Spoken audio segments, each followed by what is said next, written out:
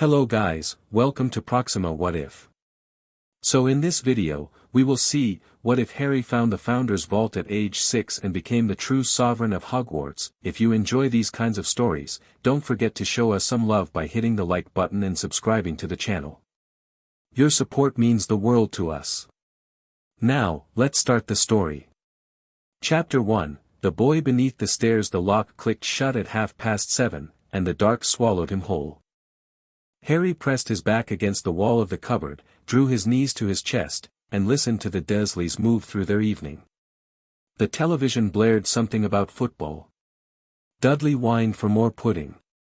Aunt Petunia's heels clicked across the kitchen tile in that quick, nervous rhythm that meant she was pretending everything was fine.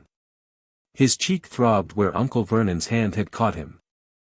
Not the worst he'd gotten. That honor belonged to the time he'd accidentally turned his teacher's wig blue, but tonight had been different. Tonight, Vernon's eyes had gone somewhere else. Somewhere mean and small and frightened, all at once. Harry had seen it clearly even through the blur of the slap. Vernon Dursley was afraid of him. That should have felt like power. It didn't. It felt like being locked in a cupboard with a spider named Gerald and a growing certainty that nobody in the world would notice if he simply stopped existing. Harry closed his eyes. He'd been trying not to cry, because crying made his head hurt and his nose run and solved absolutely nothing. But the dark was heavy tonight, pressing against his skin like wet cloth, and the cupboard smelled like dust and old shoes and loneliness, and he was 6 years old and very, very tired of being brave. Something shifted inside him. Not emotionally, physically. Like a hook behind his navel, yanking sideways through dimensions he couldn't name. The cupboard walls blurred. The dark changed texture, from the stale black of a closet to something vast and alive and thrumming with energy. Harry gasped, and the air tasted different, cold and electric, like the moment before lightning. Then the floor vanished beneath him, and he fell. Not far. Maybe 3 feet. He landed on stone, actual stone, smooth and ancient and faintly warm, and the impact knocked the wind out of him. He lay there for a breathless moment, staring up at a ceiling he couldn't see, feeling the stone hum beneath his back like a sleeping heartbeat. Harry sat up slowly. He was in a room. That much was obvious. But calling it a room was like calling the ocean a puddle. The space stretched in every direction, vast and cathedral high, lit by floating orbs of pale gold light that drifted like lazy fireflies. The walls were stone, not rough dungeon stone, but polished and carved with patterns that seemed to move when he wasn't looking directly at them. Serpents and lions and eagles and badgers, twisting through geometric designs that made his eyes water if he stared too long. 4 pillars rose from the floor at the cardinal points of the room, each one a different color. Deep crimson, forest green, midnight blue, and warm gold. Between them, at the room's center, sat a raised platform of white marble with a single stone pedestal. And on the walls, Harry's breath caught. Portraits. 4 of them, massive and ornate, each easily twice his height. They hung in gilded frames between the pillars, and they were watching him. Actually watching him. The painted figures had turned in their frames and were looking down at him with expressions ranging from curious to suspicious to amused. "Well," said the portrait on the crimson wall. It showed a broad-shouldered man with a thick red beard and laughing eyes, dressed in armor that looked like it had seen actual battles rather than decorative ones. "That's a first. Usually the rats take the tunnels." "Godric." The voice came from the green wall. A tall, sharp-featured man with silver-streaked dark hair and a mouth that looked like it had never quite learned how to smile. "That's not a rat." "I can see it's not a rat, Salazar. I was being unhelpful, as usual." "Gentlemen." The portrait on the blue wall spoke with quiet authority. A woman with raven dark hair piled in elaborate braids, her eyes sharp as cut glass behind an expression of careful assessment. "There is a child on our floor. Perhaps we could postpone the bickering." The 4th portrait, a round-faced woman with kind eyes and dirt under her painted fingernails, framed against a golden background, was already leaning forward in her frame. Oh, sweetheart. Are you hurt? That was quite a fall. Harry opened his mouth. Closed it. Opened it again. Your paintings, he said. Astute, said Salazar. Portraits, dear, said the kind-faced woman. Magical portraits. I'm Helga. Helga Hufflepuff. And these are my colleagues, Godric Gryffindor, Rowena Ravenclaw, and the grumpy one is Salazar Slytherin. Are you all right? You've got a nasty bruise on your cheek. Harry touched his face where Vernon had hit him. The skin was hot and tender. I'm fine. You're not fine, Rowena said crisply. You're a child who just performed unguided apparition into one of the most heavily warded locations in Britain. Fine is not the word for what you are. She means that was very impressive, Helga translated. I mean it should be impossible, Rowena corrected. And yet, said Salazar, and his painted eyes narrowed with something that looked almost like hunger. Here he is. The wards accepted him. Look at the pillars. Harry looked. The 4 pillars were glowing, not brightly, but with a steady inner light, each one pulsing in its own color like slow heartbeats falling into sync. That hasn't happened in 900 years, Godric said, and his joking tone had evaporated entirely. He leaned forward in his frame, staring at Harry with an intensity that made the boy want to step back. What's your name, lad? Harry. Harry Potter. The silence that followed was so complete Harry could hear the floating light orbs humming. Potter, Salazar repeated softly. James Potter's son. Godric's voice had gone rough. James and Lily, Helga whispered. Oh, Godric. Lily Evans. I told you, the Evans line, I told you it carried the old blood, both lines, Rowena breathed. The convergence of both lines in a single heir. Gryffindor through the Potters, that's established. Ravenclaw through the Peveril connection, obviously. Hufflepuff through the Evans maternal line, Helga, you were right about that dormant branch.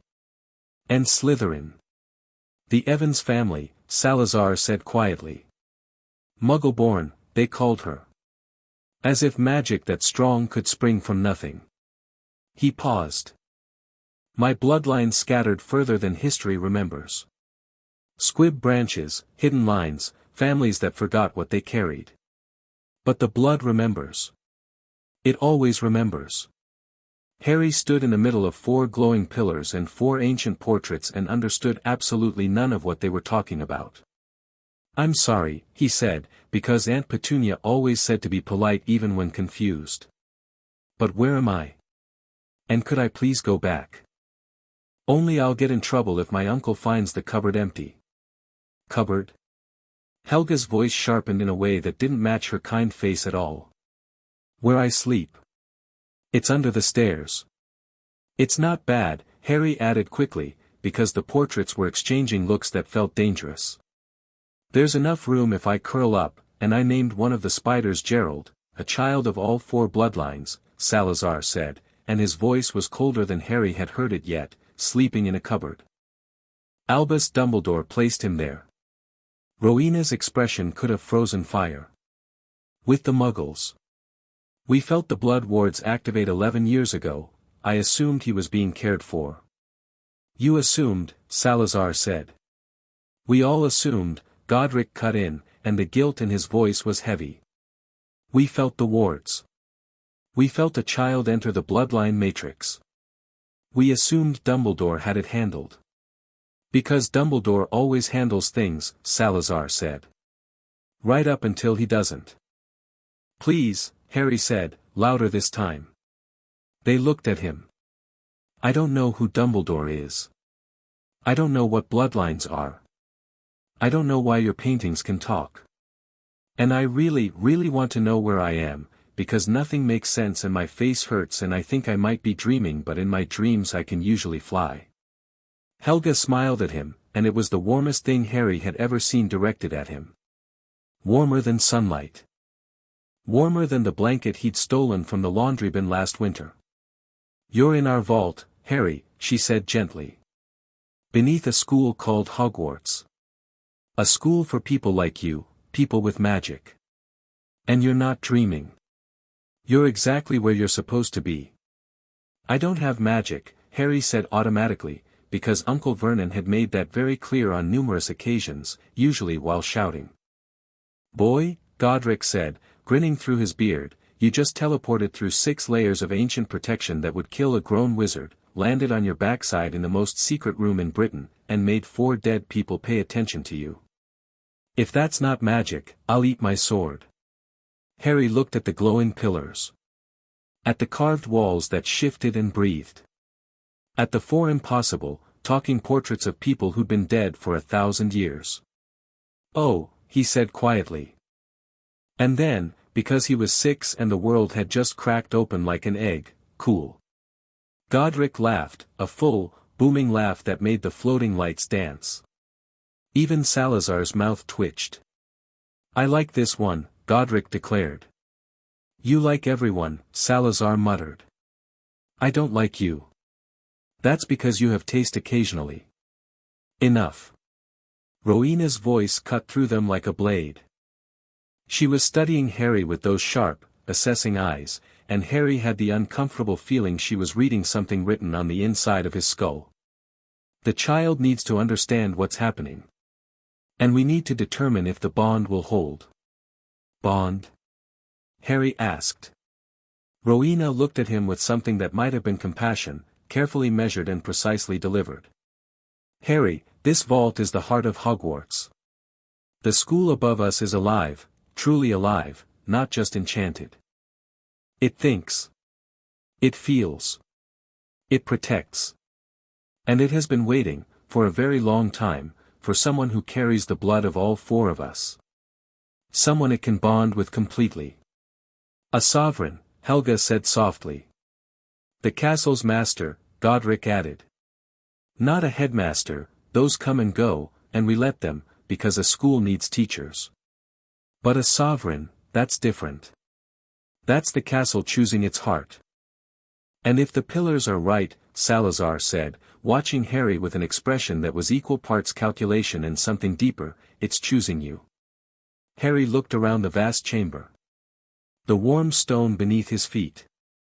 The lights that seemed to drift closer to him, orbiting him like tiny suns. He could feel something, now that they'd named it, a presence, enormous and patient and old, pressing gently against the edges of his mind. Not intruding. Asking. Does it hurt? Harry asked. The bond? No, Helga said. Sometimes, Salazar corrected. When the castle is threatened, you'll feel it. When students are in danger, you'll know. It's not pain, it's responsibility. And responsibility always has weight. He's 6 years old, Salazar, Helga said sharply. He's the first viable sovereign in a millennium, Helga. He deserves truth, not comfort. Harry considered this. He thought about the cupboard, and the dark, and the spider named Gerald, and the feeling of being invisible in a house where nobody wanted him. If I bond with the castle, he said carefully, does that mean I belong here? The portraits went quiet. Yes, Godric said, and his voice was thick. That's exactly what it means. Harry placed his hand on the nearest pillar, the crimson one, Gryffindor's, and the hum beneath his palm doubled in intensity. Warmth flooded through him, starting at his fingertips and rushing through his blood like a river breaking through a dam. The other 3 pillars flared in response, their light surging, and the carved patterns on the walls began to move in earnest, animals and symbols flowing across stone like water. The presence pressed against his mind again, and this time Harry pressed back. Hello, he thought. The castle answered. Not in words, in feelings. Welcome and warmth and fierce, ancient protectiveness. The sensation of massive doors opening, of walls lowering, of something that had been clenched tight for centuries finally relaxing. Harry's eyes filled with tears, and he didn't try to stop them. It says hello, he whispered. Helga was crying. Godric was grinning like a maniac. Rowena had closed her eyes, and her lips were moving in what might have been a prayer or might have been an equation. Even Salazar, sharp, suspicious, guarded Salazar, looked at Harry with something approaching wonder. "Well then," Salazar said quietly. "I suppose we'd better start teaching you." The floating light settled around Harry like a crown. Far above, in a tower office hundreds of miles away, Albus Dumbledore dropped a lemon drop. Every instrument on his shelf spun wildly. The silver mechanisms that monitored Hogwarts wards screamed in frequencies they'd never produced before. And the delicate glass orb that tracked the blood wards on number 4, Privet Drive flickered once, and went dark. Dumbledore was on his feet before the lemon drop hit the floor. His face, usually so carefully composed in its expression of benign wisdom, showed something rare and unguarded. Fear. The vault became Harry's world. Not immediately, and not completely, he still had to go back to the Dursleys, because Helga insisted and Rowena agreed that disappearing a 6-year-old would trigger exactly the kind of attention they couldn't afford. But the castle had solved the logistics with an elegance that made Harry laugh. A door appeared in the back of his cupboard, visible only to him, opening onto a corridor that shouldn't exist, that folded space between Surrey and Scotland like a piece of origami. Spatial compression, Rowena explained during Harry's first proper lesson, 3 days after the bonding. The castle has always been able to fold distance within its boundaries. You're part of its boundaries now. Wherever you are, Hogwarts can reach. Harry sat cross-legged on the warm stone floor of the vault, a sandwich Helga had somehow conjured balanced on his knee. "So I'm like a room?" "You're like a corridor," Salazar corrected from his frame. "A living corridor between the castle and the outside world. The castle's reach extends through you. Don't eat that with your hands, there are utensils in the 3rd cabinet." "He's 6, Salazar. He's a sovereign. He can eat like one." Harry grabbed a fork, mostly to stop the argument. The sandwich was better than anything he'd ever eaten, warm bread, real cheese, some kind of meat that melted on his tongue. He hadn't known food could taste like this. At the Dursleys, he ate whatever scraps survived Dudley's appetite, burnt toast ends, cold tin soup, the bruised apples Aunt Petunia deemed unfit for the fruit bowl. "How do you make food?" Harry asked. "Your portraits." "The castle has kitchens," Helga said, beaming. "Staffed by house elves. I'll introduce you to them later, wonderful creatures, incredibly kind, and they'll stuff you full of proper meals if I have anything to say about it." She eyed his thin arms with an expression that promised aggressive feeding. "House elves." "One lesson at a time," Rowena said. She had produced, from somewhere behind her painted desk, an enormous chalkboard that now filled her entire frame. Diagrams and equations covered its surface. First, magical theory. Everything else builds on this. Magic is not a force you command, Harry. It's a conversation. Your will speaks, and the world responds. The quality of that conversation determines the quality of your magic. Rowena's approach, Godric cut in from across the room, rolling his painted eyes, is brilliant and absolutely useless for a child. Here's the truth, Harry, magic is in your blood. It wants to come out. Our job is to teach you how to aim it.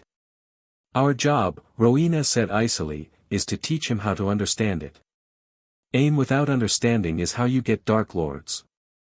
And understanding without action is how you get academics. Is there a difference to you? I fought a war, Rowena. Did you?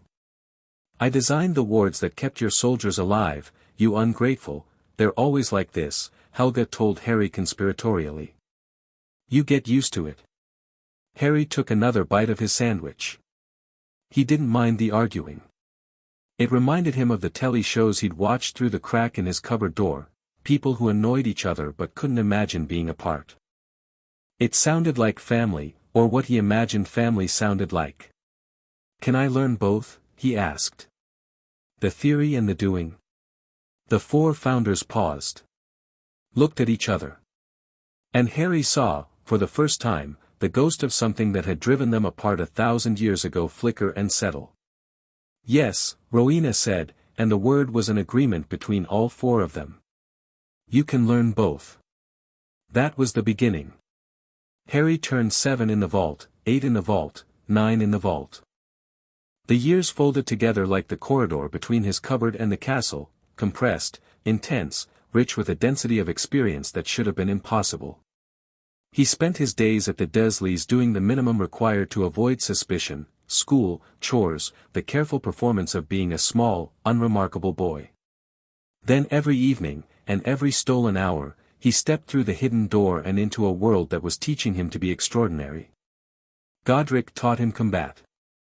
Not spells. At first, Harry was too young for a wand, and accidental magic was too unpredictable. Instead, Godric started with the body. Movement, awareness, reflexes. The vault had a training room that reshaped itself on command, producing obstacles and terrain that Godric designed with the enthusiasm of a man who'd spent 9 centuries unable to swing a sword.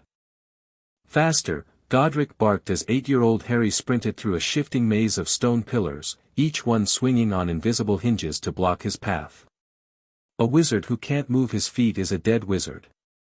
Magic won't save you if you're standing in the wrong spot. Can't I just, Harry ducked a pillar, rolled, came up running, teleport out? Like I did the first time. Apparition requires focus. Focus requires time. Time requires you to not be dead. Move your feet, Potter. Harry moved his feet. He also fell on his face 17 times, cracked his elbow on a pillar, and ended the session with more bruises than Vernon had ever given him. But these bruises came with laughter and praise and the specific kind of pain that meant he was getting stronger. Not bad, Godric admitted afterward, as Harry lay spread-eagled on the warm stone, breathing hard. You've got your father's reflexes. And your mother's stubbornness. You knew them. I know their blood. It speaks through the bond, through the castle's memory. James Potter ran these corridors with a recklessness that would have made me proud. And Lily Evans. Godric's painted eyes went distant. The castle loved her. Some students it tolerates, some it teaches, some it tests. Her, it loved. She used to sit by the lake and the giant squid would surface just to be near her. That's not a spell. That's magic recognizing its own. Harry stared at the ceiling and felt something warm and aching bloom in his chest. Nobody at the Dursleys had ever talked about his parents as people who were loved. Rowena taught him theory and logic. Her lessons were demanding in a completely different way, hours of reading, analysis, debate.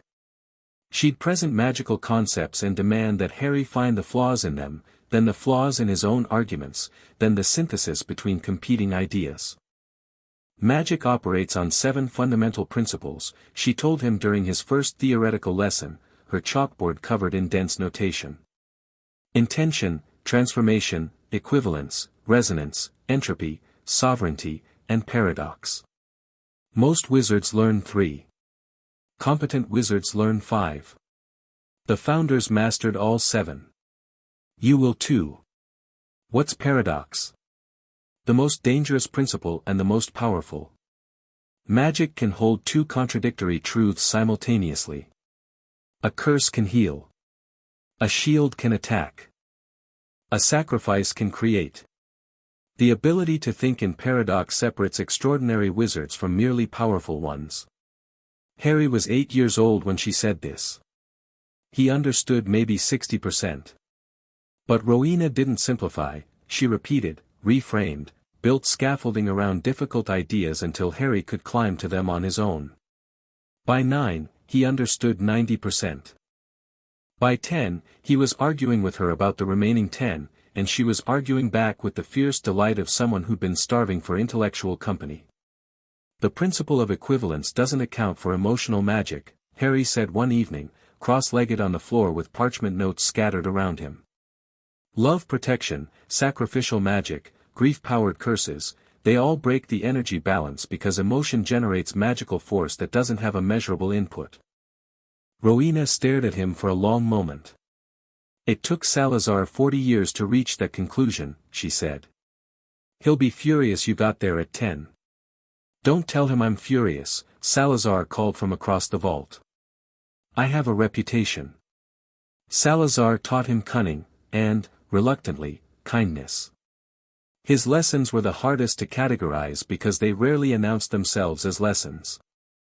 He'd ask Harry seemingly casual questions about the Dursleys, about school, about how he handled Dudley's bullying or Aunt Petunia's coldness. Then he'd dissect Harry's answers with surgical precision. You hid Dudley's report card when it came back with poor marks, Salazar said one afternoon. Not accusatory, curious. He was going to get in trouble. Uncle Vernon was already in a bad mood. You protected your bully. He's not, Harry stopped. Frowned. He's a kid. He's awful because his parents taught him to be awful. Getting smacked around by Vernon wouldn't make him less awful, just more scared. Salazar regarded him with those unreadable painted eyes. You see the mechanism behind the cruelty. The system that produces it, not just the symptom. That's useful. Is it cunning? It's wisdom. Which is more dangerous? Salazar paused, then added, with visible reluctance, and it's compassion. Which is more dangerous still? His formal lessons focused on politics, strategy, and the magical world's power structures. Salazar painted a picture of wizarding society with the unflinching clarity of someone who'd watched it from inside a portrait for a millennium, the pure-blood aristocracy's stranglehold, the ministry's corruption, the way fear and tradition were weaponized to keep power in the hands of the few. Dumbledore runs the Wisengamot through moral authority, Salazar explained, walking through a diagram of political alliances he'd drawn in his frame. The old families control it through gold and legacy. The ministry bureaucrats maintain it through inertia. If you walk into this world as sovereign of Hogwarts, you will threaten all three power bases simultaneously. So I should hide it? You should reveal it strategically. Power unknown is power wasted. Power revealed too early is power burned.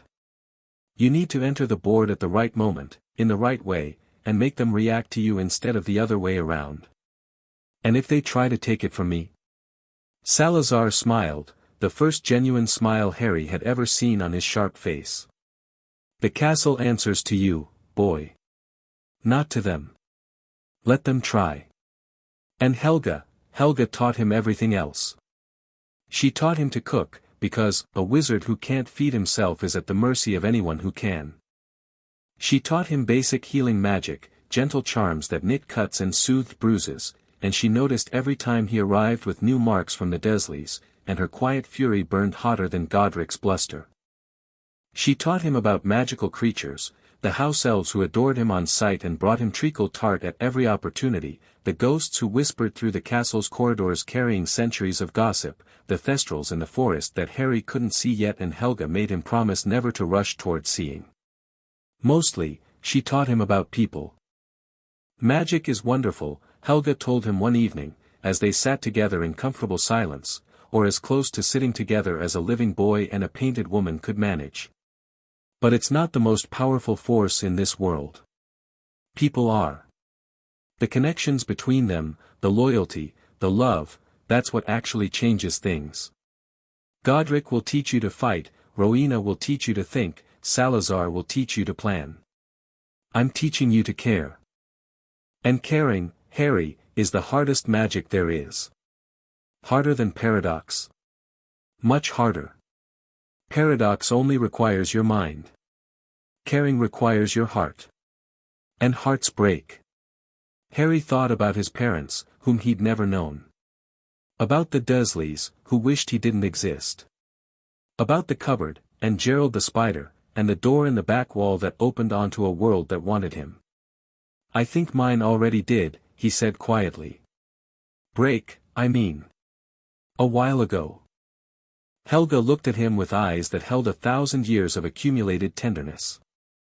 Broken hearts still work, sweetheart. They just let more light in through the cracks. And sometimes, late at night when Harry should have been sleeping but was instead lying on the vault's warm floor staring at the shifting ceiling, Salazar would speak into the quiet. "I died alone," he said once, unprompted. It was 3 in the morning. Harry was 9. "Did you know that? The histories say I stormed out of Hogwarts in a rage over Muggleborns. That's partially true, I did leave. But not because I hated them. Because I was afraid." Harry turned his head to look at Salazar's portrait. The painted man was staring at something beyond the frame, beyond the walls, beyond time. Afraid of what? Of what would happen when the Muggles found us. I'd seen it, Harry, witch burnings, pogroms, children murdered for making flowers bloom. I wanted to hide our world completely. The others wanted to educate, to build, to trust that knowledge would protect us. We fought. I left. And I spent my remaining years in a cave in Ireland, talking to snakes, building a chamber I'd never see used. He paused. Power without connection makes monsters. I should know. Harry didn't say anything. He just lay there, in the warm dark, and let Salazar be heard. Don't make my mistakes, Salazar said softly. Don't let fear isolate you. The castle is a magnificent thing, but it's stone and magic and memory. It's not enough. You need people, Harry. Infuriating, unreliable, wonderful people. Promise me. I promise. Good. Now go to sleep. Rowena has a 6-hour theory session planned for tomorrow, and you'll need your wits. Harry groaned. But he was smiling. The years carved Harry like water-shaped stone, slowly, then all at once. By 10, he could duel the training dummies Godric conjured with a precision that made the old warrior whoop with pride. He didn't have a wand yet. The founders had debated this extensively and decided that wand magic could wait until Ollivanders, where the wand could choose him properly, but wandless magic was another matter entirely. The sovereignty bond gave Harry a channel to Hogwarts' ambient magic, and with the founders' guidance, he learned to shape it. Small things first, lighting candles, levitating books, unlocking doors with a thought. Then bigger, conjuring shields, transfiguring objects, sensing magical signatures through walls. He wasn't powerful in the way most wizards measured power, raw force, explosive spells.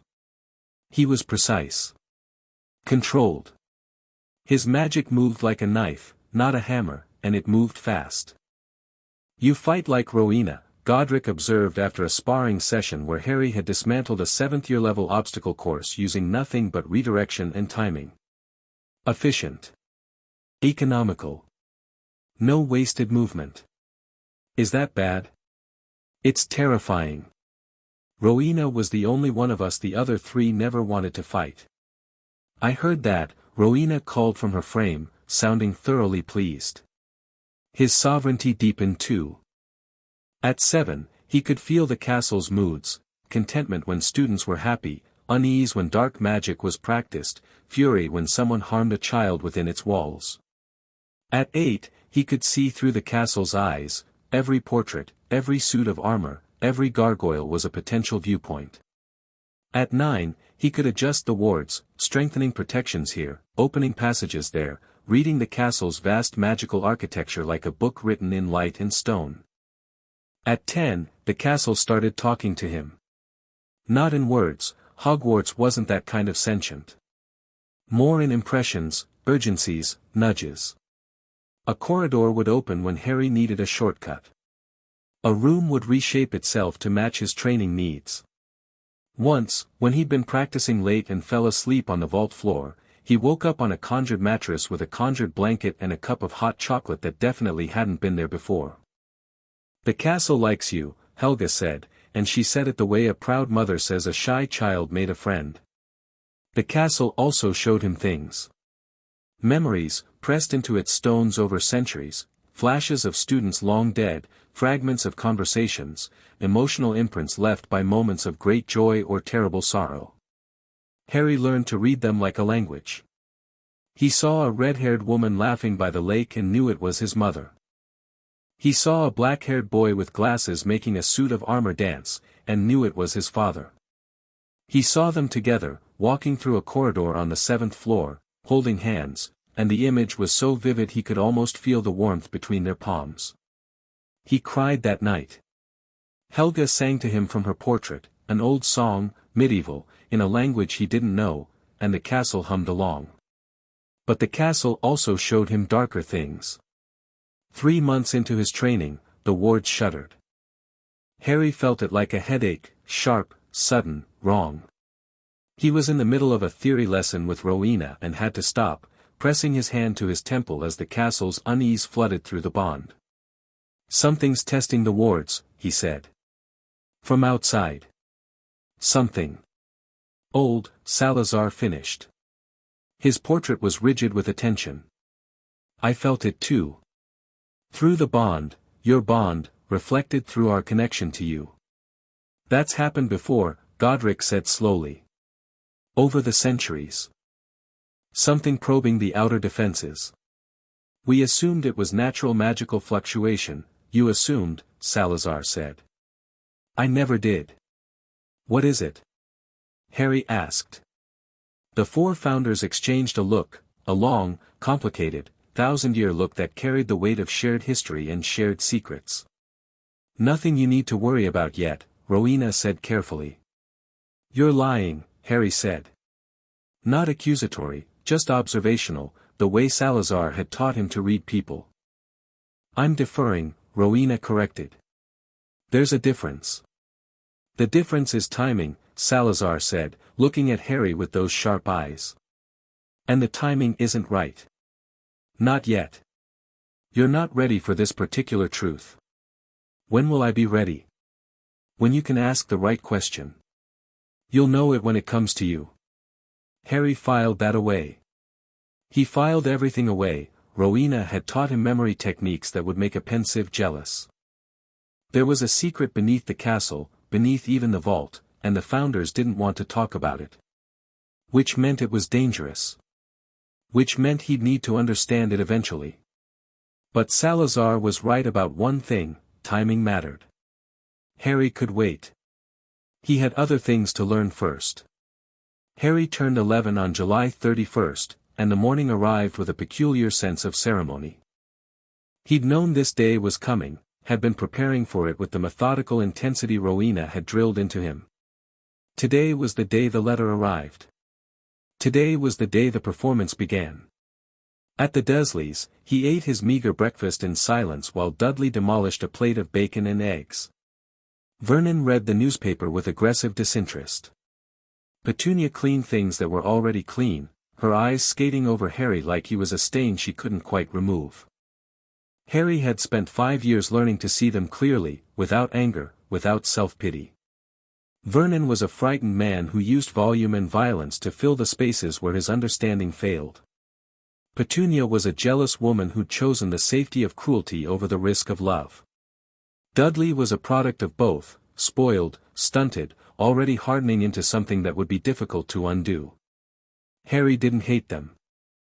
He'd discussed it extensively with the founders. Helga had helped him process the hurt, Salazar had helped him analyze the dynamics, Godric had wanted to set the house on fire, vetoed, and Rowena had helped him understand that some people choose smallness because the alternative terrifies them. He pitied them, mostly. And he was done needing anything from them. The mail slot clattered. "Get the post, boy," Vernon grunted without looking up. Harry walked to the door. 3 bills, a postcard from Vernon's sister Marge, and a heavy envelope of yellowish parchment, addressed in emerald green ink to Mr. H. Potter, the cupboard under the stairs, 4, Privet Drive, Little Whinging, Surrey. He already knew what it said. He'd helped the castle update its student registry 2 years ago. But holding it in his hands, the weight of it, the reality of it, still made something catch in his throat. He walked back to the kitchen. Set the bills in front of Vernon. Kept the letter. "What's that?" Vernon's eyes locked onto the parchment like a targeting system. "Give it here." Harry looked at him. 5 years ago, a frightened 6-year-old had flinched from that voice. But Harry wasn't that boy anymore. He'd trained with the greatest magical minds in history. He'd bonded with a sentient castle. He'd learned to read people like books and situations like battlefields. He was still small, still thin, still marked by years of cupboard living and insufficient food, but his eyes were different. Calm and clear and old in a way that had nothing to do with age. "I wouldn't do that if I were you," Harry said quietly. The air in the kitchen changed. Not visibly, there was no flash of light, no rumble of thunder. But the temperature shifted. The lights flickered, so briefly that someone not looking for it would miss it. And Vernon Dursley, who had never been a perceptive man, felt something he couldn't name crawl up his spine and settle at the base of his skull. It was the castle. Even here, even in Surrey, Hogwarts' reach extended through its sovereign. The wards around number 4 were Dumbledore's work, blood protection, keyed to Petunia's grudging guardianship. But within those wards, Harry's sovereignty was absolute. The house was, technically, part of Hogwarts' extended territory. And the castle was paying attention. Vernon's hand, reaching for the letter, stopped. His face went through several colors, red, white, purple, and settling on a kind of gray-green that suggested he was either going to be sick or faint. He put his hand down. "Thank you," Harry said, politely. He opened the letter, read it as though it were new information, and said, "I'll need to go shopping for school supplies. There's a list." Vernon stared at him. Petunia had gone very still, her hand frozen on the countertop. Even Dudley had stopped chewing. "You," Vernon started. "I'll sort my own transport," Harry continued, folding the letter neatly. "And I'll be leaving for school on September 1st.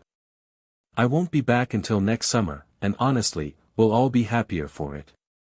Vernon opened his mouth. Closed it. Opened it again. Found nothing to say. Harry took an apple from the fruit bowl, a good one, unblemished, the kind Petunia normally reserved for guests, and walked back to his cupboard. He closed the door, leaned against it, and let out a breath he hadn't realized he was holding. "Nicely done," Salazar said from a small portrait that had appeared on the cupboard wall some years ago, the castle's way of keeping the founders connected to Harry even in Surrey. Controlled. Measured. No excess force. "I felt bad for him," Harry admitted. "He looked scared. He should be scared. He spent 5 years beating a child who could bring a castle down on his head. Fear is the appropriate response." Salazar. "Fine. Compassion for the abuser is noble and will get you killed someday. But today is not that day. Today, we prepare." Harry smiled. He opened the letter again, running his thumb over the Hogwarts crest, and felt the castle pulse warmly through the bond. "I'm coming," he told it. The castle answered with a feeling like a door swinging wide.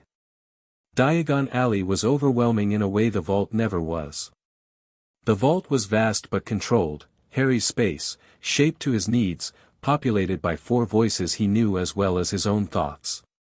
Diagon Alley was chaos. Beautiful, vibrant, intoxicating chaos. Witches and wizards in every color of robe, shop windows bursting with impossible objects, owls circling overhead, the smell of potions and parchment and sugar.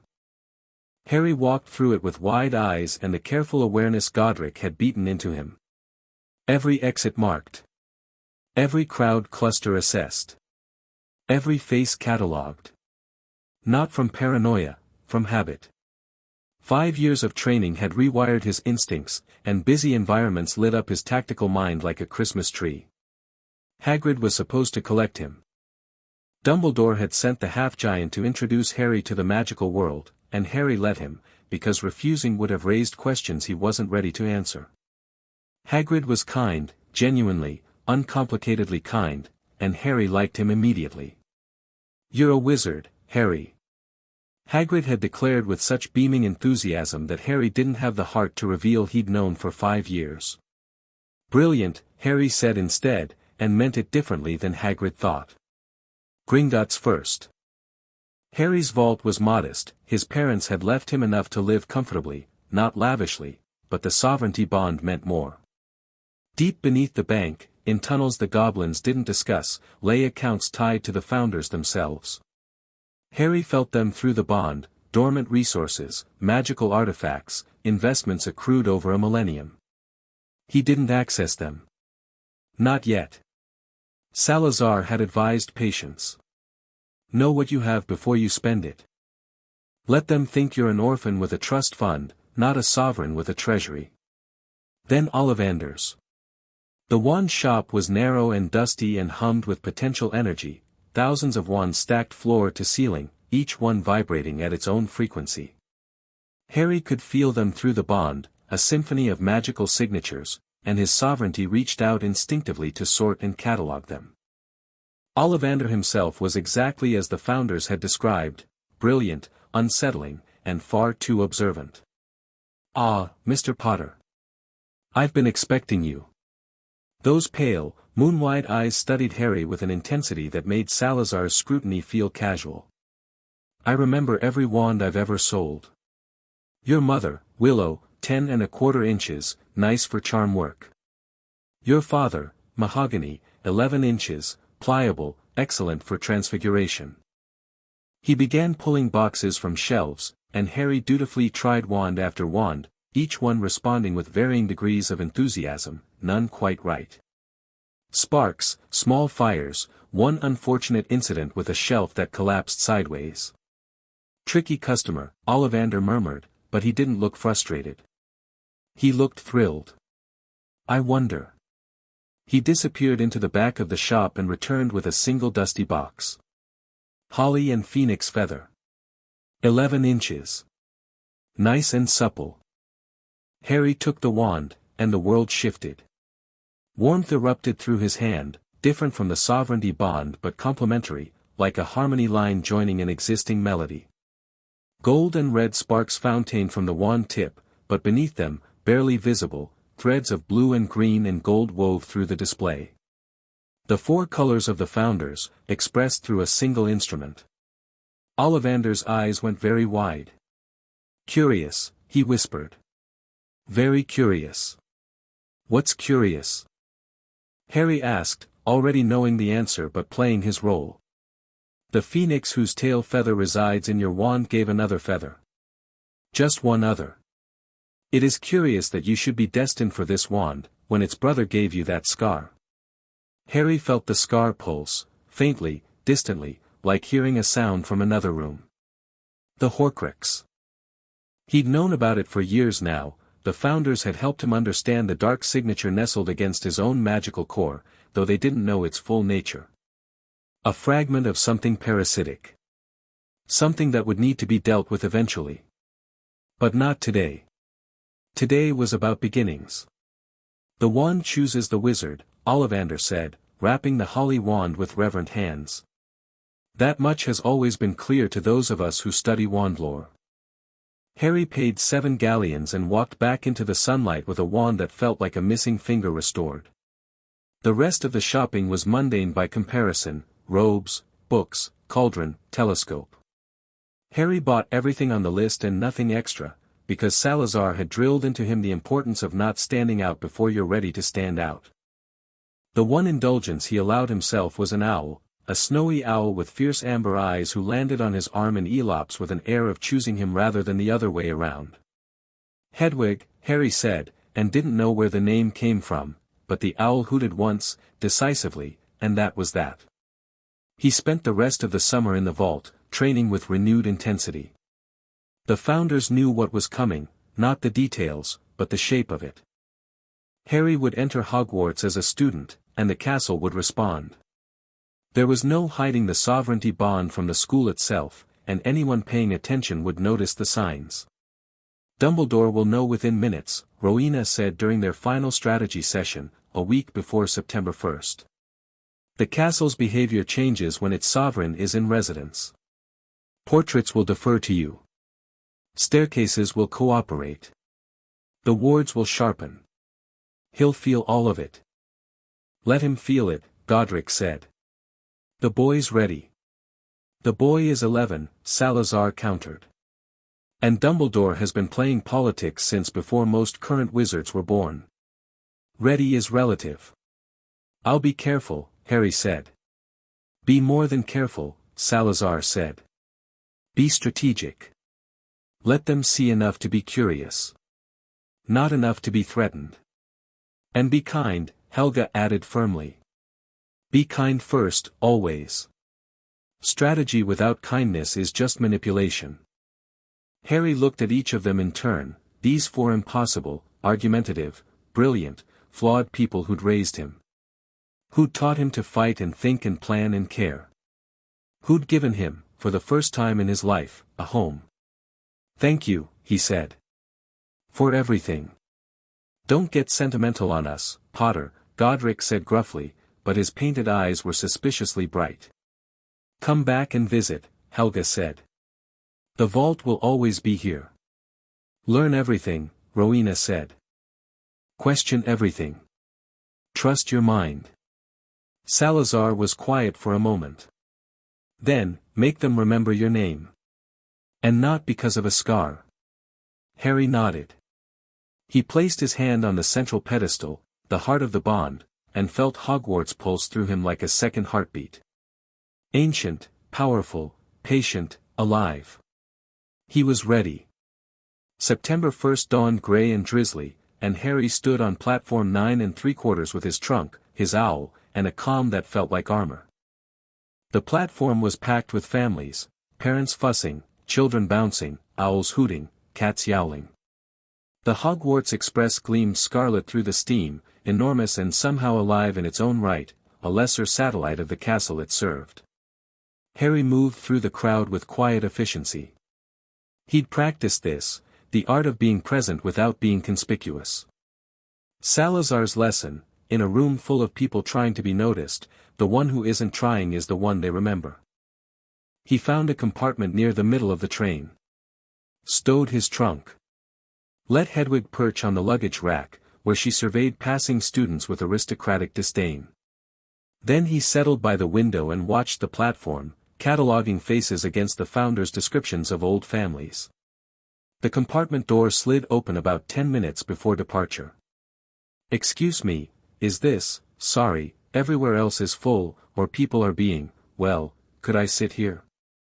The boy was round-faced and nervous, clutching a toad in both hands like it might escape at any moment, it was clearly trying to. His robes were slightly too large, his eyes slightly too wide, and his entire posture broadcast a desperate desire to be invisible.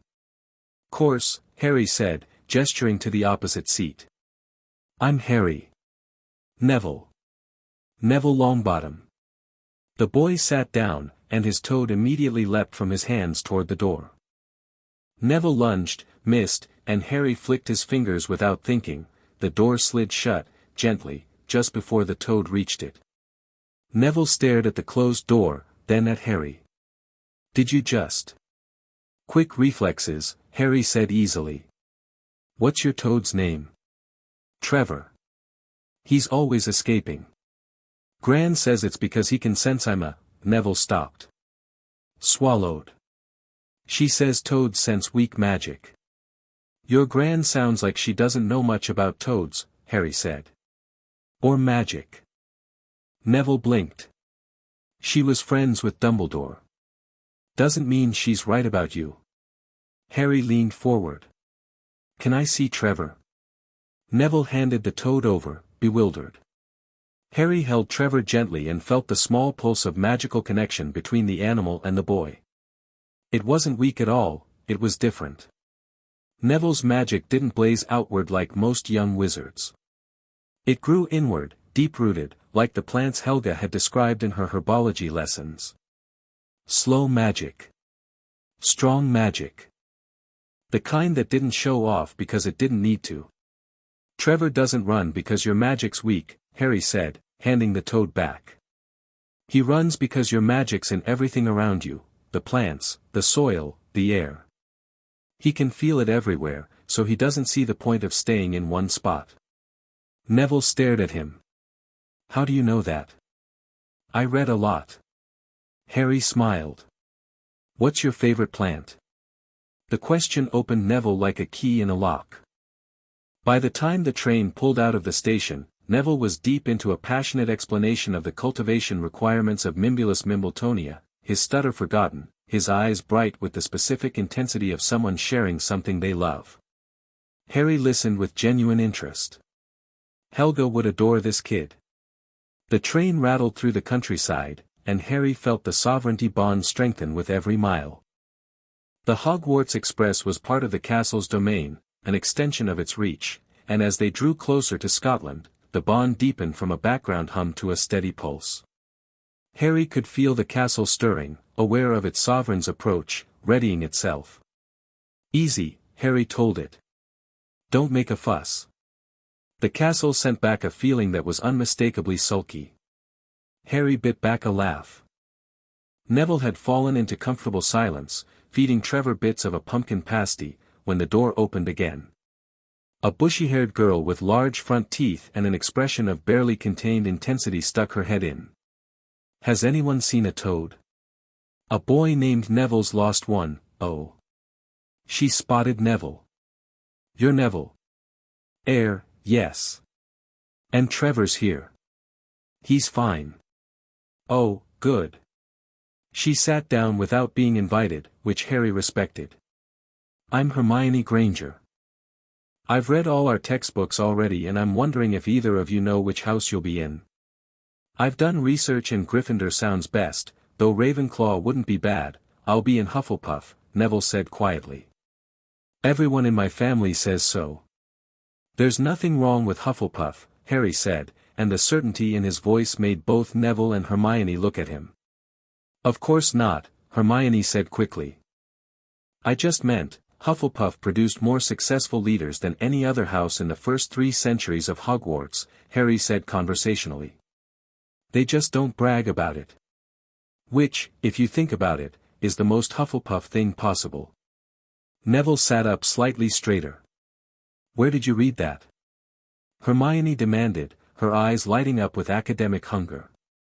"It's not in Hogwarts, a history. It wouldn't be. That book was written by a Ravenclaw." Hermione opened her mouth, closed it, opened it again. Harry could see the exact moment she decided he was either brilliant or making things up, and couldn't determine which. "I'm Harry, by the way. Harry Potter." The name landed like a stone in a pond. Hermione's eyes went to his forehead. Neville dropped his pumpkin pasty. But, the books all say, don't believe everything you read," Harry said gently. "I'm just a kid going to school. Same as you." The way he said it, calm, genuine, completely without the false modesty or dramatic gravity they'd clearly expected, caught them both off guard. And Harry saw something shift in Hermione's expression, the celebrity worship that had been forming dissolved, replaced by something more interesting. Curiosity about the person, not the legend. "Nice to meet you, Harry," she said, and meant it. "You too, Hermione." The rest of the journey passed in easy conversation. Harry learned that Hermione was Muggle-born and terrified of being behind, that Neville's parents had been Aurors before being tortured into insanity, which Harry already knew, and which made his chest ache, and that both of them were far more interesting than they gave themselves credit for. When the train finally slowed and the castle came into view across the Black Lake, Harry felt the bond flare like a bonfire. The castle was lit from within, every window blazing, towers sharp against the night sky. It was beautiful the way mountains are beautiful, too large for comfort, too ancient for comprehension, a thing of wild and terrible majesty. "Hello," Harry said. The castle answered with everything it had, joy and pride and fierce, protective love, 1,000 years of accumulated magic surging toward its sovereign like a tide coming home.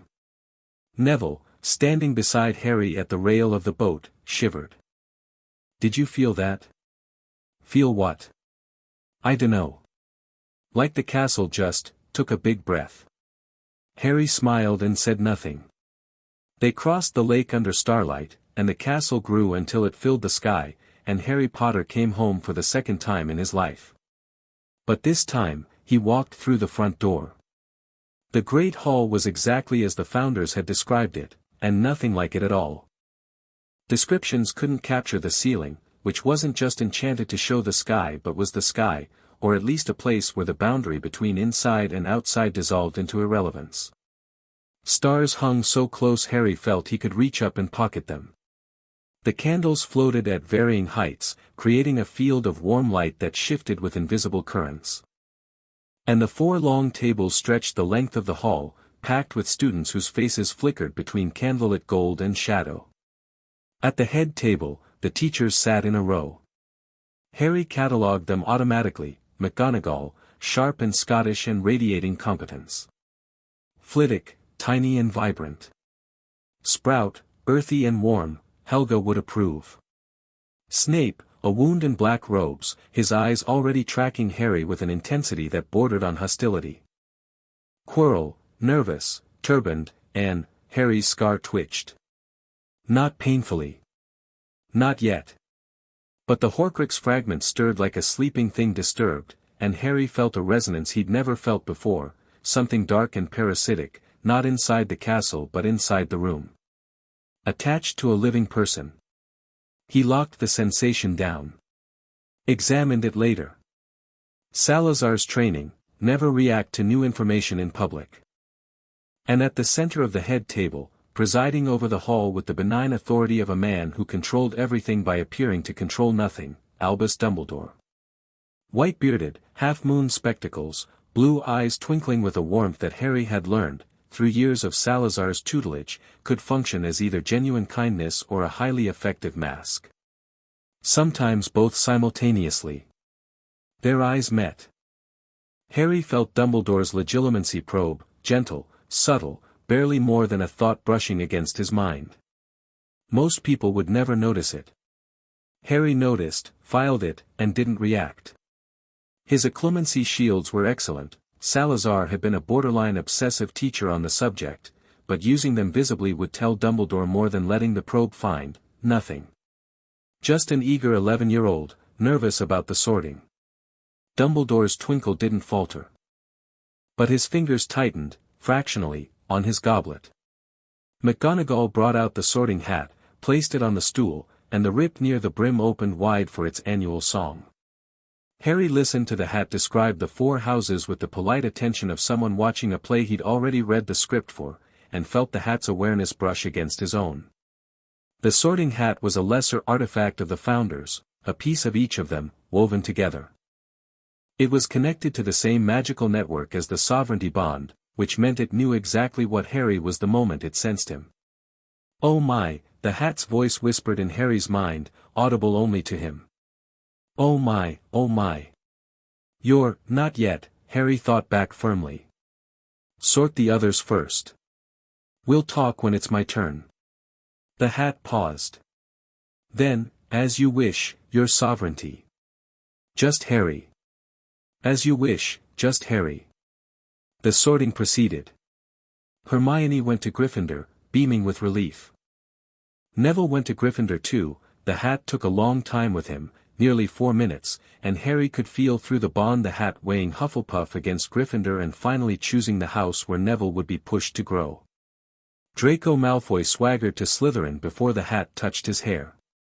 A red-haired boy named Ron Weasley went to Gryffindor, looking relieved and faintly green. Then, Potter, Harry. The hall went very, very quiet. Whispers broke out like brushfire. "Potter, did she say Potter? The Harry Potter? Look at the scar." Harry walked to the stool. He sat down. McGonagall lowered the hat. The hat settled on his head, and Harry felt the full weight of the sorting hat's consciousness make contact with his own. It was like meeting an old friend and a startled stranger at the same time. The hat had known sovereigns before, but not in living memory. Harry Potter. Heir of all 4. Sovereign of the castle I call home. The hat's voice was trembling. Not with fear, with awe. "I cannot sort you. You know that." "I know. But I'm asking you to." "Why?" "Because I need to be a student before I can be anything else. I need to learn how to be around people my own age." I need friends and rivals and embarrassing moments in class. I've been trained by the best, but I haven't been 11 yet. I'd like to try that for a while.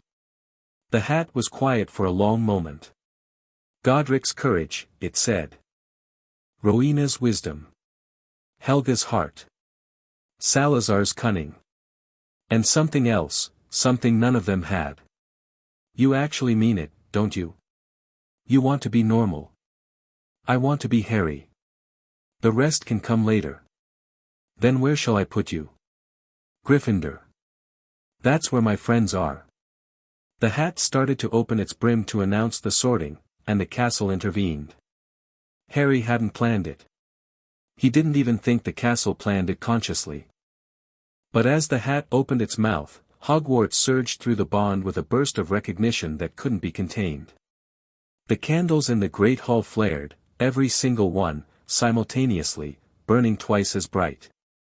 The suits of armor lining the walls turned their helmeted heads toward Harry. The portraits, dozens of them, centuries of Hogwarts headmasters and notable alumni, bowed. Not dramatically, not ostentatiously, but with the quiet deference of servants acknowledging their lord. The hall went silent. Not the excited, whispery silence of before, a deep, stunned silence, the kind that falls when something happens that nobody has a frame of reference for. Dumbledore rose to his feet. The hat, trembling on Harry's head, announced, Gryffindor. And the hall exploded. But beneath the cheering, loudest from the Gryffindor table, where the Weasley twins were yelling, "We got Potter! We got Potter!"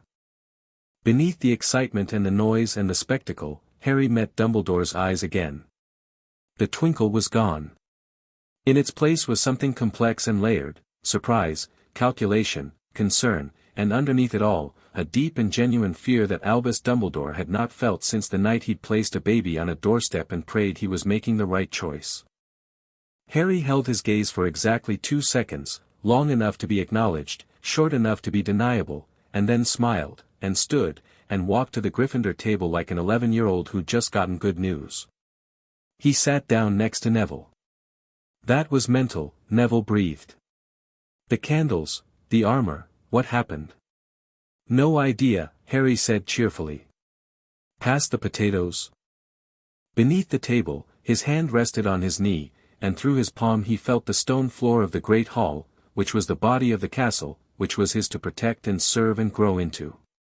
The feast was magnificent, mountains of food, rivers of pumpkin juice, desserts in every shape and flavor. Harry ate with the desperate appreciation of someone who'd spent most of his life on scraps, and Neville matched him bite for bite, and they talked about Quidditch, which Neville loved to watch and Harry had only ever read about, and classes, which Hermione was already outlining a study schedule for, and the castle, which Harry described with a tourist's wonder while seeing through its eyes like a god. Later, after the feast, after the prefects led them through moving staircases and past chattering portraits to the Gryffindor common room, the fat lady's portrait swung open for Harry before anyone gave the password, which nobody noticed except Dumbledore's spy in the corridor, a portrait of a monk named Brother Bartholomew. Harry lay in his 4-poster bed in the first-year dormitory and listened to the sounds of a castle full of sleeping children. He could feel every one of them. Not individually, more like a warmth, distributed through the castle's body, the collective life force of 1,000 young witches and wizards at rest. The castle held them gently, like a parent cradling sleeping children, its wards humming with protective power. This is what you are, Harry told the castle. Not a throne. Not a weapon. This is what you are. The castle answered with a feeling like a sigh, contentment so deep it was geological. Harry closed his eyes. In his mind, 4 voices echoed, fight well. Think clearly. Plan carefully. Love fiercely. He slept, and the castle watched over him, and somewhere in the depths below, in a place older than the founders, older than the school, older than the very concept of wand magic, something stirred. Something that had been watching. Something that was patient. Something that had waited 1,000 years and could wait 1,000 more, but would very much prefer not to. In her quarters at the Ministry of Magic, a woman named Morrigan Ashvale opened her eyes. They were silver, not naturally, but because the magic she channeled changed things, always changed things, and eyes were usually the first to go. She'd felt it. The bond snapping into place. The castle waking fully for the first time in a millennium. The sovereign taking his seat. She poured herself a cup of tea. Sipped it. Considered. So young, she murmured to the empty room.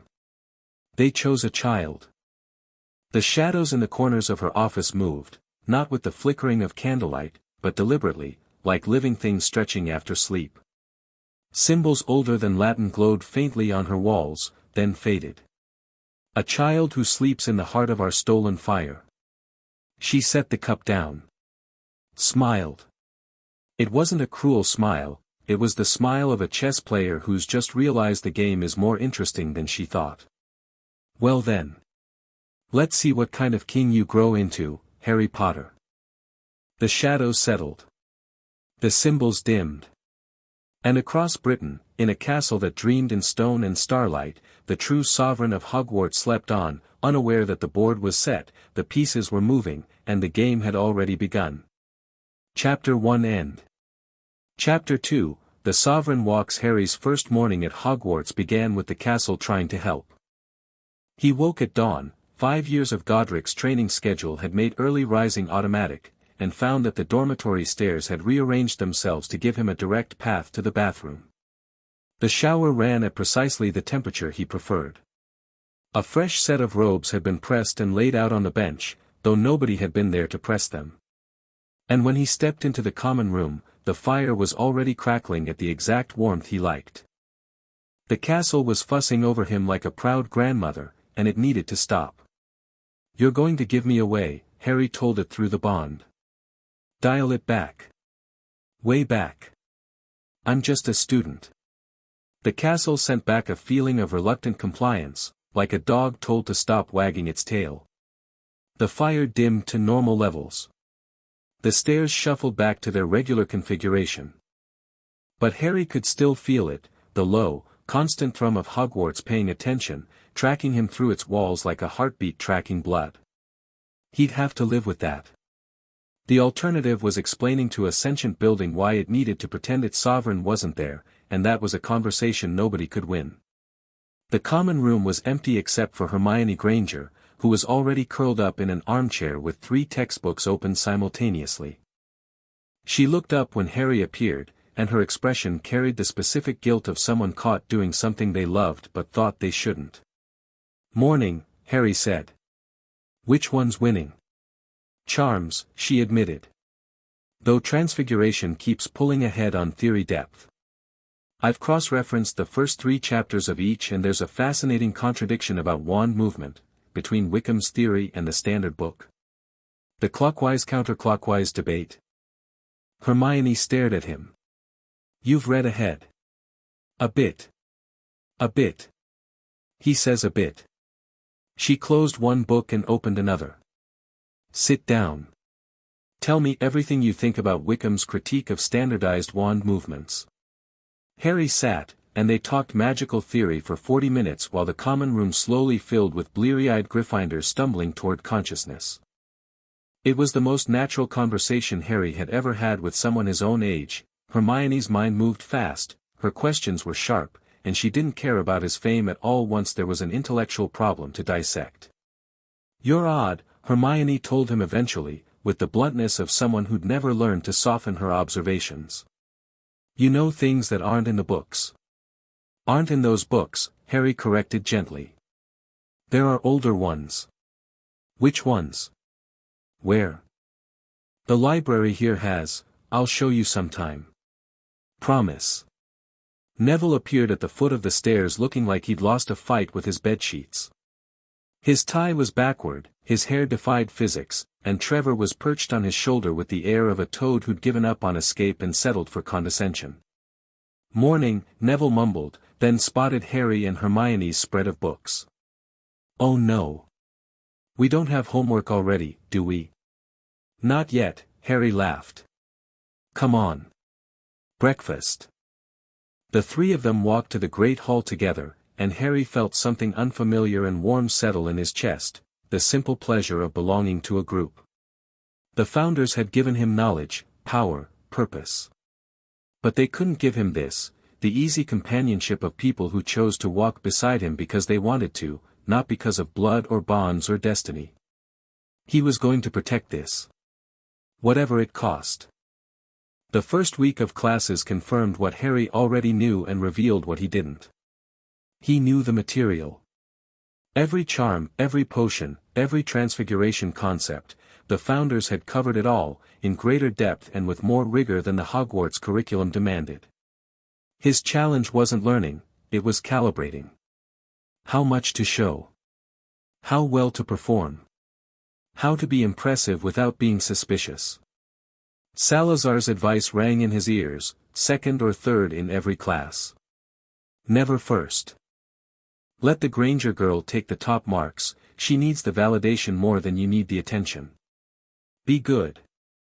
Don't be remarkable. So Harry was good. He performed his charms on the second attempt instead of the first.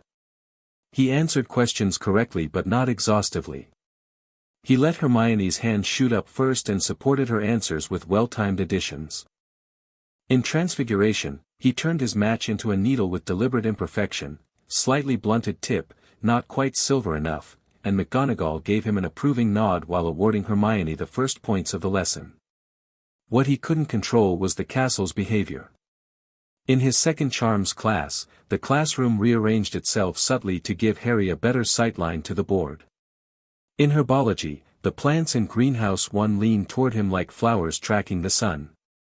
In History of Magic, where Professor Binns droned about goblin rebellions with the enthusiasm of a tax form, the ghost actually paused mid-sentence, looked directly at Harry, and said, "Ah. You're here," before resuming his lecture as if nothing had happened. These were small things. Most students didn't notice. But Dumbledore noticed everything, and the network of portraits and ghosts that reported to him made sure nothing slipped through. Harry felt the headmaster's attention like sunlight through a magnifying glass, warm on the surface, potentially scorching underneath. What Harry hadn't anticipated, what the founders hadn't adequately prepared him for, was the social terrain. He'd studied pureblood politics, ministry structure, the great families and their alliances. He understood power dynamics in the abstract, the way a general understands battlefield terrain from a map. But the reality of 11-year-olds navigating social hierarchies was a different beast entirely, messier, more emotional, governed by rules that shifted hourly. Draco Malfoy made his move on the third day. Harry was leaving the Great Hall after lunch when a drawling voice called out behind him. "Potter. Heard you got sorted into Gryffindor. My father says the Potters were always a bit impulsive." Harry turned. Malfoy stood flanked by two boys who appeared to be constructed entirely from meat and malice, Crabbe and Goyle, according to the founders' files on old families. Behind them, a handful of Slytherin first-years watched with varying degrees of interest and anxiety. "Malfoy," Harry said pleasantly. "Your father knows a lot about my family. He knows about every family that matters." Draco stepped forward, chin lifted, practicing an arrogance he hadn't quite grown into yet. "And some that don't. I'm Draco Malfoy. You'll find that some families are better than others, Potter. I can help you with that." Harry looked at him, really looked, the way Salazar had taught him. Past the posture, past the rehearsed lines, almost certainly his father's words coming out of an 11-year-old's mouth, to the person underneath. Draco Malfoy was scared. Not of Harry, of failure. Of not living up to whatever impossible standard Lucius had set. His arrogance was armor, the same way Harry's calm was armor, and underneath it was a kid desperate to prove he belonged at the top of a hierarchy he hadn't chosen. "I appreciate the offer," Harry said, and meant it enough that Draco blinked. "But I'm working on figuring things out for myself. Ask me again in a month, I might need the help then." It wasn't a rejection. It wasn't an acceptance.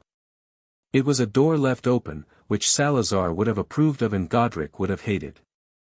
Draco frowned, clearly having prepared for either confrontation or submission and gotten neither. "A month," Draco repeated slowly. "Fine. Don't say I didn't try." He turned and walked away, and Harry filed the interaction under developing situations and moved on. Ron Weasley was a different kind of challenge.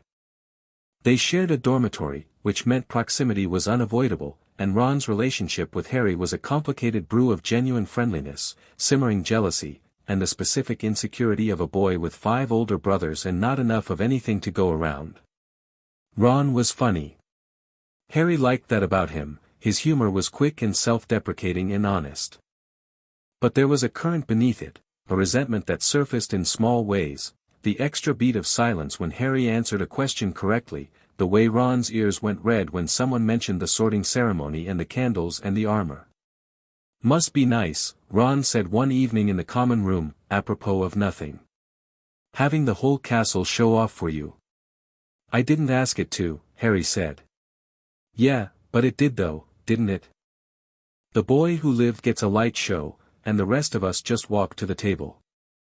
There was real hurt in Ron's voice, buried under layers of affected casualness. Harry recognized it because he'd spent 5 years learning to hear what people meant underneath what they said. "Ron," Harry said, setting down his quill. "I spent the first 10 years of my life sleeping in a cupboard. Wearing my cousin's old clothes. Eating scraps. The first time anyone was kind to me, actually kind, not performing kindness for an audience, I was 6 years old, and it was a painting." "A painting, Ron. So yeah, the candles were nice. But sitting here, doing homework with someone who's annoyed at me for normal reasons instead of just hating me for existing? That's better." Ron stared at him. His ears were still red, but the quality of the redness had changed, from embarrassment to something softer. "A cupboard," Ron said quietly. "Seriously? Under the stairs. The spiders were the only ones who didn't mind me being there." "Bloody hell, Harry." Ron ran a hand through his hair. "Right. I'm being a prat, aren't I?" "A bit. Fair." He picked up his quill, paused, then, "For what it's worth, I would have shared my scraps. Mum always says there's enough to go around, even when there isn't." Harry smiled. "I believe you." The jealousy didn't vanish, it was too deep-rooted for a single conversation to uproot. But something shifted between them, a foundation laid that could bear weight if they chose to build on it. Potions was inevitable. Harry walked into the dungeon classroom on Friday morning with the careful readiness of someone entering a room that contained both a valuable ally and a live grenade. The other students filed in nervously. Snape's reputation preceded him like a weather front, and settled at their tables with the quiet tension of rabbits at a Fox convention. Severus Snape swept in and the temperature dropped.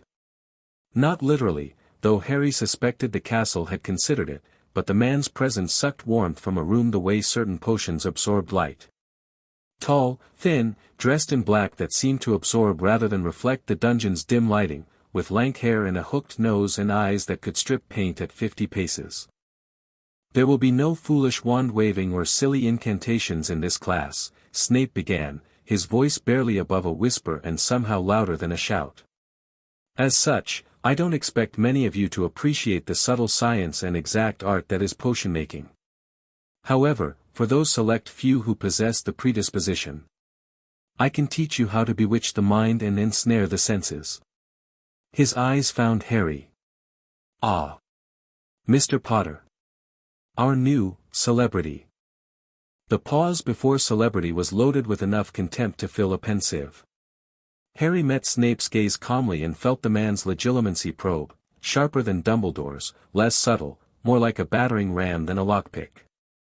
It bounced off Harry's acclimacy shields and Snape's eyes narrowed fractionally. "Tell me, Potter. What would I get if I added powdered root of asphodel to an infusion of wormwood?" First-year question. Not in the first-year textbook. Salazar had warned him about this, Snape's opening gambit, designed to humiliate. "The draft of living death, sir," Harry said. Though the standard recipe uses valerian root as a stabilizer, and I've read that Hector Dagworth Granger's revision suggests lacewing fly as an alternative that reduces the comatose side effects. Silence. The class held its breath. Snape's expression didn't change, but his eyes did. The contempt flickered, replaced briefly by something that might have been surprise. "Where would you look if I told you to find me a bezoar?" Snape pressed. "The stomach of a goat, sir. Though kidney stones from magical goats are more effective for neutralizing dark poisons specifically. Mundane bezoars handle standard toxins. And the difference between monkshood and wolfsbane? Same plant, different names. Also called aconite. The root is the most potent component, and it's the key ingredient in the wolfsbane potion, which manages lycanthropic transformation without curing it." The dungeon was so quiet Harry could hear Neville's toad croaking 3 tables away. Snape stared at him for a long, loaded moment. "It seems fame isn't everything," Snape said softly. Then, to the class, "Well, why aren't you writing this down?" Quills scrambled. Harry let out a slow breath. The opening salvo was over, and he'd survived it without antagonizing Snape or appearing to challenge him. But the potion's master kept watching him throughout the lesson, not with the open hostility Harry had expected, but with a wary, calculating attention that was somehow worse. After class, as students hurried out, Snape's voice stopped Harry at the door. "Potter. A word." Harry waited while the dungeon emptied, then turned to face Snape across 3 rows of empty tables. The man hadn't moved from behind his desk, but his posture had changed, less performative, more tired. "Where did you learn occlumency?" Snape asked bluntly. Harry considered his options. Lying would insult Snape's intelligence. Full truth would reveal too much. Partial truth, then, Salazar's favorite flavor. "I've had unusual tutoring," Harry said carefully. "Since I was 6. From whom?" "People who wanted me prepared." Snape's eyes bored into him. Without legilimency this time, just raw, human scrutiny. "Your mother," he said, and the word came out differently than any other word Snape had spoken that day. Rougher. More real. Lily was brilliant. The best natural potions talent I've ever seen. You have her eyes. I know. You have your father's face. His arrogance. I've been told. Though I think confidence is more accurate. Snape's mouth thinned. Your father was a bully, Potter. Arrogant, privileged, and cruel. My father was a teenager who made terrible choices and grew into a man who died protecting his family, Harry said quietly. Both things can be true. I'm told you understand complicated legacies, Professor. The hit landed. Harry saw it in the way Snape's jaw tightened, the way his hand gripped the edge of the desk. For a moment, just a moment, the mask cracked, and Harry saw something raw and wounded underneath. Then it closed. Get out, Snape said, but there was no venom in it. Just exhaustion. Harry got out. He waited until he was 3 corridors away before he stopped, leaned against a wall, and let his hands shake.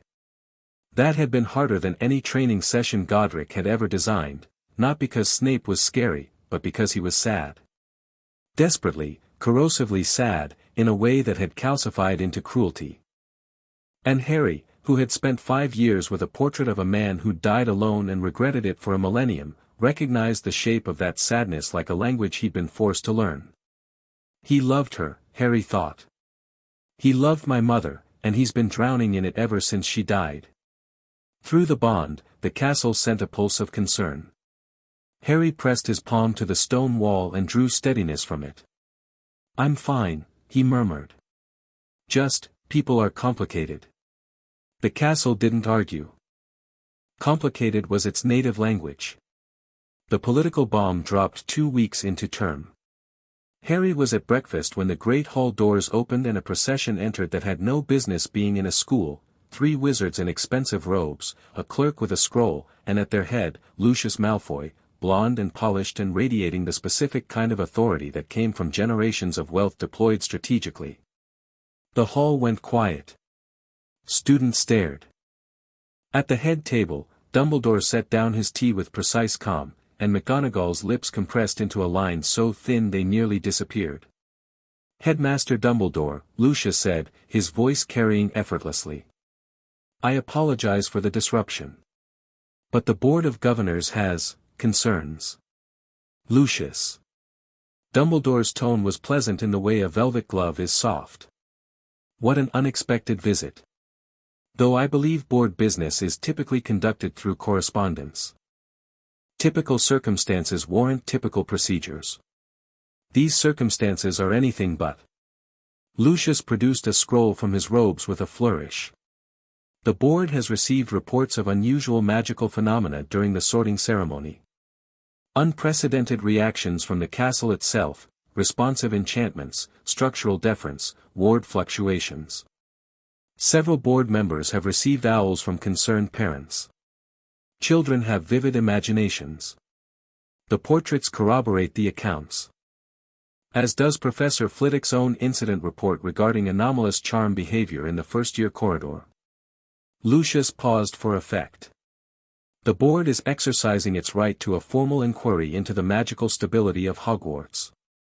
Specifically, the possibility that a student, his eyes found Harry, and the look was surgically precise, has formed an unauthorized magical bond with the castle's ward structure."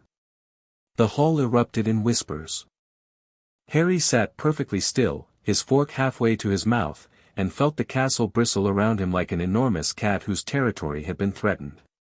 "Easy," he told it. "Let this play out." Dumbledore rose. "The board's concern for Hogwarts' welfare is, as always, appreciated. I would suggest, however, that a formal inquiry might be premature.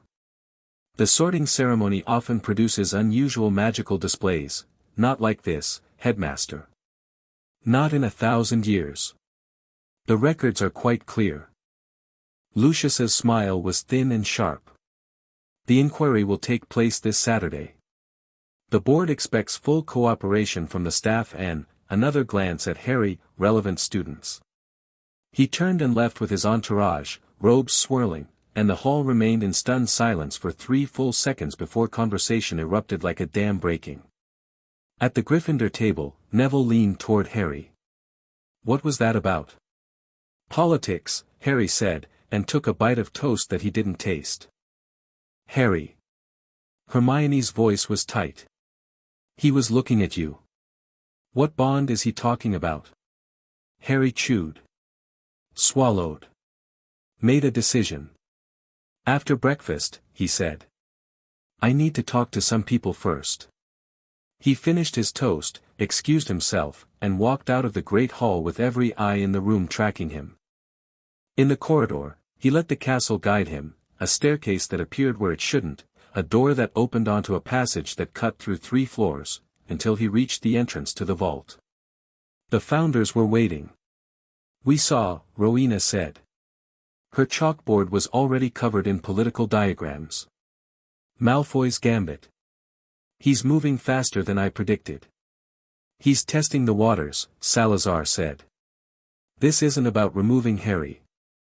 It's about establishing the board's authority over the sovereignty claim, creating precedent that the governors can regulate or revoke the bond." "Can they?" Harry asked. "Of course not," Godric snorted.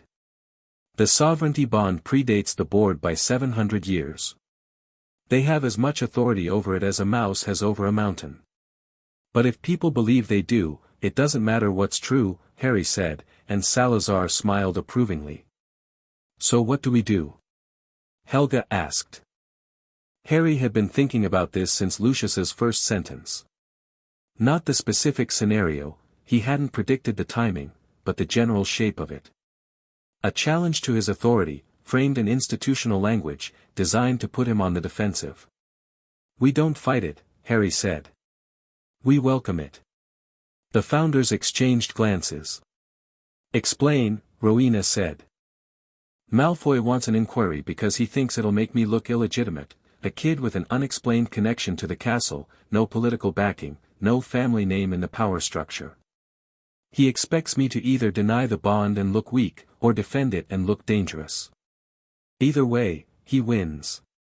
So I don't play his game. I play mine. Harry began pacing, the way he always did when his tactical mind was running hot. The inquiry is public. The board, the staff, maybe ministry observers. Perfect. I don't deny the bond. I don't just defend it. I let the castle demonstrate it. Not aggressively, not a power display. A homecoming. The castle recognizing its sovereign the way the Sorting Hat recognizes a student's house. Natural. Inevitable. Something that was always supposed to happen. And if they demand you sever the bond? Salazar asked. They can demand whatever they like. The bond is between me and Hogwarts. Asking me to sever it is like asking me to stop breathing. It's not a negotiation, it's a biological fact. But I don't say that. I say that I'm here to learn, that I respect the board's authority over school governance, and that the castle's bond with me doesn't change their role. I'm not challenging their power. I'm not even interested in their power. I just want to go to class.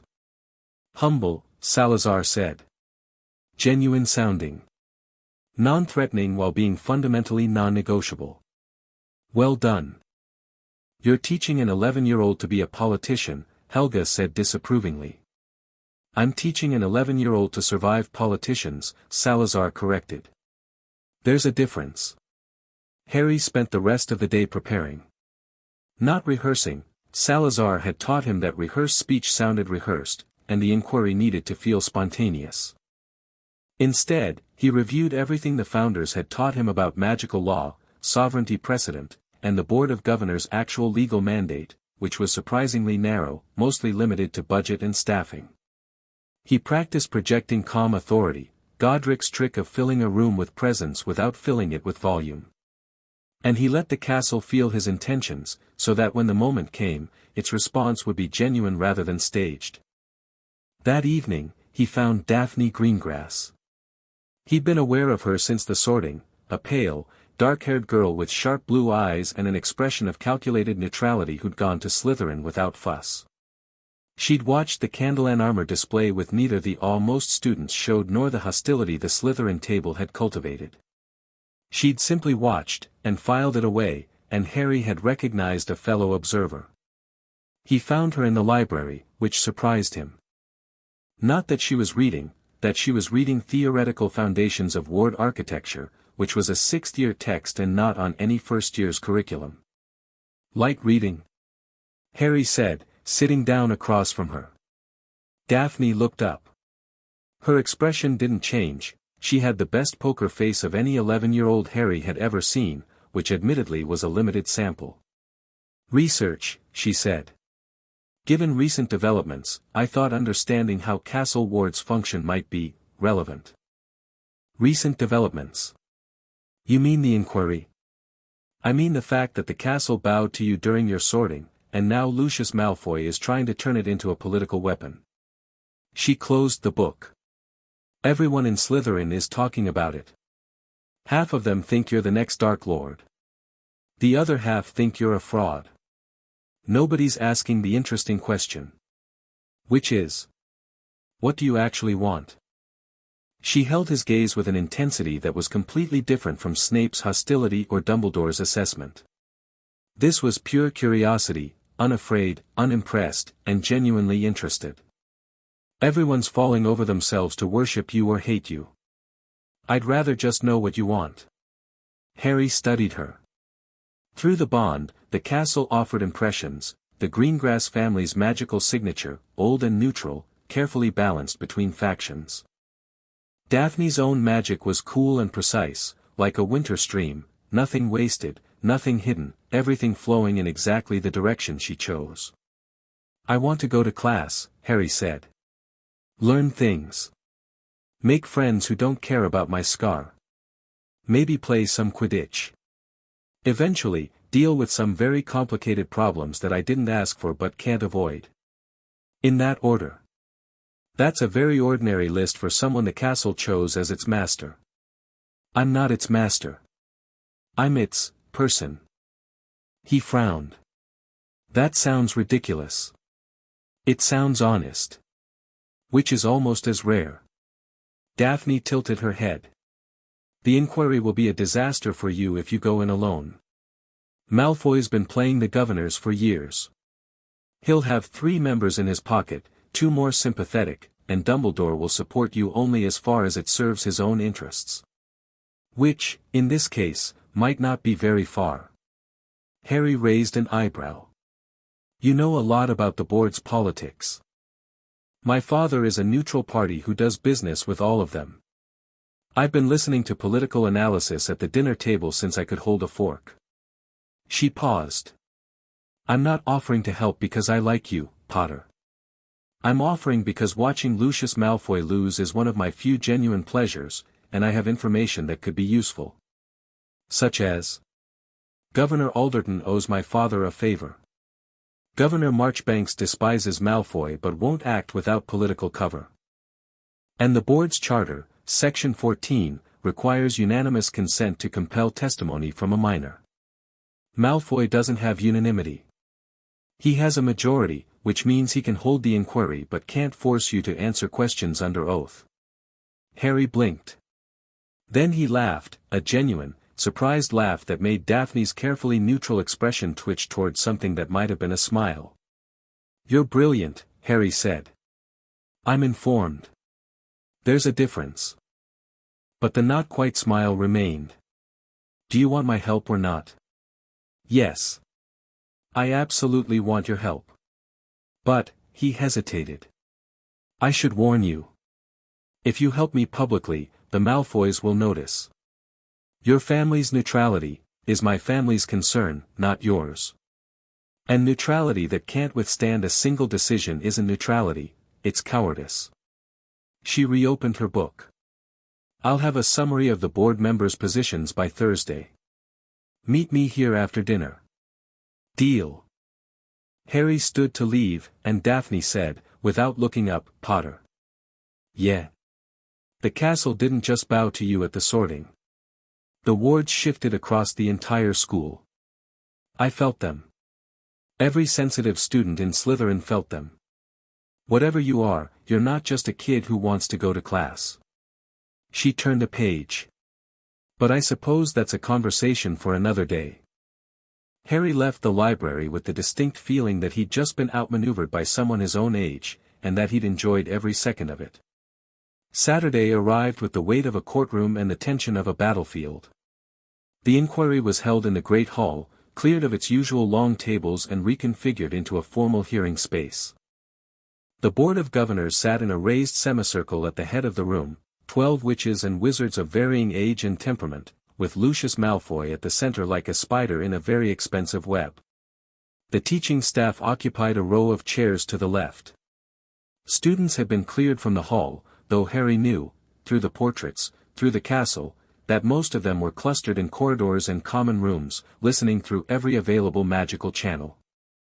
Dumbledore sat at the edge of the staff row, his expression one of mild interest, as if the entire proceeding were a moderately engaging lecture on an obscure topic. But his eyes were sharp behind those half-moon spectacles, and Harry felt the headmaster's attention like a physical weight. Harry entered alone. He'd considered bringing Neville and Hermione for support. Daphne had advised against it. Walk in alone. Answer their questions alone. It shows you don't need allies to face them, and it prevents Malfoy from targeting your friends as leverage. She'd been right. She'd been right about everything. Alderton was sympathetic, Marchbanks was hostile toward Malfoy but cautious, and Section 14 of the board's charter did indeed require unanimity for compelled testimony. Harry had confirmed it through the castle's records, which contained every legal document ever signed within its walls. Mr. Potter, Lucius said, rising. His voice was honey over ice. Thank you for joining us. I trust you understand the purpose of this inquiry. The board is concerned about unusual magical events during the sorting ceremony, Harry said. And whether my presence poses a risk to Hogwarts stability. Succinctly put. Then you won't object to explaining the nature of your connection to the castle. Not at all, sir. Though I'm not sure I can explain it in terms the board is familiar with. It's quite old magic. A murmur rippled through the governors. Lucius's smile didn't waver. Enlighten us. Hogwarts is a sentient magical construct, Harry said, keeping his voice even and his posture open. The founders designed it to be self-aware, to think, to feel, to protect. Part of that design included a bond mechanism. The castle can choose a person to serve as its living anchor. Someone whose presence strengthens the wards, deepens the enchantments, and gives the castle a way to communicate with the world outside its walls. A sovereign, Governor Marchbanks said sharply. She was an ancient witch with iron-gray hair and eyes that missed nothing. Yes, I know the term.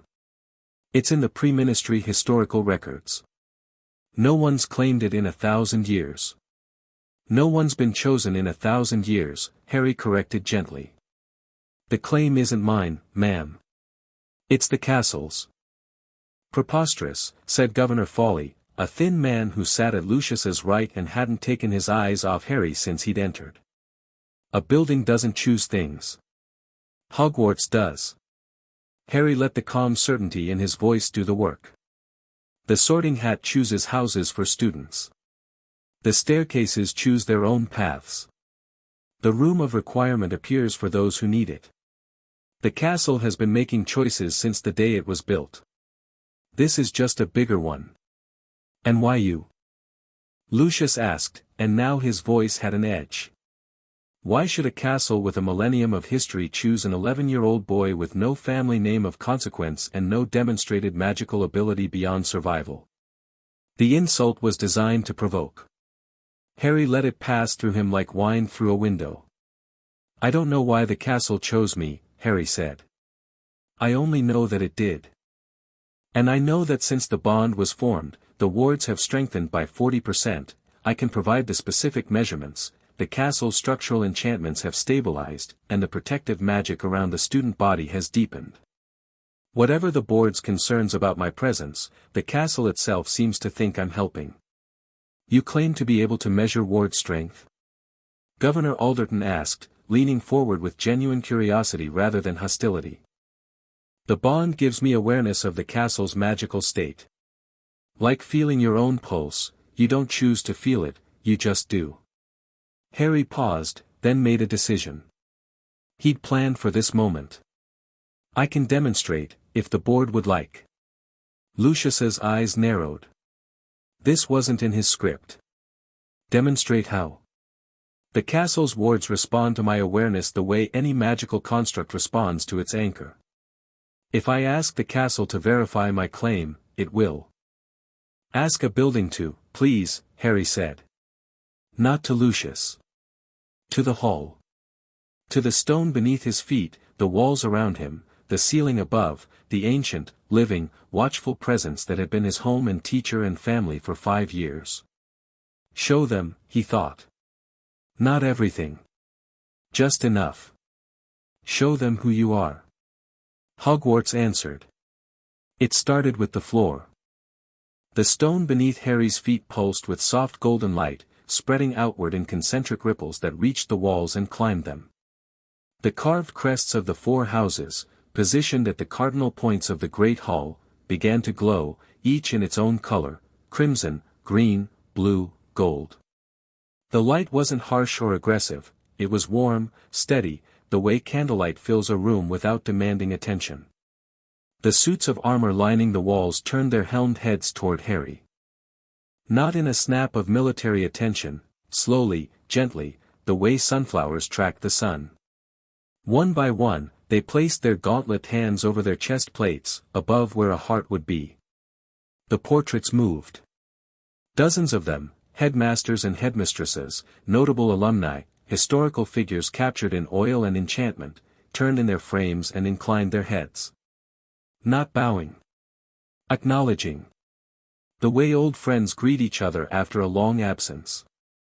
And from somewhere deep in the castle's structure, a sound rose, a low, resonant hum that was felt more than heard, vibrating through stone and bone alike. It was the castle's heartbeat, laid bare for everyone in the room to feel. Strong. Steady. Alive. The Board of Governors sat in stunned silence. Governor Marchbanks had tears in her eyes. Governor Foley looked like he'd been slapped. Governor Alderton was gripping the arms of his chair with white-knuckled hands and wearing an expression of pure wonder. Lucius Malfoy's face was completely blank. Harry stood in the center of the glowing floor, an 11-year-old boy in school robes, and felt the castle's love pour through him like sunlight through stained glass. It wasn't a power display, it was an introduction. Hogwarts, after a millennium of silence, was saying hello to the people who lived within its walls. "Thank you," Harry told it. "That's enough." The light faded. The armor settled. The hum diminished to its usual subliminal frequency. The hall returned to normal, except that nothing in it would ever feel quite normal again. "Well," Governor Marchbanks said, her voice thick. "I believe that settles the question of legitimacy." "It settles nothing," Lucius said, but his voice had lost its honey. It was sharp now, exposed. A light show doesn't constitute legal authority. The board's charter governs the administration of Hogwarts School, Marchbanks cut him off. The sovereignty bond predates the board, the ministry, and arguably the modern magical government entirely. If you've read the pre-ministry records, and I suspect you haven't, Lucius, you'll find that the sovereign's authority over the castle's magic is absolute and non-delegable. The board can govern the school. It cannot govern the castle. That distinction is the only distinction that matters. Marchbanks fixed Lucius with a look that could have cured dragon pox through sheer disapproval. "This inquiry is satisfied. The boy is what he claims to be. The castle has confirmed it. Unless you'd like to argue with a 1,000-year-old sentient building, Lucius, I suggest we adjourn." The vote was 9-3. Lucius, Foley, and a witch named Umbridge, a squat, toad-like woman who'd said nothing throughout the proceedings but had watched Harry with flat, unblinking eyes, voted to continue the inquiry. The rest voted to adjourn. Lucius left the hall without looking at Harry. But Harry felt the man's fury like a cold draft, and knew with certainty that this wasn't over. Lucius Malfoy was not the kind of man who accepted defeat. He was the kind who stored it, invested it, and spent it later with interest. "Mr. Potter," Dumbledore said quietly, appearing at Harry's side as the hall emptied. "A word, if you have a moment." They walked together through corridors that straightened helpfully for Harry and maintained their usual chaos for everyone else. Dumbledore didn't comment on this, but his eyes tracked the accommodating architecture with the careful attention of a man recalculating. "That was well handled," Dumbledore said eventually. "The demonstration was eloquent." "The castle wanted to be seen," Harry said. "I just asked." "Yes. Quite." They reached the gargoyle guarding the headmaster's office. Dumbledore gave the password, "Sherbet Lemon," and the staircase spiraled upward. Harry followed, feeling the castle's awareness intensify. This was Dumbledore's space within Hogwarts, and the castle respected boundaries while making it clear that boundaries were a courtesy, not a constraint.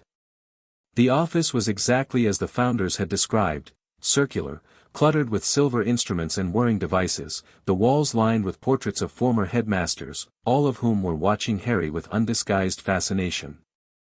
Fawkes the Phoenix sat on his perch and trilled softly when Harry entered, a sound of welcome so pure it made Harry's eyes sting. "Please, sit," Dumbledore said, settling behind his desk. "Lemon drop?" "No thank you, sir." "Wise choice." "They're dreadful, honestly. I keep offering them because it gives people something to refuse, which establishes a dynamic." Dumbledore's eyes twinkled, and Harry recognized the technique, self-deprecating honesty as a tool for building trust. Salazar would have approved. "Harry, may I call you Harry?" Of course, sir.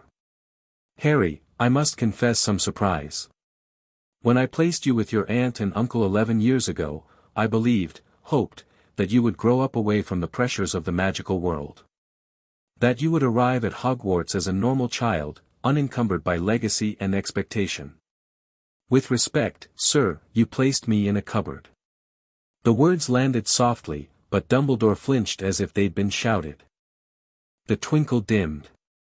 For a moment, the mask slipped, and Harry saw the person underneath, old, tired, carrying decades of decisions that had cost people their lives and happiness. I trusted the wrong people to care for you, Dumbledore said quietly.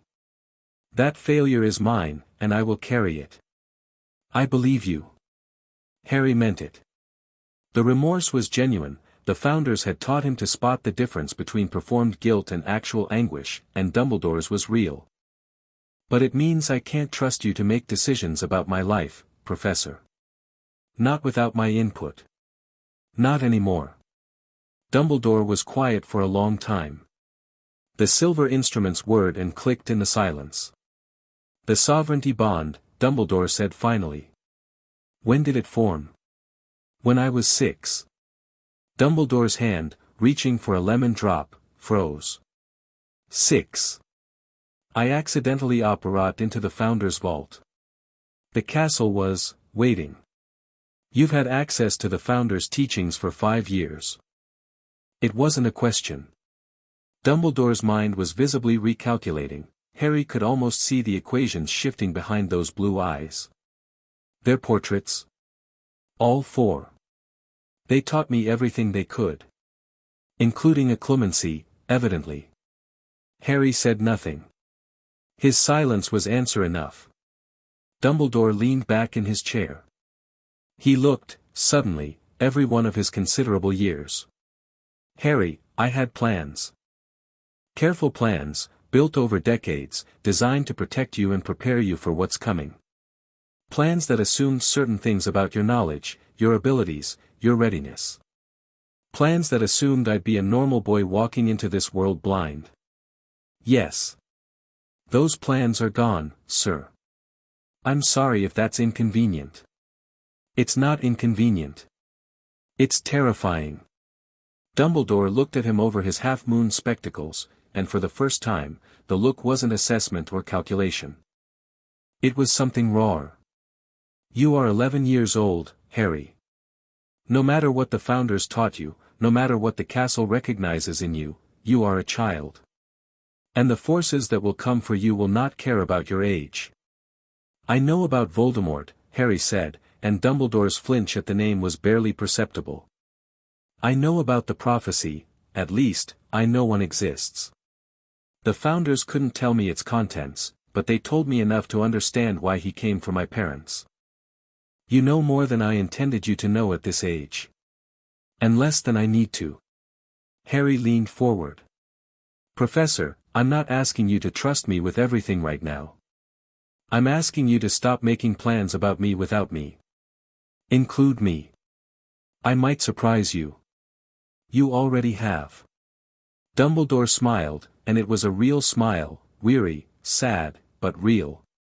Very well, Harry. I will try. But I warn you, I am a very old man with very old habits, and the temptation to move people like chess pieces is one I have never fully conquered. Then I'll remind you when you slip. I expect you will. Dumbledore picked up a lemon drop, examined it, and put it back. One more thing. The thing that happened at the sorting, the candles, the armor, the demonstration today.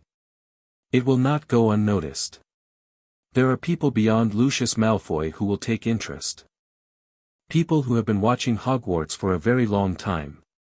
I know, Harry said, thinking of Wardstone's probe from outside, of shadows that moved deliberately, of questions the Founders refused to answer. Do you? Good. Dumbledore's eyes were grave. Then be careful, Harry. Sovereignty is a crown, and crowns attract swords. Harry left the office with more respect for Dumbledore than he'd entered with, and considerably less trust. The man was genuine, Harry believed that. But he was also a strategist who'd spent decades treating people as instruments in service of his vision, and habit was harder to break than curses. In the corridor, he found Neville waiting. "Well?" Neville asked anxiously. "How'd it go with Dumbledore?" "Honestly? Better than expected. He's going to try to let me make my own choices." "You believe him?" "I believe he means it right now.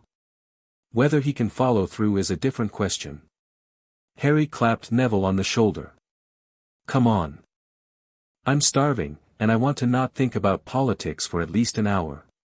"An hour? That's ambitious." "I'm an ambitious person." They walked to the Great Hall together, and Harry felt the castle settle around them like a contented sigh. The weeks after the inquiry were, blissfully, almost normal. Harry went to classes. He learned magic, officially, slowly, pretending to be slightly above average instead of 5 years ahead. He did homework in the common room with Neville and Hermione, played chess with Ron, who was devastatingly good and didn't quite believe it, and explored the castle through its public spaces as if he were discovering things for the first time. The normalcy was a kind of freedom he'd never known. In the cupboard, normal meant invisibility and survival. In the vault, normal didn't exist, everything was training, preparation, purpose. But here, normal meant eating breakfast with friends, complaining about Binza's lectures, betting on whether Seamus Finnegan would set something on fire in Charms. He would, he always would. Harry loved it. The ordinariness of it. The beautiful, mundane miracle of being an 11-year-old at school. But normalcy at Hogwarts was always temporary, and the first crack appeared in the form of a midnight troll. Halloween night. The feast was in full swing, pumpkins the size of carriages, live bats, Dumbledore in a pointed hat that kept trying to slide off his head, when Quirrell burst through the doors. "Troll! In the dungeons! Just thought you'd let you know," he fainted. Or appeared to faint. Harry, who could feel every living thing in the castle through the bond, noted with interest that Quirrell's magical signature didn't show the disruption patterns of genuine unconsciousness. The man was faking it. And beneath his turban, something else was very much awake, the same parasitic darkness Harry had sensed on his first day. Chaos erupted. Dumbledore's cannon-crack voice sent students to their dormitories, and teachers scattered toward the dungeons. Harry moved with the Gryffindor crowd, his mind running tactical assessments even as his body followed the flow. The troll wasn't in the dungeons. Harry could feel it through the bond, a massive, dull magical signature, moving with the aimless aggression of a creature out of its element. It was on the first floor. Near the girls' bathroom. And Hermione was in the girls' bathroom, because Ron had made her cry during Charms by mocking her technique, something Harry intended to address with Ron at length later, and she didn't know about the troll. Harry grabbed Neville's arm. "Hermione. Bathroom. Now." They ran. The castle helped, corridors shortened, staircases swung into alignment, a locked door clicked open as Harry approached. They covered 3 floors in 2 minutes and rounded the corner into a corridor that smelled like an open sewer and looked worse. The troll was 12 feet tall, gray-skinned, tiny-headed, carrying a club the size of a small tree.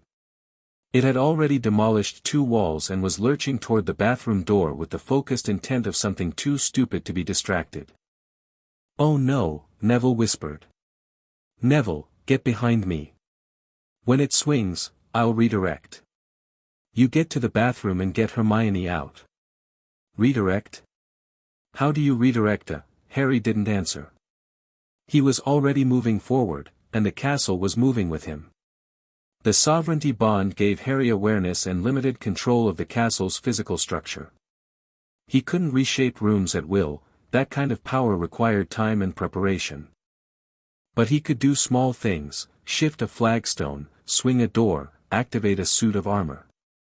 And the castle, sensing its sovereign's intent, was eager to help. The troll swung its club at the bathroom door. Harry flicked his wrist, not with a wand, with his will, and the suit of armor at the end of the corridor stepped forward and caught the club mid-swing. Metal screamed against wood. The troll bellowed in confusion, yanking its weapon free, and turned to face this new threat. Harry stepped into its sightline. 11 years old, 4'8", maybe 70 pounds soaking wet. The troll looked at him with tiny, bloodshot eyes and raised its club. "Hey," Harry said. "Wrong way." He pushed through the bond, and the floor beneath the troll's feet tilted, not much, maybe 15 degrees, but enough. The troll staggered, its club swinging wide, and Harry dove to the side as the weapon cratered the wall where he'd been standing. Neville was moving. Bless the boy, terrified as he was doing exactly what Harry had asked, sprinting along the wall toward the bathroom, ducking under the troll's swinging arm, pulling the door open. "Hermione! Out! Now!" Hermione appeared in the doorway, tear-streaked and white-faced, and Neville grabbed her hand and hauled her sideways just as the troll brought its club down on the exact spot where she'd been standing. Porcelain exploded. Water sprayed. The troll roared. Harry needed to end this. The castle was offering options, a dozen ways to trap, redirect, or neutralize the creature, and Harry chose the most elegant one. He activated the corridor's central chandelier. Every corridor in Hogwarts had enchanted lighting, and every enchanted fixture was connected to the castle's ward network. Harry reached through the bond, found the chandelier's magical anchor, and overloaded it. The chandelier dropped. 200 pounds of enchanted iron and crystal fell directly onto the troll's head with a sound like a bell being struck by a sledgehammer. The troll swayed, crossed its eyes, and toppled forward like a felled tree. The impact shook the corridor. Dust rose. Silence fell. Harry, Neville, and Hermione stood in the debris-filled corridor, breathing hard, covered in plaster dust and toilet water. "Is it dead?" Hermione asked, her voice very small. "Knocked out," Harry said. "Trolls have incredibly thick skulls. It'll have a headache tomorrow, but it'll live." "You dropped a chandelier on it." "The castle dropped a chandelier on it. I just asked nicely." Footsteps thundered in the corridor, McGonagall, Snape, Quirrell, fully conscious now, what a surprise, and several other teachers. McGonagall took in the scene, the unconscious troll, the destroyed bathroom, the 3 first years in the wreckage, and her face went through several expressions so quickly they blurred. "Explain," she said crisply. "Hermione didn't know about the troll, Professor," Harry said. "We came to warn her. The troll found us first. We improvised." "Improvised?" "By dropping a chandelier. The castle was helpful." McGonagall stared at him for a long moment, and then she did something that might have been the most extraordinary event of the entire evening, she almost smiled. 5 points to Gryffindor, she said. Each. For sheer, idiotic bravery. And 10 points from Gryffindor, Mr. Potter, for not immediately seeking a teacher. The net gain is 5. Consider it a life lesson in cost-benefit analysis. Snape, standing behind her, was staring not at Harry but at Quirrell. His dark eyes tracked the defense professor with the focused intensity of a predator watching prey, and Harry, who was watching everyone, saw Snape's gaze fix on Quirrell's left leg, which was bleeding through his robes. Interesting. More interesting, Quirrell wasn't looking at the troll. He was looking at Harry. And beneath his turban, that parasitic presence pulsed with something that felt, through the bond, like hunger. Harry filed it. Priority, rising. The troll incident changed the social dynamics in 3 important ways. First, it cemented Harry, Neville, and Hermione as a unit. Not just friends, a team, forged in the specific bond that forms when you face mortal danger together and come out the other side. Hermione, in particular, shifted from friendly acquaintance to fierce ally. She'd always been brilliant, now she was brilliant with purpose, driven by the understanding that knowledge wasn't just academic, it could save your life. Second, it brought Daphne Greengrass into Harry's orbit publicly. The morning after the troll, she approached Harry at breakfast, walking from the Slytherin table to the Gryffindor table, which drew stares the way a shark in a swimming pool draws attention. "Heard you fought a troll last night," she said, sitting down beside him as if she did it every day. "Dropped a chandelier on one. There's a difference. Semantics. Here," she slid a folded parchment across the table. "The board's official response to the inquiry. Published this morning. Marchbanks wrote the majority opinion. Your sovereignty is formally acknowledged as an historic magical phenomenon not subject to board oversight. Malfoy's dissent is attached. It's 3 pages of barely concealed fury. I enjoyed it immensely." Daphne Greengrass, Hermione said, eyeing the Slytherin with wary curiosity. "You helped Harry with the inquiry. I provided political intelligence. Harry did the actual performing." Daphne picked up a piece of toast from the Gryffindor table and bit into it. "Don't worry, Granger. I'm not here to steal your friend. I'm here because interesting things happen around Potter, and I'd rather be nearby when they do." "That's either friendship or espionage," Ron said from across the table. "In Slytherin, they're the same thing." Daphne smiled, small, sharp, genuine.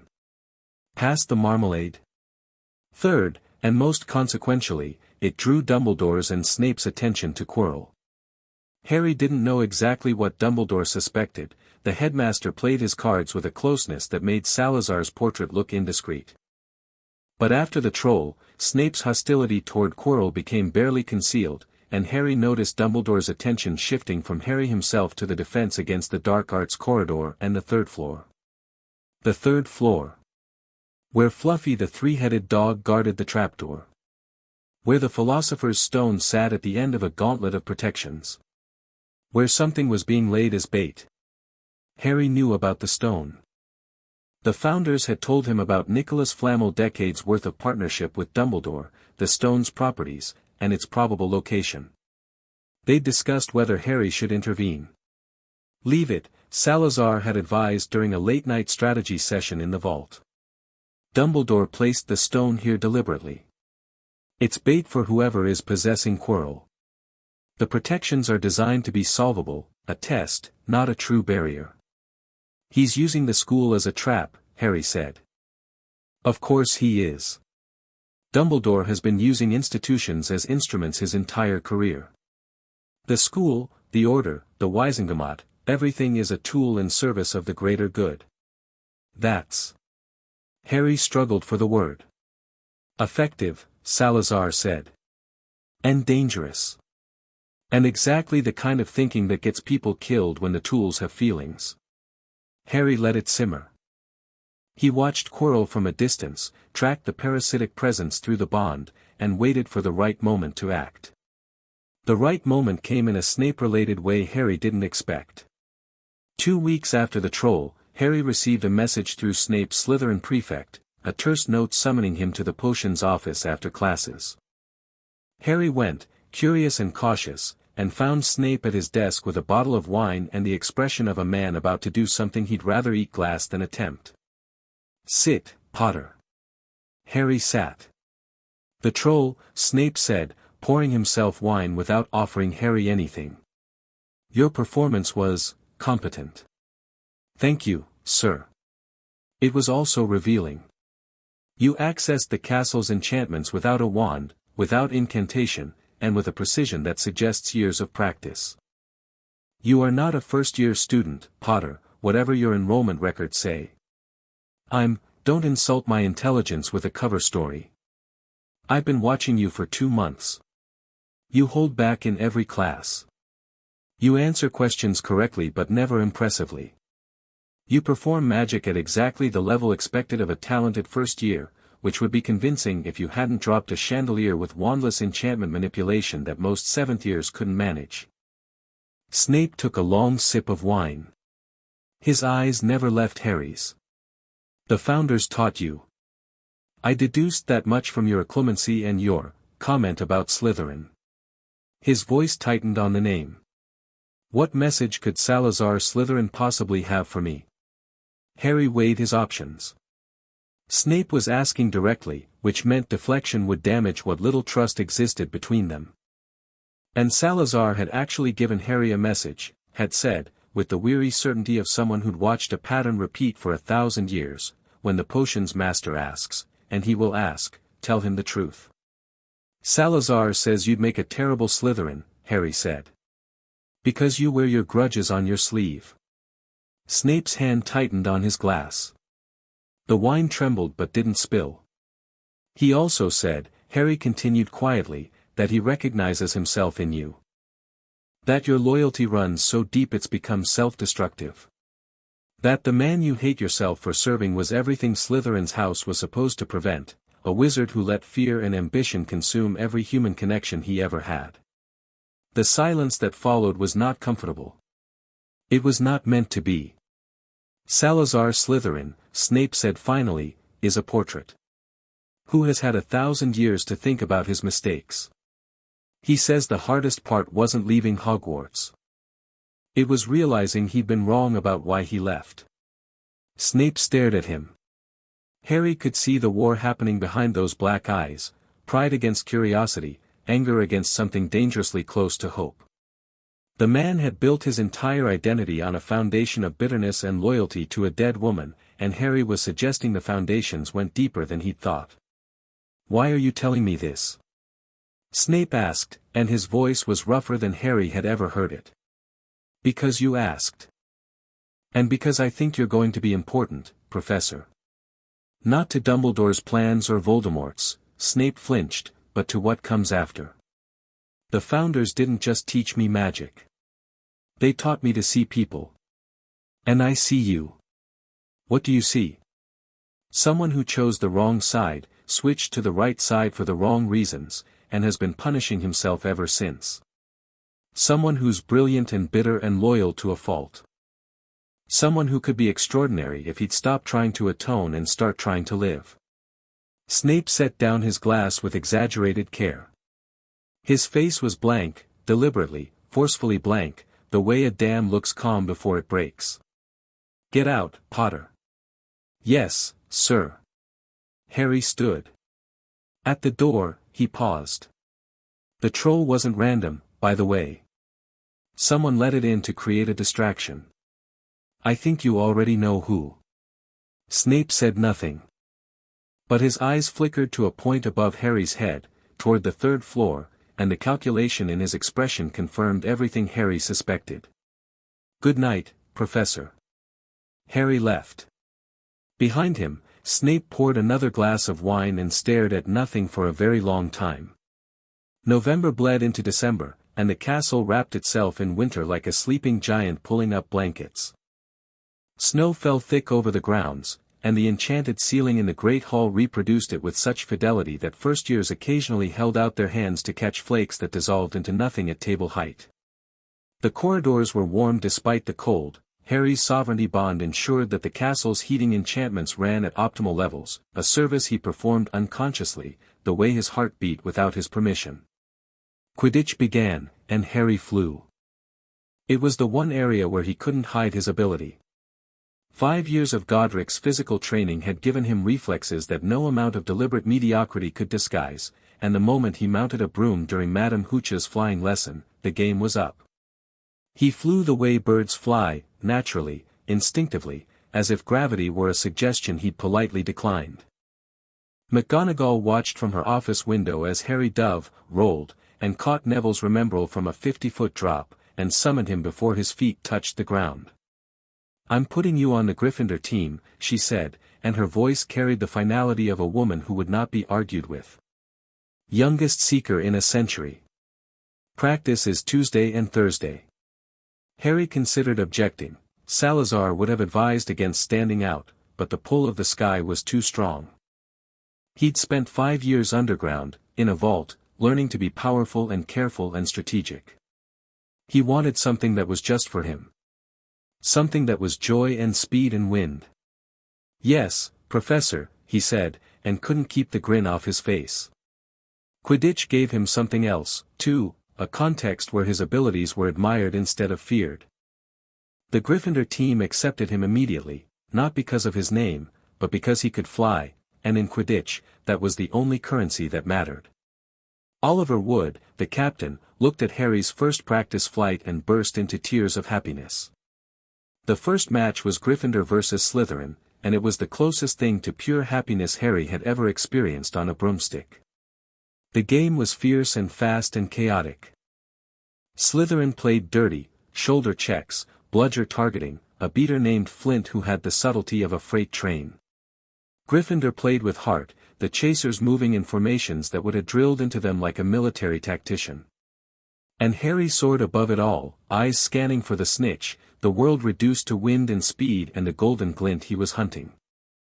He caught the snitch in the first 10 minutes, a diving catch that took him within 6 inches of the ground and made the entire Gryffindor section scream. As he pulled up, fist raised, the little golden ball's wings tickling his palm, he felt something he rarely felt, uncomplicated happiness. In the stands, Daphne Greengrass was the only Slytherin clapping, and she was clapping while surrounded by furious housemates, which Harry thought was the bravest thing he'd seen all term. After the match, in the euphoric chaos of the Gryffindor common room, Harry slipped away. He needed air, and the castle, sensing his mood, guided him to the astronomy tower, the highest accessible point in Hogwarts, open to the December sky. Daphne was already there. "How did you?" Harry started. "I asked a portrait where you'd go when you wanted to be alone. They're surprisingly chatty when you treat them like people." She was leaning against the parapet, her Slytherin scarf wrapped tight against the wind, watching the moonlight silver the lake below. "Congratulations on the match." "Thanks." He joined her at the parapet. "You clapped. Surrounded by your entire house. It was a good catch. I believe in acknowledging excellence regardless of political convenience." She paused. Also, Flint's face was extraordinary. He looked like he'd swallowed a live rat. Harry laughed. They stood in comfortable silence for a while, watching the stars and the frozen grounds and the distant lights of Hogsmeade. "Can I ask you something?" Daphne said eventually. "You can always ask." "What's it like?" "The bond. Feeling the castle all the time." Harry considered the question, really considered it, the way Rowena had taught him to think about questions that mattered. "It's like having a heartbeat that isn't yours," he said slowly. "Or like sharing a room with someone who's always there but never intrusive. The castle has moods. It gets excited when students are happy. It gets anxious before exams. I think it absorbs the stress. It's protective, especially of the younger kids. And it's old. So old that sometimes I catch fragments of memories that aren't mine, and I have to remember where I end and Hogwarts begins. Does it ever scare you? The bond? No. What scares me is deserving it." Daphne turned to look at him, and the moonlight caught her expression, open, unguarded, curious in a way that went deeper than intellectual interest. For a moment, she wasn't the ice-cold political analyst from a neutral pure-blood family. She was an 11-year-old girl standing on top of a castle in winter, talking to someone who was being honest with her. "You know," she said, "most people with power spend all their time proving they deserve it. You might be the first person I've met who's genuinely worried about it. Is that good? It's rare. Which in my experience is usually the same thing." They stayed on the tower until the cold drove them inside, talking about nothing and everything, houses and families and what they wanted to be when they grew up, which was a question neither of them had a good answer for because they were 11 and the future was a country neither had visited. It wasn't romance. Not yet. They were too young for that, and both too guarded. But it was the foundation of something, a connection built on honesty and mutual respect and the specific trust that comes from showing someone the person you are underneath the person you perform. Harry walked Daphne to the entrance of the Slytherin common room. The castle adjusted the route to be direct and well-lit, which Harry appreciated, and they parted with the ease of people who expected to see each other again. "Same time next week?" Daphne asked. "I have more questions. I probably have more answers. Arrogant. Confident. Semantics. But she was smiling as the wall slid open and she disappeared into the greenlit tunnel beyond. Harry walked back to Gryffindor Tower with the castle humming contentedly around him, and thought about the strange and wonderful reality of having people in his life who didn't need him to be a sovereign. Who just wanted him to be Harry. The first sign that things were shifting came not from Quirrell, not from Lucius, not from any of the threats Harry was actively monitoring. It came from a headache. Mid-December, during a transfiguration lesson, Harry's scar erupted in sudden, vicious pain. Not the dull pulse he'd grown used to, a sharp, searing lance that made him gasp and press his hand to his forehead. Through the bond, the castle reacted instantly, wards tightening, corridors sealing, the entire building shifting into a defensive posture that nobody noticed because it happened at the architectural level. The pain passed in seconds, but it left something behind, an awareness, like an echo. Harry could feel, at the very edge of his consciousness, a presence that was not the castle. Something cold. Something hungry. Something that was connected to the parasite on Quirrell's head by the thinnest thread of dark magic, running through Harry's scar like a wire through a wall. The Horcrux. He'd known about it intellectually. The founders had identified the dark magical signature in his scar years ago and discussed it extensively. But feeling it, actually feeling the connection activate, feeling the thing behind Voldemort's face reach through the scar and touch his mind, was different from knowing it existed. Harry went to the vault that evening and told the founders everything. The connection is strengthening, Rowena said, her voice tight. Proximity to the wraith possessing Quirrell is amplifying the Horcrux resonance. They're the same magical signature, fragments of the same soul. Can we remove it? Harry asked. Not safely. Not yet.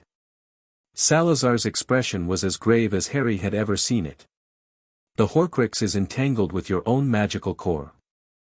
Removing it carelessly would be like removing a bullet by removing the organ it's lodged in. So I just live with it.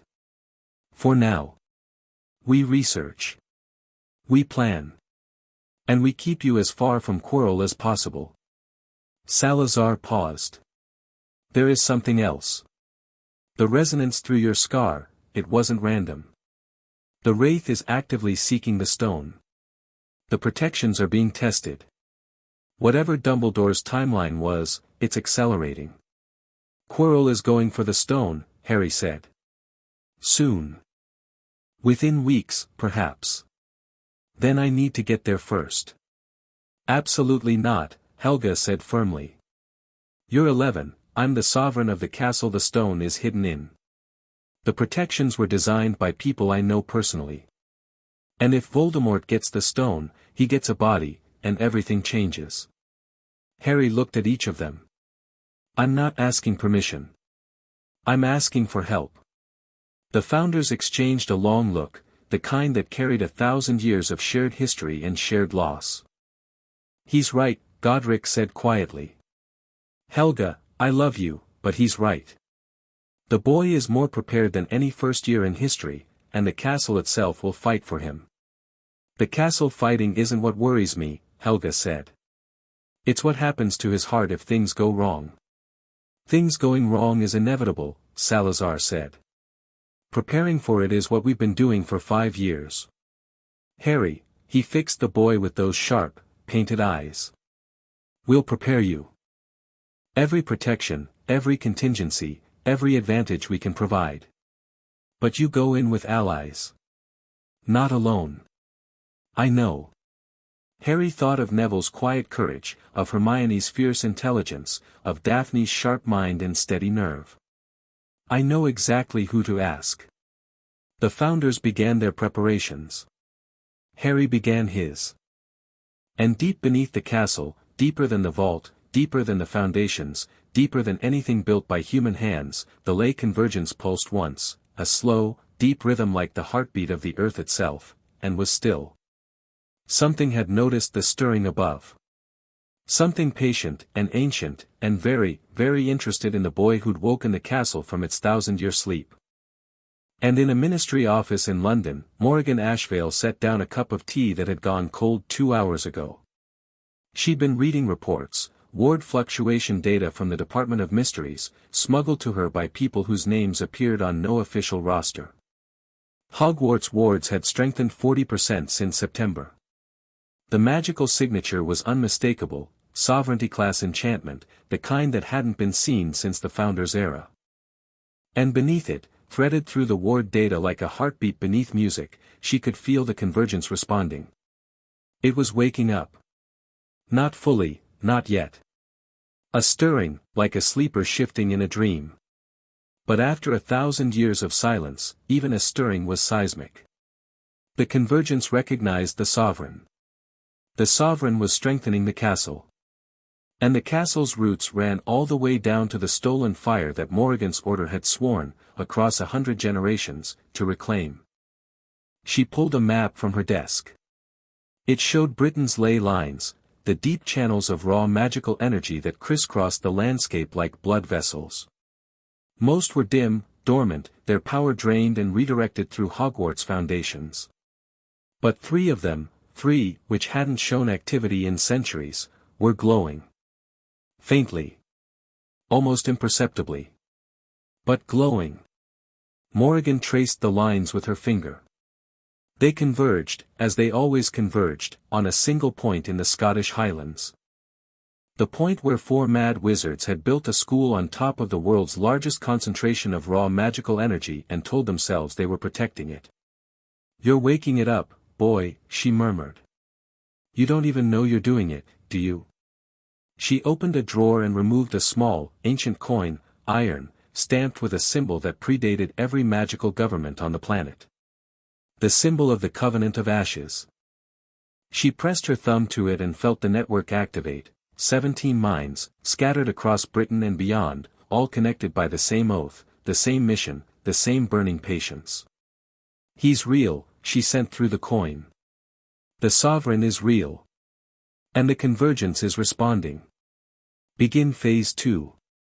17 acknowledgements pulsed back. The coin went cold. Morrigan looked out her window at the London skyline.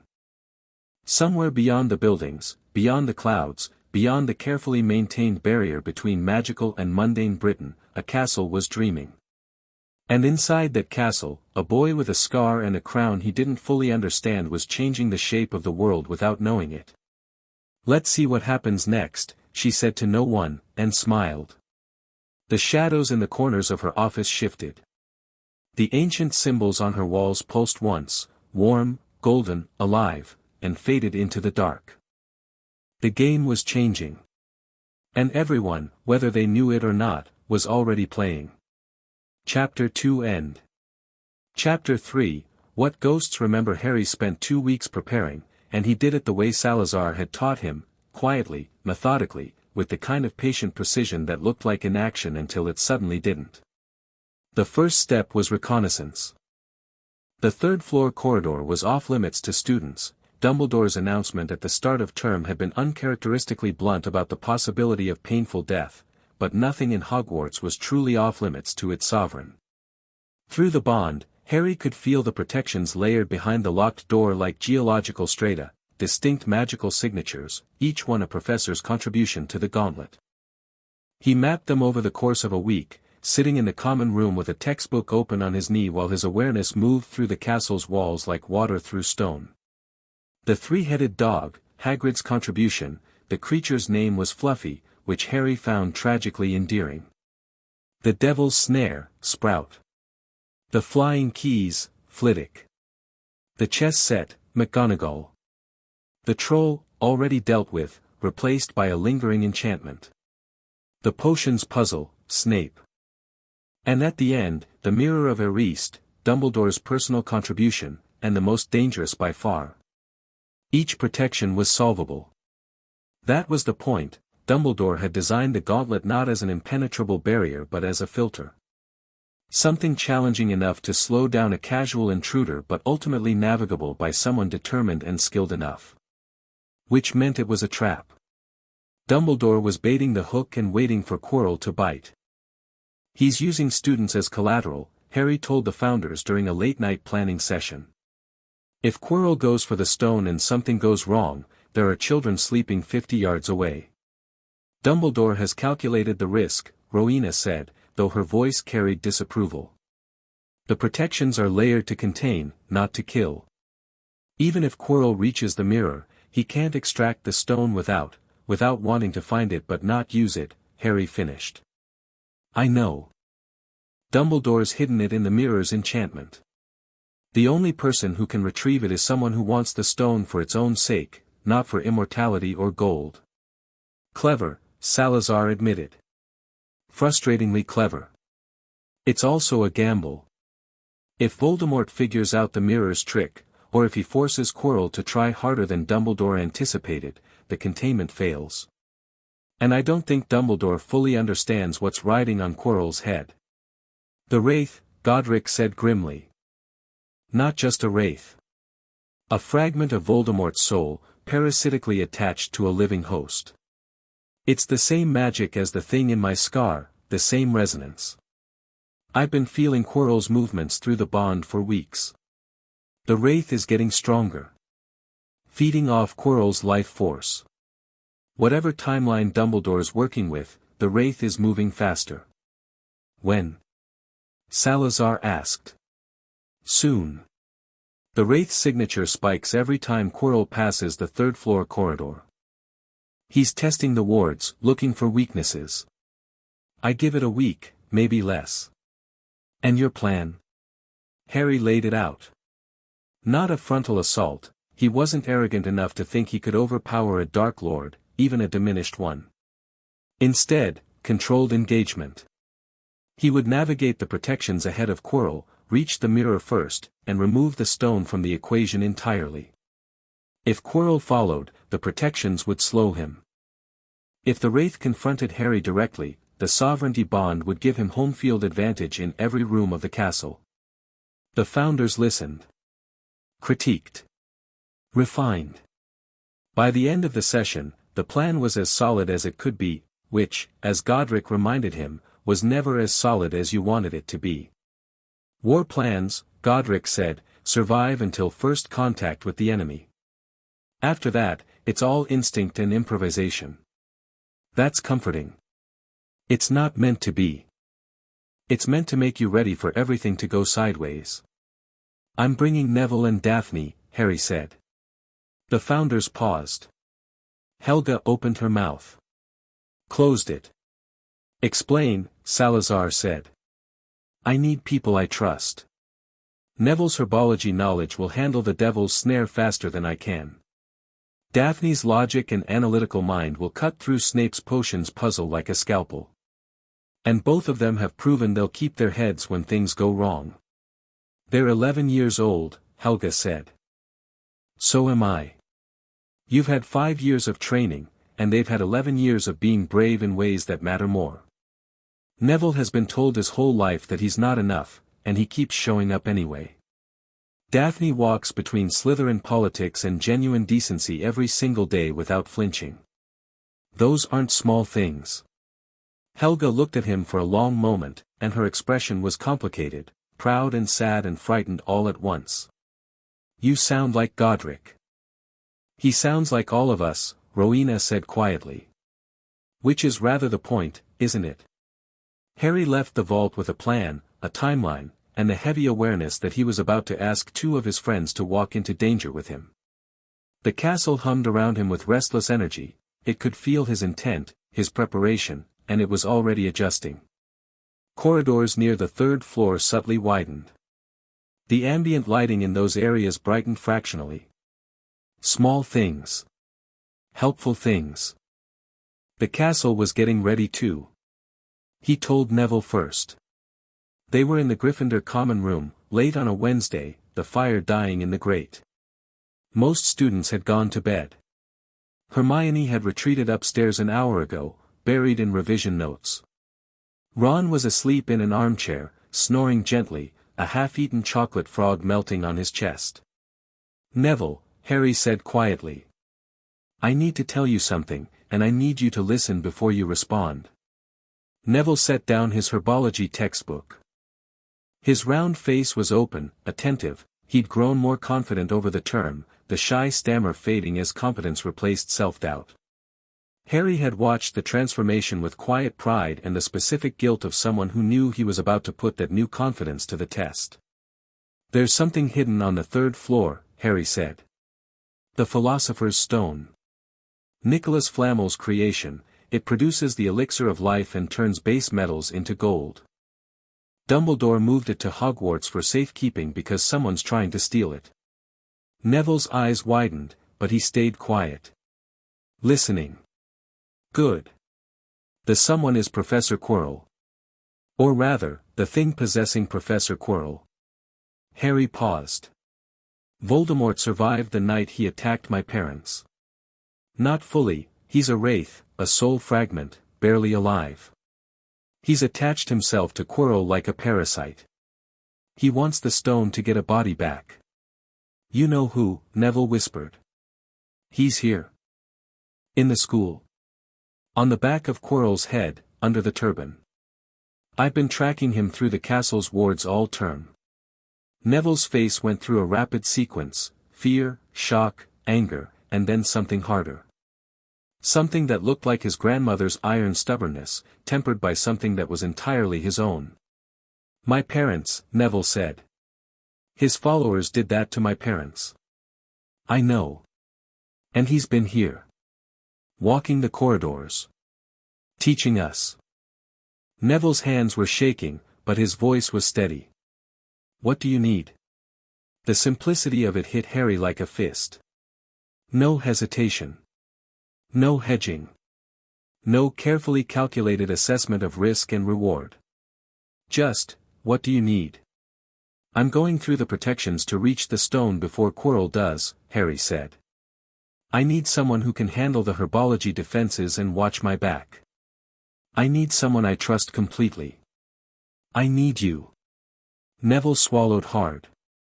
His eyes were bright, fear and determination in something that might have been gratitude, because Harry Potter, who could probably do this alone, was asking for help. Was saying "I need you" to a boy who'd spent his entire life being told he wasn't needed. "When?" Neville asked. "A few days. I'll know when Quirrell makes his move. The castle will tell me." "Right." Neville picked up his herbology textbook, looked at it, and set it down with a kind of finality. "I'll be ready." "Neville, don't." Neville's voice was firm. "Don't tell me I don't have to. Don't give me an out." "You asked." "I said yes." "That's it." Harry nodded. The warmth in his chest was almost painful. Telling Daphne was different. He found her in their usual spot, the library, far corner, surrounded by texts that no first year should have been reading. She looked up when Harry sat down, read something in his expression, and closed her book with the careful precision of someone shelving a weapon. "You're going after whatever's on the third floor," she said. Harry blinked. "How? I've been watching you for 2 months, Potter. You've been mapping the third floor protections through the bond. Don't bother denying it. Your face goes blank in a very specific way when you're using the castle's senses. Quirrell's been acting increasingly erratic. And you've been training with more intensity over the past 2 weeks, which I know because Neville's been coming to breakfast with grass stains on his knees, which means you've been drilling him in the grounds." "You're terrifying," Harry said. "I'm observant. There's a difference." She leaned forward. "What's on the third floor?" "The Philosopher's Stone. Voldemort's wraith is possessing Quirrell and trying to steal it." Daphne didn't flinch at the name. She processed it. Harry could see the information integrating into her existing models, connections forming, implications cascading. "The elixir of life," she said. "He wants a body." "Yes. And Dumbledore knows?" "He set the trap. The protections are designed to be solvable. He's baiting Quirrell into making a move so he can catch him." "But you don't trust Dumbledore's timeline." "I don't trust Dumbledore's risk assessment. He's treating this like a chess problem. The students are pieces on his board, and he's calculated acceptable losses." "I haven't." Daphne studied him with those sharp blue eyes. "What are the protections?" Harry told her. She listened with the focused attention of an analyst at a war briefing, asking precise questions about each challenge, its magical signature, its likely weaknesses. Snape's potion puzzle, she said when he reached it. Logic-based. Pure deduction. 7 bottles, 1 way forward, 1 way back, 3 poison, 2 wine. The clues are a riddle. I want that one. Her voice carried a certainty that brooked no argument. Logic is my strongest suit, and potions are my best subject after arithmancy. How much time will I have? Depends on what's happening behind us. If Quirrell follows, we'll need to move fast. Then I'll be fast. She paused. Who else is coming? Neville. Good choice. Longbottom's braver than he knows, and his herbology is exceptional. Another pause. Granger? No. I thought about it, but Hermione would insist on telling a teacher, and by the time a teacher responded, Quirrell might already be through the protections. I need people who'll act first and argue later. You need people who trust your judgment even when it sounds insane. Yes. Well. Daphne straightened the books on her desk, which was her equivalent of pacing. I've been wanting to see the inside of those protections since I worked out what was up there.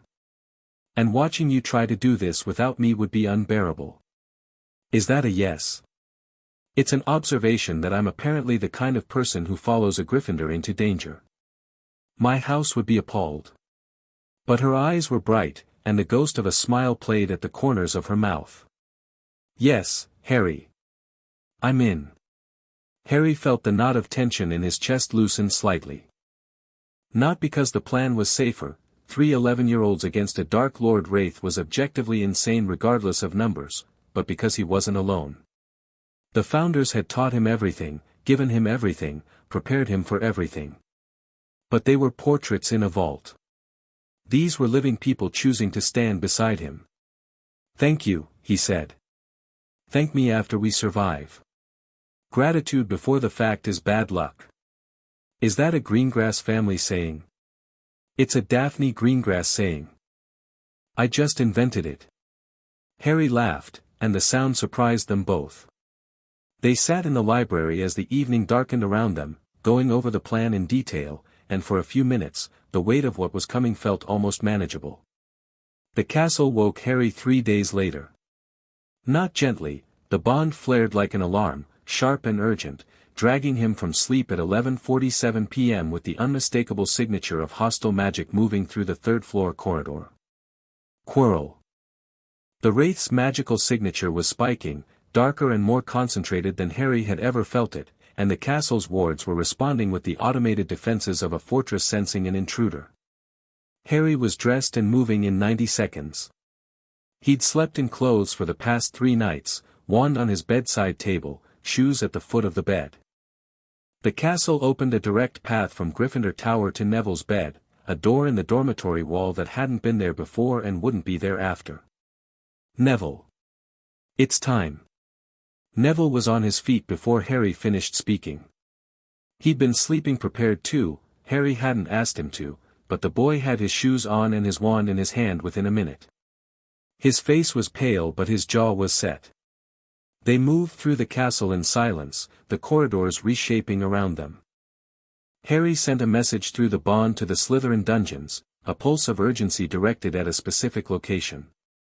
He'd taught Daphne to feel it 2 days ago, a simple magical signal they'd practiced until it was as natural as breathing. Daphne met them at the second-floor landing. She was dressed in dark robes, her hair tied back, her wand drawn. She looked at Harry, looked at Neville, nodded once. He's already past the dog, Harry said, moving fast. The castle can feel him in the chamber below. Moving through the devil's snare now. Then we need to move faster, Daphne said. They ran. The third-floor corridor was cold, colder than it should have been, the kind of cold that seeped into bone and made thoughts sluggish. Harry recognized it, the Wraith's influence, bleeding through Quirrell's weakening containment. The corridor smelled of dark magic, a coppery tang that settled on the tongue. Fluffy was asleep. 3 massive heads on 3 sets of paws, drooling onto the flagstones, ears twitching in canine dreams. A harp played itself in the corner, Quirrell's work, the charm still active. Harry knelt and opened the trapdoor. "The snare's down there," he said. "Neville." Neville peered into the darkness below. The devil's snare was visible as a mass of writhing tendrils, pale green in the dim light, already agitated from Quirrell's passage. It had regrown since the professor pushed through. The plant was adaptive, recovering from intrusion like a wound healing. "Fresh growth," Neville murmured, already shifting into the focused calm that came over him when he was working with plants. "Post-trauma regrowth, it'll be more aggressive than the original. Stronger grip, faster response time. But the root structure is compromised from Quirrell's passage, so the base is weaker. Can you handle it?" Neville pulled something from his pocket, a small vial of amber liquid. "Concentrated sunlight extract. Professor Sprout showed me how to brew it for Herbology Club. 1 drop makes devil's snare retreat for 30 seconds. I've got enough for 3 doses. You prepared for this specific scenario?" "Harry, you told me there was devil's snare. I've been preparing for this specific scenario for 3 days." Harry dropped through the trapdoor. The snare reached for him immediately, cold tendrils wrapping around his ankles, his wrists, tightening with the methodical pressure of a constrictor. Harry let them come, staying calm the way Godric had taught him. Panic is the only real trap, and waited. Neville dropped beside him. 1 drop of the extract, and the snare recoiled, tendrils whipping away from the light like fingers from a hot stove, creating a clear path through the mass. Daphne dropped through, landed in the gap Neville had created, and they moved. 30 seconds. The extract's effect faded. The snare regrew behind them, sealing the path. "No going back. 2 doses left," Neville said. "In case we need an exit." "Forward's the only exit," Harry said. "Let's go." The flying keys were next. A room full of them, brilliant, jewel-colored, darting through the air like a flock of demented hummingbirds. A broomstick sat propped against the wall, and the door on the far side was locked, its keyhole large and ornate. Harry assessed the room in 2 seconds. Through the bond, the castle showed him the enchantment's architecture. The keys were charmed to respond to the broomstick, creating a chase scenario. Fun, probably, for Flitwick. Time-consuming for anyone in a hurry. "I don't need the broom," Harry said. He reached through the bond and asked the castle a question: "Which key?" The castle answered. 1 key, old, silver, with bent wings from where Quirrell had already caught and used it, lit up in Harry's awareness like a beacon. Harry raised his wand and said, "Accio." The key fought the summoning charm. It was enchanted to resist direct magical capture, Flitwick's cleverness. But Harry's Accio was backed by the castle's cooperation, and the enchantment recognized its sovereign's authority. The key hesitated, wavered, and then shot into Harry's hand like a lost bird coming home. He unlocked the door. Time elapsed, 11 seconds. "That's cheating," Daphne observed. "That's efficiency." The chess set was already destroyed. Giant stone pieces lay scattered across the board in the aftermath of Quirrell's game, black fragments everywhere. The white queen toppled, the king standing alone on its square. Quirrell had brute-forced his way through with dark magic rather than playing properly. The magical residue stank of the wraith's influence. They picked their way through the rubble. Neville stumbled over a fallen rook. Daphne steadied him without breaking stride. Harry's scar throbbed as they moved deeper. The wraith's proximity was increasing, and the Horcrux in his skull was responding like a tuning fork to a struck bell. The troll room was empty. The replacement enchantment showed signs of having been overwhelmed by dark magic. Scorched walls, the smell of ozone. Quirrell wasn't bothering with elegance anymore. He was burning through the protections. Then the potions room. 7 bottles on a table.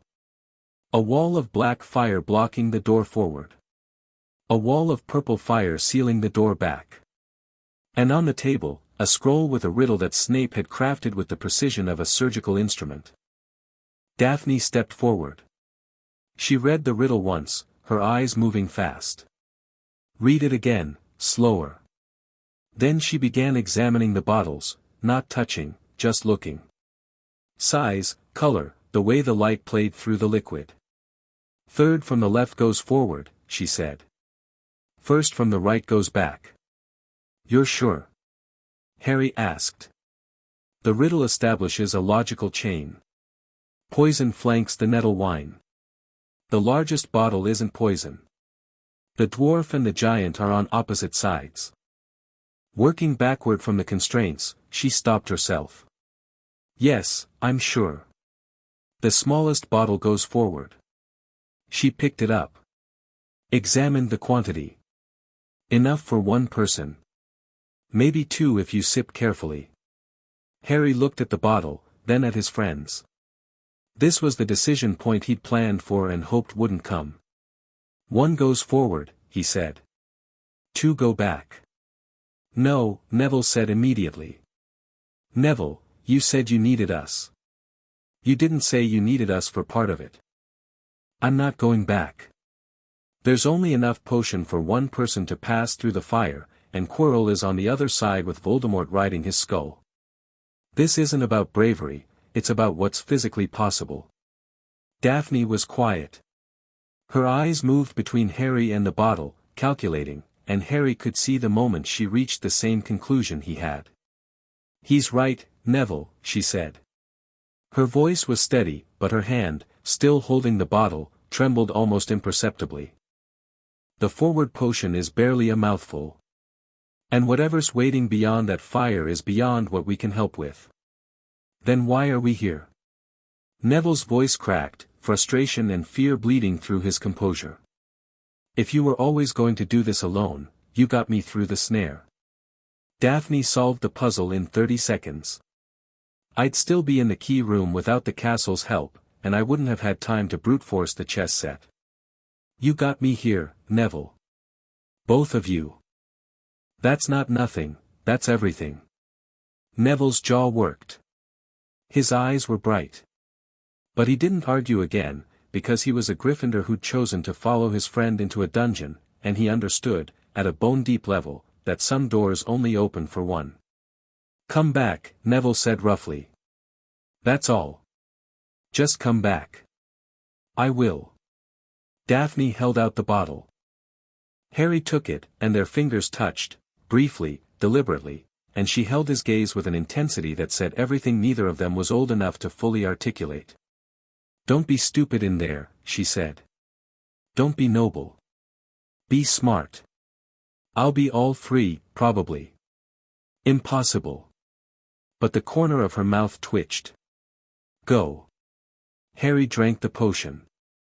It was ice, liquid winter flowing down his throat, filling his veins with cold clarity. He walked through the black fire and felt nothing. On the other side, the flames sealed behind him, and he was alone. Almost alone. The final chamber was circular, carved from raw stone, lit by torches that burned with a pale, sickly light. The mirror of Eriste stood at its center, massive, gold-framed, its surface rippling like disturbed water. And in front of the mirror, his back to Harry, stood Quirinus Quirrell. Without the turban. The back of Quirrell's head was a ruin, pale skin stretched over a face that was and wasn't human. Red eyes. Slitted nostrils. A mouth that smiled with someone else's cruelty. Voldemort's face, parasitic and triumphant, grafted onto his host like a tumor given sentience. Quirrell was staring into the mirror with desperate concentration. His hands gripped the frame. Sweat darkened his robes. The wraith was pushing him, Harry could feel it through the scar, a relentless psychic pressure that was grinding Quirrell's will to dust. I see the stone, Quirrell whispered, and his voice was raw. I see myself presenting it to my master. But I can't, it won't, because you want to use it, Harry said. Quirrell spun. Voldemort's face, now facing Harry, went still. Red eyes locked onto green, and the scar on Harry's forehead exploded with pain, not the testing probe of the classroom, but a full-force assault, the Horcrux and the Wraith resonating like two bells struck by the same hammer. Harry didn't scream. He wanted to. The pain was beyond anything Godric's training had prepared him for, a white-hot lance driven through his skull and into the core of his being. But Salazar's occlumency held, the mental walls absorbing the pain, channeling it, preventing it from reaching the parts of his mind that made decisions. Harry Potter. Voldemort's voice was high and cold and carried the remains of what had once been a brilliant man's charisma. The boy who lived. Come to die. Come to stop you, actually. Dying wasn't on the schedule. Through the pain, Harry assessed. The room was part of Hogwarts. The sovereignty bond still functioned here, he could feel the castle's magic, the ward structure, the stone beneath his feet and the air in his lungs all connected to the same vast network that made the school alive. But the Wraith was disrupting it.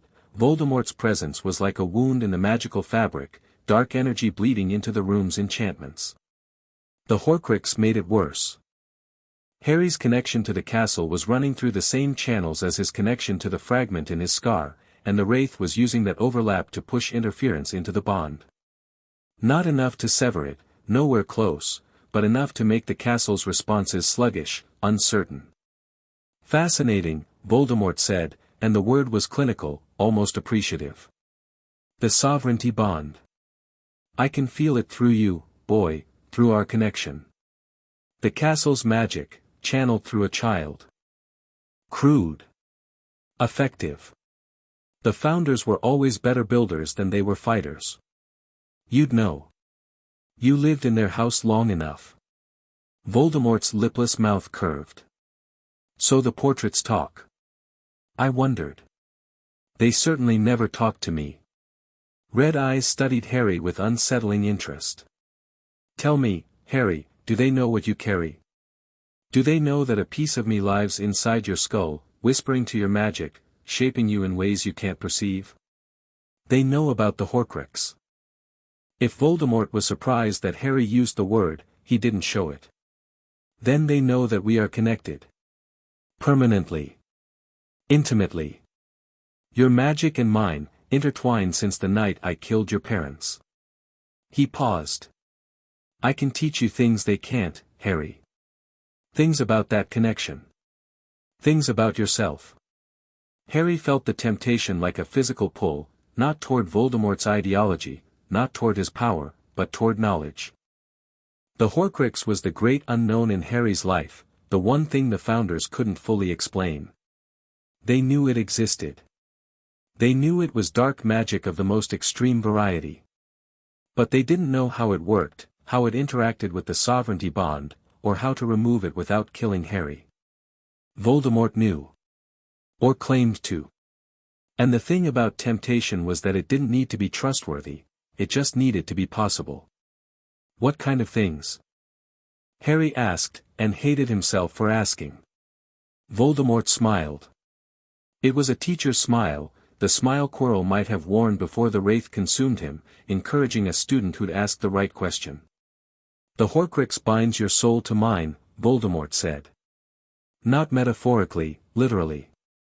A fragment of my consciousness exists within your magical core, feeding on your growth, strengthening as you strengthen. The Founder's training has made you powerful, Harry, and in doing so, it's made the Horcrux powerful too. Every spell you learn, every magical muscle you develop, a portion of that growth belongs to me. The words landed like stones. Harry felt them hit, felt the implications cascade, and fought to keep his expression neutral while his mind raced. If Voldemort was telling the truth, and Harry's instincts said he was, at least partially, because the best lies were wrapped in truth, then the Founder's years of training had been feeding the parasite in his skull. Making it stronger. Making Voldemort stronger, through the connection.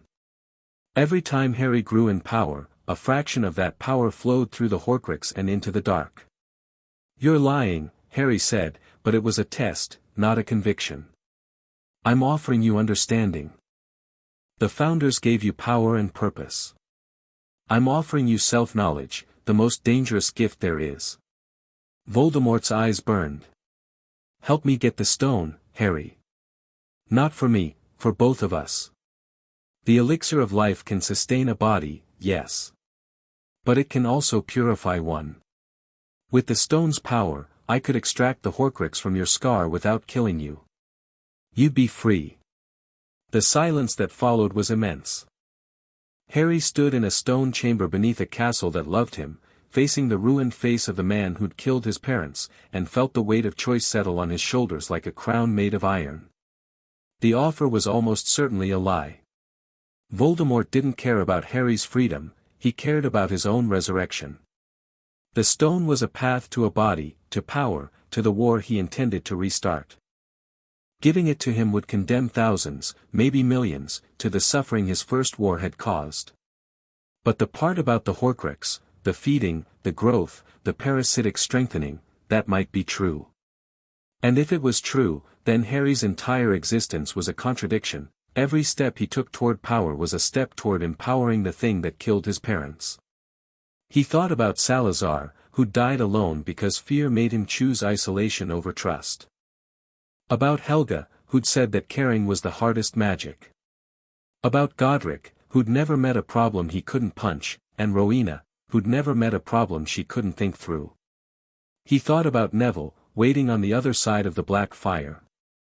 About Daphne, who'd held a bottle out to him with trembling fingers and steady eyes. He thought about his mother, who'd stood between her baby and a killing curse and chosen love over survival. You killed my mum, Harry said quietly. Whatever answers you have aren't worth what you'd cost. Voldemort's smile didn't fade. It sharpened. Sentiment. The refuge of the weak. My mother's love kept me alive for 10 years. Your power couldn't manage 10 minutes in a body. I'll take sentiment. The red eyes went flat. The room's temperature dropped. And Voldemort said, in a voice stripped of all pretense, then you'll die with your ignorance. Quirrell, Voldemort hissed. Take him. Quirrell moved. He moved faster than a man should, the wraith's power flooding through him, augmenting his muscles, his reflexes, his magic. A curse flew from Quirrell's wand, not a schoolbook hex but a vicious dark cutting curse that would have opened Harry from shoulder to hip. Harry dove sideways. The curse hit the wall behind him and carved a foot-deep gouge in solid stone. Through the bond, the castle screamed, not in sound but in sensation, the pain of violated stone reverberating through Harry's chest. Help me, Harry told the castle. But carefully. Don't bring the roof down on us. The castle responded. The floor beneath Quirrell's feet rippled. Not dramatically, a subtle unevenness, like standing on the deck of a ship in rough seas. Quirrell staggered, his next curse going wide, and Harry was already moving. He couldn't match Quirrell in dueling experience. Even with 5 years of Godric's training, he was 11 and Quirrell was channeling decades of dark magic knowledge through Voldemort's guidance. In a straight wand fight, Harry would lose. So he didn't fight straight. The room was part of Hogwarts. Every stone, every torch, every molecule of air was connected to the sovereignty bond. Harry fought with the room. A torch bracket swung out from the wall and caught Quirrell's wand arm. Quirrell blasted it apart, but the half-second delay let Harry cast a shield charm, wandless, powered through the bond, that caught the next curse and deflected it into the ceiling. The mirror of Erist swung on its base, rotating like a massive door. Quirrell had to leap backward to avoid being struck, and Harry used the opening to push through the bond and shift the room's geometry. The circular chamber compressed on one side, walls sliding inward, reducing Quirrell's space to maneuver while giving Harry room to move. The castle fights for you, Voldemort snarled from the back of Quirrell's head. Hiding behind stone and mortar. Your mother at least had the courage to face me. My mother didn't have a castle.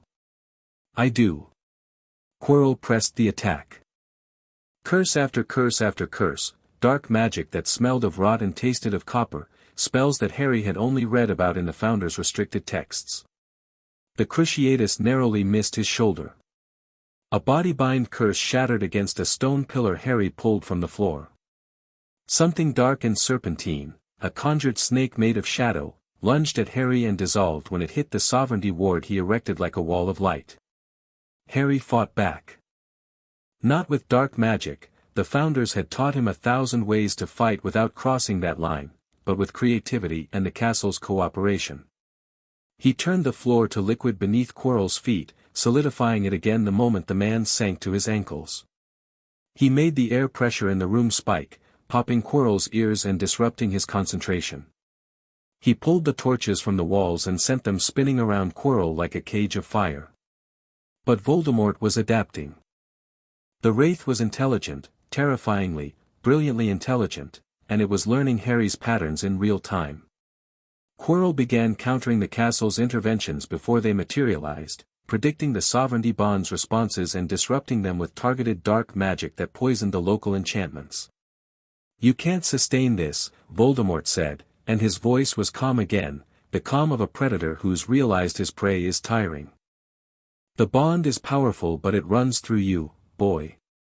Your body is the bottleneck. Your stamina. Your concentration.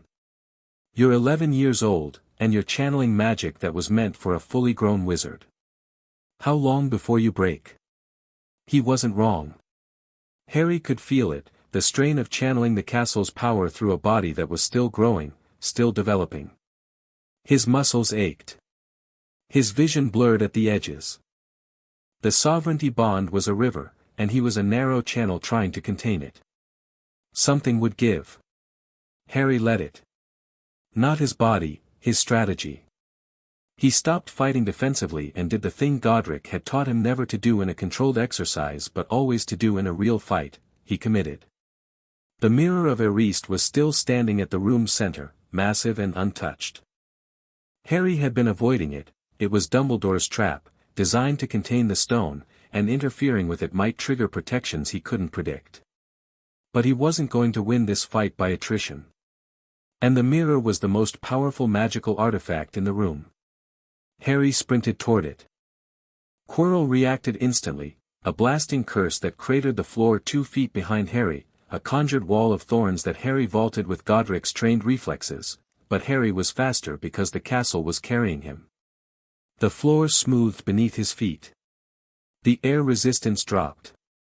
For 3 seconds, Harry moved through Hogwarts the way the castle moved through itself, without friction, without hesitation, without the physical laws that bound normal flesh. He hit the mirror at full speed, slammed his palms against the glass, and looked into it. The mirror of Eriste showed the viewer their deepest desire. Dumbledore had enchanted it so that only someone who wanted to find the stone but not use it could retrieve it. Harry looked into the mirror and saw himself. Older, maybe 17 or 18. Standing in the great hall with his hand on the sovereignty pedestal, the castle's magic flowing through him in visible streams of light. And beside him, around him, people. Neville, grinning. Daphne, her hand on his arm. Hermione, laughing. Ron, clapping his back. Sirius Black, free and whole. His parents, alive, watching with pride. A family. A real family. Connected not by blood or bonds or duty, but by choice. The deepest desire of a boy who'd grown up in a cupboard. But layered beneath the image, woven into the enchantment like a hidden thread, Harry saw the stone. A red, irregular crystal, small enough to fit in a palm. The mirror. Harry smiled, reached into his pocket, and held it up. Then he winked, and Harry felt something solid and warm materialize in his real pocket. The Philosopher's Stone. He'd retrieved it.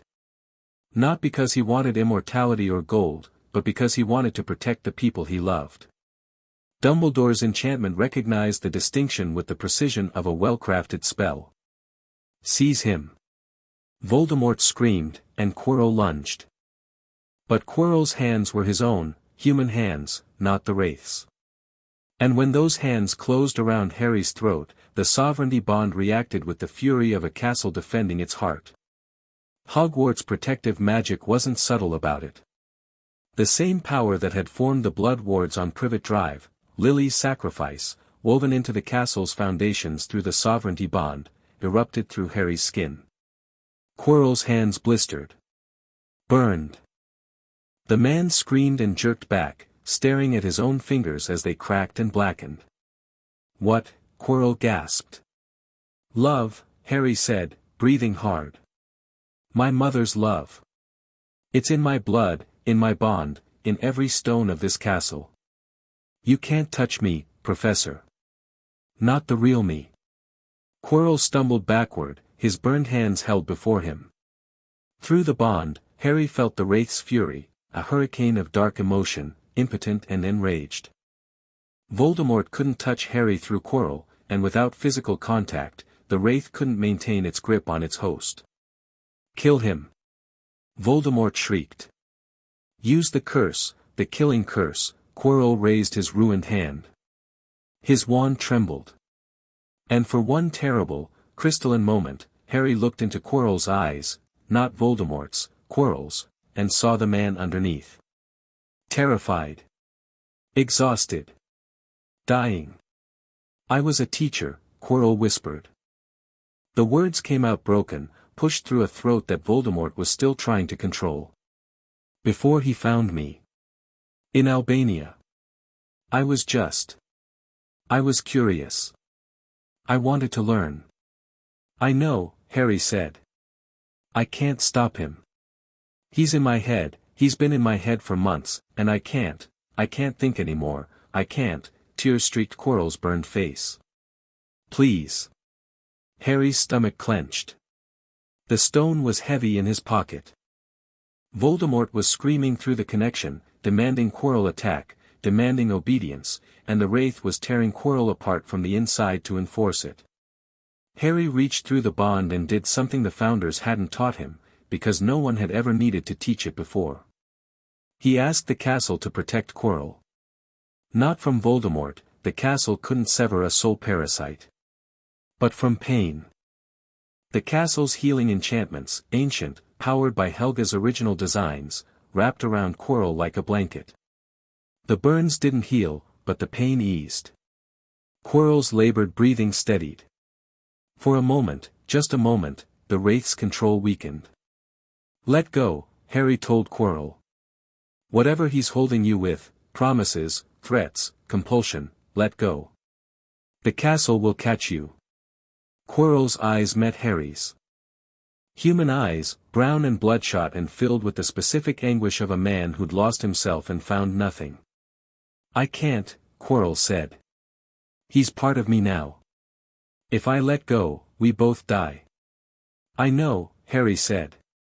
And the gentleness in his voice was the hardest thing he'd ever produced, because Quirrell was dying and they both knew it, and the best Harry could offer was kindness in the last moments. Voldemort surged. The Wraith's power overwhelmed Quirrell's failing resistance, seizing control of the body one final time. Quirrell's wand came up. The killing curse formed on his lips. Harry didn't think. He acted. Both hands, flat against Quirrell's chest. The sovereignty bond and the blood protection and the castle's full, terrible, loving power, all of it, channeled through an 11-year-old's body, poured into the man who'd once been a teacher. Quirrell burned. Not with fire, with light. The same golden light that had filled the great hall during the sorting, the same warmth that the castle wrapped around sleeping children, amplified 1,000-fold and focused like a beam. Quirrell's body couldn't contain it. The dark magic sustaining Voldemort's parasitic grip couldn't survive it. The Wraith ripped free with a sound that was more feeling than noise, a psychic scream that tore through Harry's scar and the bond and every ward in the castle simultaneously. Every portrait in Hogwarts rattled. Every suit of armor took a step forward. Every stone vibrated with the resonance of ancient evil being forcibly evicted from ancient good. The Wraith, grey, spectral, a face twisted in rage that was almost pitiable in its impotence, spiraled upward through the chamber ceiling and was gone. Fleeing. Not destroyed, Harry could feel it through the Horcrux connection, a fading signal heading east and away, back to whatever miserable existence awaited a soul fragment without a host. Harry caught Quirrell as the man collapsed. The teacher was dying.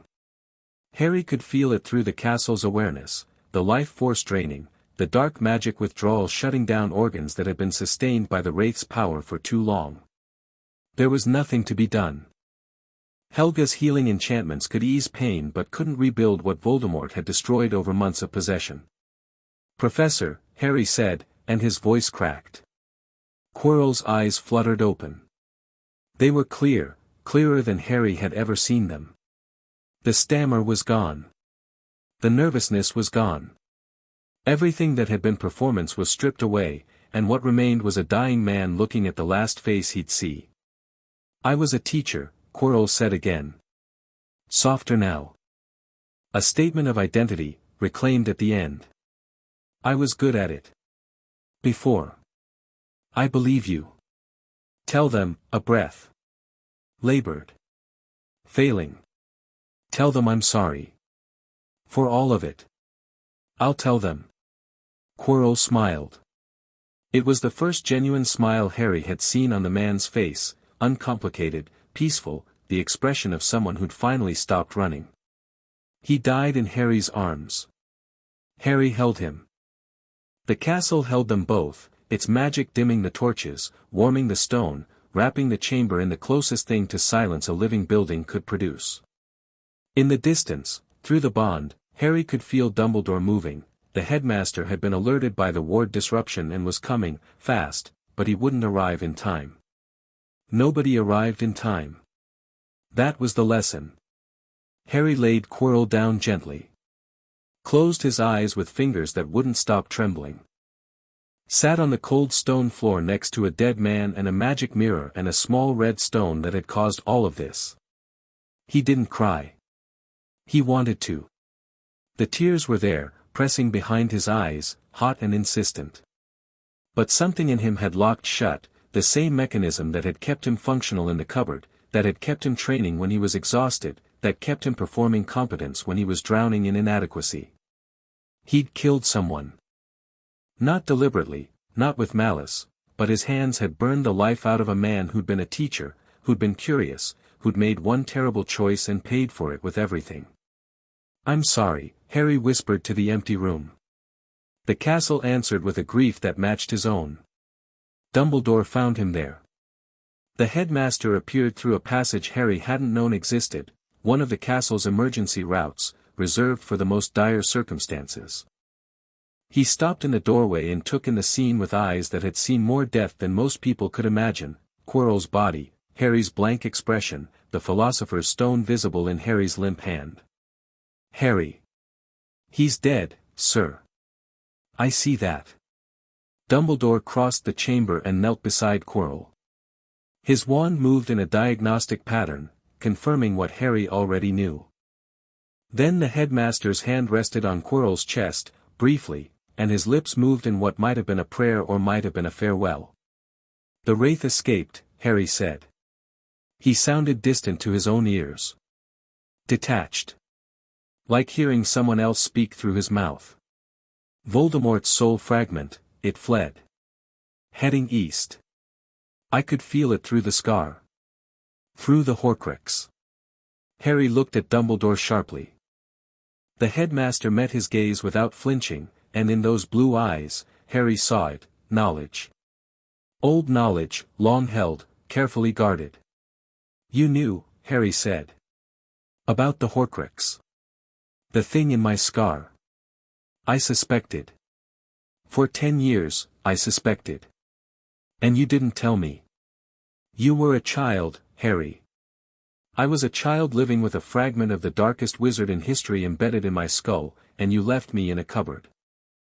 The words tore out of him, loud, raw, nothing like the measured calm he'd maintained all year. The castle's windows rattled. The torches flared.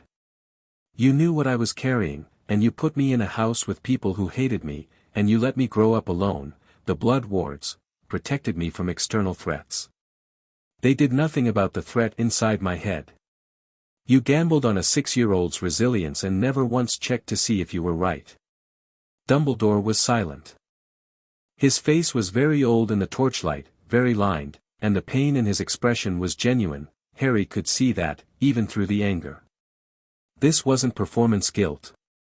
This was a man confronting, in the stark clarity of a room that contained a dead body, the full weight of his miscalculations. "You're right," Dumbledore said. The simplicity of it took the wind from Harry's sails. He'd been ready for deflection, for justification, for the elaborate reasoning of a man who'd built a lifetime of strategy on the foundation of it was necessary. The unadorned admission left him with nowhere to aim his fury. "The castle tells me things, headmaster," Harry said, and his voice was quieter now but no less hard. "It told me you knew what was in my scar the night you left me on that doorstep. It told me you've been monitoring the Horcrux's magical signature through those instruments in your office since I was a baby. And it told me," he paused, feeling the bond pulse with information that was flowing in from the castle's deepest records. "It told me you've been planning for the possibility that I might need to die. That the Horcrux might require my death to be destroyed." The silence that followed was absolute. Dumbledore's face didn't change. But something in his eyes did, a shifting, like watching a building settle on its foundations. He didn't deny it. "It was one possibility among many," Dumbledore said carefully. "But it was your working assumption. Your baseline plan."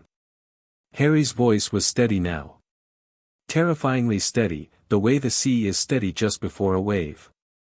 "Raise the boy. Train the boy. Point the boy at the Dark Lord. And if the boy has to die to take the Horcrux with him, well. Greater good. Harry, I need you to hear me, Professor." Harry stood. He was small, 11, thin, still carrying the marks of a childhood spent in a cupboard. But the castle stood with him, and when a sovereign speaks in the heart of his castle, the walls listen. "I am not a piece on your board. I am not a sacrifice you get to plan. I am a person, a kid, who has a piece of Voldemort's soul in his head and friends who love him and a castle that chose him and an entire life that you decided was expendable. It was never expendable. You were never expendable. Then stop making plans that end with my death."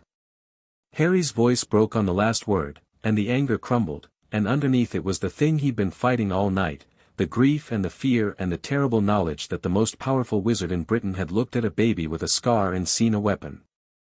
Dumbledore closed his eyes. When he opened them, they were wet. "I will find another way," he said.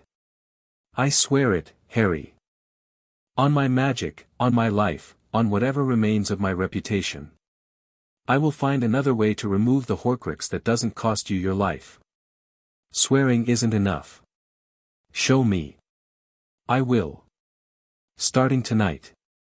Dumbledore looked at Quirrell's body, then at Harry, then at the stone in Harry's hand.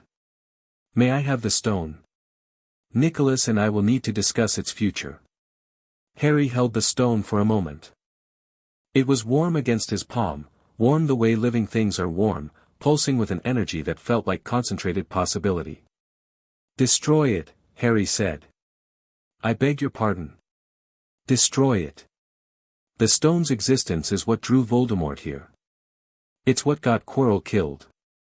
As long as it exists, it'll be a target, for Voldemort, for the next Dark Lord, for anyone desperate enough to chase immortality. Flamels had 600 years. That's enough." Dumbledore stared at him.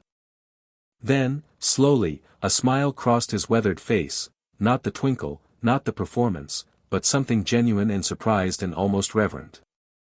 "Nicholas will say the same thing," Dumbledore said quietly. "He's been saying it for decades.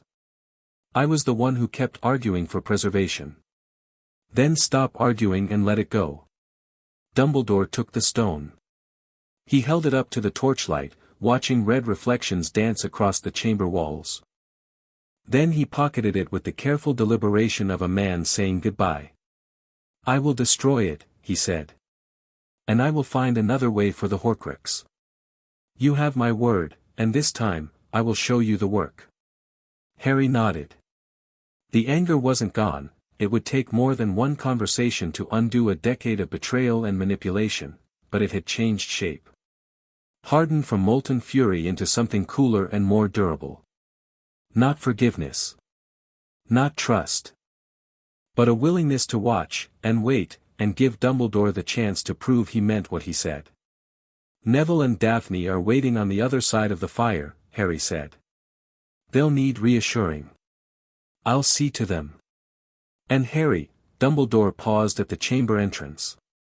What you did tonight, facing Voldemort, refusing his offer, protecting Quirrell in his final moments. That wasn't the act of a child. But it also wasn't the act of a weapon. It was the act of a good person.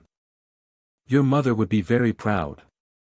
The words hit a place inside Harry that he'd been guarding all night, a soft, raw place that the anger and the grief and the strategy couldn't quite reach. His eyes stung. Thank you, sir. Dumbledore left. Harry stayed in the chamber for a few more minutes, standing beside Quirrell's body, feeling the castle mourn around him. The torches dimmed. The stones cooled. And Harry Potter, age 11, learned something that no training session or tactical simulation could teach: some victories don't feel like winning. The hospital wing was bright and clean and smelled of healing potions. Harry sat in a bed he didn't need, because Madame Pomfrey had insisted on a full diagnostic and Dumbledore had backed her up. He was physically fine, exhausted, magically drained, with a headache that felt like the world's worst hangover, but the castle's healing enchantments had already addressed the worst of it. Neville was asleep in the next bed. He'd refused to leave the hospital wing until Harry woke up, and then he'd fallen asleep in the visitor's chair and been transferred to a bed by a stern Pomfrey who brooked no argument from anyone under 60. Daphne was sitting at the foot of Harry's bed, reading a book she'd conjured from somewhere, as if nothing had happened. As if they hadn't walked into a dungeon together and come out the other side of something that would mark them all. You look terrible, she said without looking up. Feel worse. Good. That means you're processing, not repressing. She turned a page. Granger came by. She was furious that you didn't include her. I talked her down by pointing out that her logical brilliance would have been wasted on the physical challenges, and that her real value was in the research phase, which starts now. Research phase? The Horcrux. Daphne set the book down. Her eyes were serious, not her usual analytical seriousness, but something deeper. You told Dumbledore. About the thing in your scar. How do you? I was on the other side of the fire, Harry, not on the other side of the world. Sound carries. And Neville and I both felt the moment you used the sovereignty bond at full power, it was like standing next to a lightning strike. She paused. You have a piece of Voldemort's soul in your scar. Yes. And Dumbledore's been planning for the possibility that destroying it might require your death. Also yes. Daphne was quiet for a long moment. Then she stood, walked to the head of Harry's bed, and sat down on the mattress beside him. Close enough that their shoulders touched. The physical contact was deliberate, Harry could tell, because Daphne didn't do anything accidentally. We're going to find another way, she said. Not Dumbledore, us. You and me and Neville and whoever else we need. Because Dumbledore is brilliant, but he thinks in acceptable losses, and you are not an acceptable loss. Daphne, don't argue with me when I'm being sentimental. It happens rarely and I'd like to not be interrupted. Harry almost laughed. Almost. The sound stuck in his throat, caught between grief and gratitude, and what came out instead was a long, shaky breath that carried more weight than words could hold. Quirrell's dead, he said. He died in my arms. He was just a teacher, Daphne. Before Voldemort found him, he was just someone who wanted to learn things. And you didn't kill him. Voldemort killed him. Years ago, in Albania, when he made a curious man into a vessel. You ended the suffering. There's a difference. It doesn't feel different. It won't. Not yet. Her shoulder pressed against his. Warm. Steady. Present. Feeling it is the point. If you didn't feel it, I'd be worried.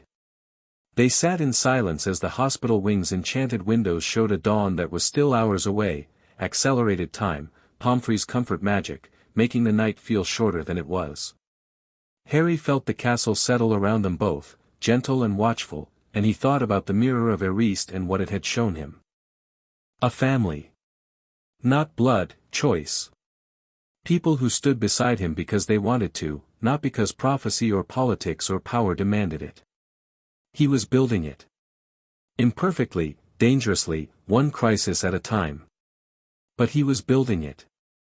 "Thank you," he said. "For coming tonight." "Thank me after we survive," Daphne said. "Remember? Bad luck before the fact. We did survive. Then you're welcome." She picked up her book, opened it to a random page, and didn't read a single word. The last weeks of term passed in a haze of recovery and recalibration. Quirrell's death was officially attributed to a rare magical malady exacerbated by exposure to dark artifacts. The students accepted it with the morbid curiosity of young people who hadn't yet learned to question official narratives. The staff knew more. Harry could feel their awareness through the portraits and the castle's emotional resonance, but they followed Dumbledore's lead in keeping the details contained. Harry, Neville, and Daphne didn't discuss the third-floor corridor in public. They didn't need to. The shared experience had created a bond between them that communicated in glances and half-sentences and the comfortable silences of people who'd seen each other at their bravest and most afraid. The House Cup ceremony came and went. Gryffindor won, partially because Dumbledore awarded last-minute points that were transparently aimed at rewarding Harry's intervention, 50 points for outstanding courage in the face of extraordinary danger, which made Harry wince and Ron cheer and Snape look like he'd bitten a lemon. Harry didn't care about the cup. He cared about the conversations it generated, the way the school's social dynamics shifted around the rumor that Harry Potter had done something significant on the third floor, the details unclear but the gravity unmistakable. He had one more conversation before the term ended. Not with Dumbledore, not with the Founders, but with Snape. Harry knocked on the potions office door at 9 p.m. on the last Thursday of term. Snape opened it with his usual expression of barely contained irritation, saw Harry, and paused. "Potter. Office hours are over. This isn't about class, Professor." Snape studied him for a moment, then stepped aside. Harry entered the office, cold, dim, lined with jars of preserved things that he tried not to examine too closely, and sat in the visitor's chair without being invited. "Quirrell," Harry said. "You suspected him." "I did. You were protecting me. All year. The troll, the Quidditch match I didn't mention but you spelled my broom during, I felt the counter-jinx, by the way you kept Quirrell under surveillance." Snape's jaw tightened. Don't assign altruistic motives where professional obligation will suffice. You did it because of my mother. The silence was sharp enough to cut. Salazar was right about you, Harry continued quietly. You do wear your grudges on your sleeve. But he missed something. You wear your love there too. You just call it different names. Snape's hand gripped the edge of his desk with white-knuckled force. His face was a mask, deliberately, forcefully blank, the same damn Harry had seen threaten to break during their first conversation. But something leaked through the cracks, not anger this time, but something far more dangerous to a man who'd built his identity on bitterness. Hope. The Horcrux in my scar, Harry said. Dumbledore says he'll find a way to remove it without killing me. I don't fully trust him to follow through. His track record on decisions about my welfare isn't great. But you're a potions master and a half-blood who survived Voldemort's inner circle. If anyone can find an alternative, it's you. You're asking for my help. I'm asking for your expertise. Dumbledore will approach this as a magical theory problem, he'll look for spells, rituals, grand solutions. You'll approach it as a practical problem, ingredients, processes, things that can be tested and refined. I need both approaches. Snape was quiet for a long time. The jars on his shelves seemed to hold their breath. Your mother, Snape said, and the words still came out rough, still carried that extra weight, would have asked the same way. Direct. No flattery. No manipulation. Just, he stopped. She was the only person who ever asked me for help as if she expected me to say yes. I expect you to say yes. Arrogant. Confident. The ghost of something that wasn't quite a smile crossed Snape's face. It was gone before Harry could confirm it, replaced by the familiar scowl, but it had been there. I will investigate the Horcrux, Snape said. Independently. Not as Dumbledore's instrument and not as your ally. As a potions master presented with an unprecedented magical problem. The challenge is sufficient motivation. And the fact that it might save Lily Evans' son has nothing to do with it. Nothing whatsoever. But Snape's voice had softened, fractionally, in a way that meant everything. Now get out of my office, Potter. I have papers to grade. Yes, sir. At the door, Harry paused. Professor. What now? Thank you. For protecting me this year. Whatever you want to call it. Snape said nothing. But as Harry closed the door, he heard, or thought he heard, a single, quiet word. Always. The train home was loud and joyful and deeply strange. Harry sat in a compartment with Neville, Hermione, and Ron, eating chocolate frogs and trading cards and talking about absolutely nothing of consequence. The countryside rolled past the windows in lush summer green, and the Hogwarts Express rocked gently on its tracks, and for a few hours, they were just kids going home for the holidays. Daphne found him in the corridor, 10 minutes before King's Cross. Summer plans? She asked, leaning against the wall with casual grace. Survive the Dursleys. Train in the vault. Try to figure out how to remove a piece of a Dark Lord's soul from my skull without dying. Light schedule, then. Practically a holiday. They stood in comfortable silence, watching the suburbs of London slide past.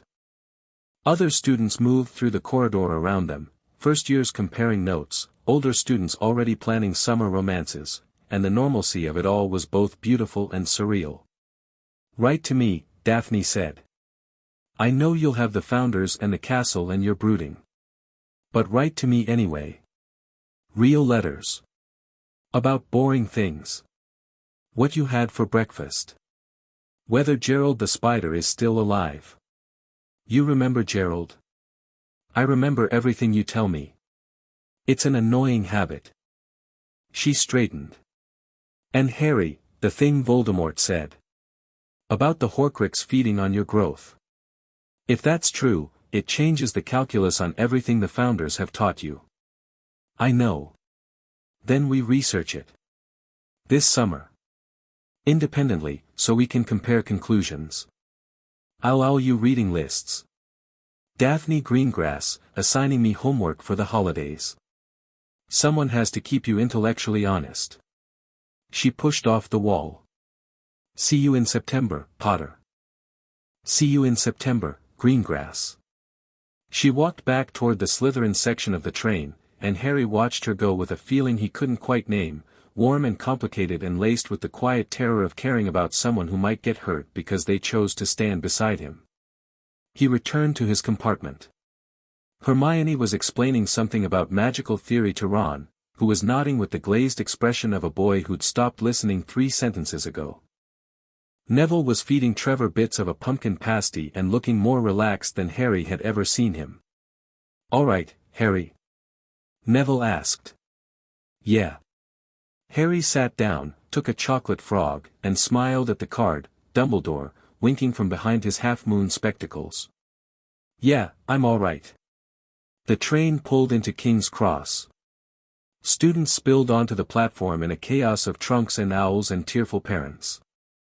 Harry found the Dursleys, Vernon purple-faced, Petunia thin-lipped, Dudley eyeing Hedwig with the specific terror of a boy who'd once been on the wrong end of magical retribution.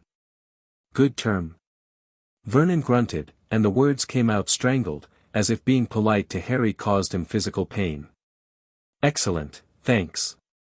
Harry loaded his trunk into the car with the casual ease of someone who could have levitated it but chose to do things the normal way.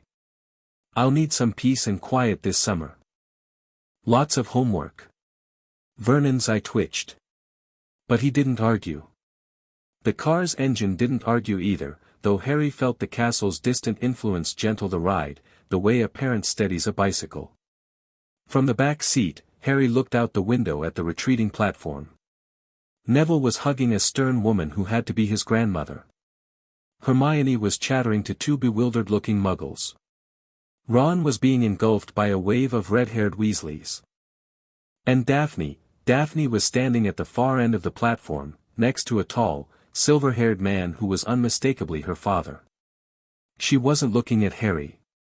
She was looking at the train, at the steam, at the distance between them, with an expression that was carefully neutral and therefore deeply meaningful. Then she turned, caught Harry's eye through the car window, and raised one hand. Not a wave, an acknowledgement. A statement, "I see you. I'll be here." Harry raised his hand in return. The car pulled away. London absorbed them into its grey, mundane sprawl. And Harry Potter, age 11, sovereign of Hogwarts, carrier of a Horcrux, survivor of a confrontation with the darkest wizard in a century, sat in the back of a sedan next to his cousin Dudley and thought about the school year he'd survived and the summers and years and battles to come.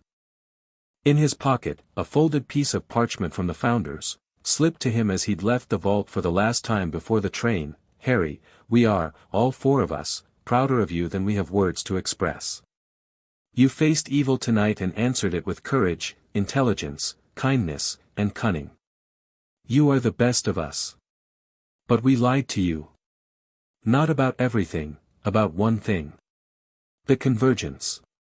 What it is, what we did, why we built the school on top of it. You asked, and we deferred, and you were too polite to push. You won't be polite forever, and you shouldn't be. The truth is this, we stole something. A long time ago, from people who had every right to it. We believed we were protecting the world. Perhaps we were. But the people we stole from are still out there, and they want it back, and your awakening as sovereign has made them move. They're called the Covenant of Ashes. They are old, and patient, and they believe they're right. The woman named Ashvale who visited the school, she's one of them. Perhaps the most dangerous of them. We should have told you sooner. We were afraid. Even portraits can be cowards.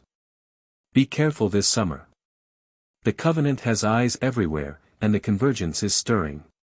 You'll feel it soon, something beneath the castle, beneath even the vault, waking up. We love you. All four of us, in our different, impossible, painted-on-canvas way. Come home soon. G.R.H.S. Harry folded the letter and tucked it inside his shirt, against his heart. The castle's distant pulse reached him even here, even in the back of a car in suburban London, a steady, warm, ancient heartbeat that said, "You're mine. You're home.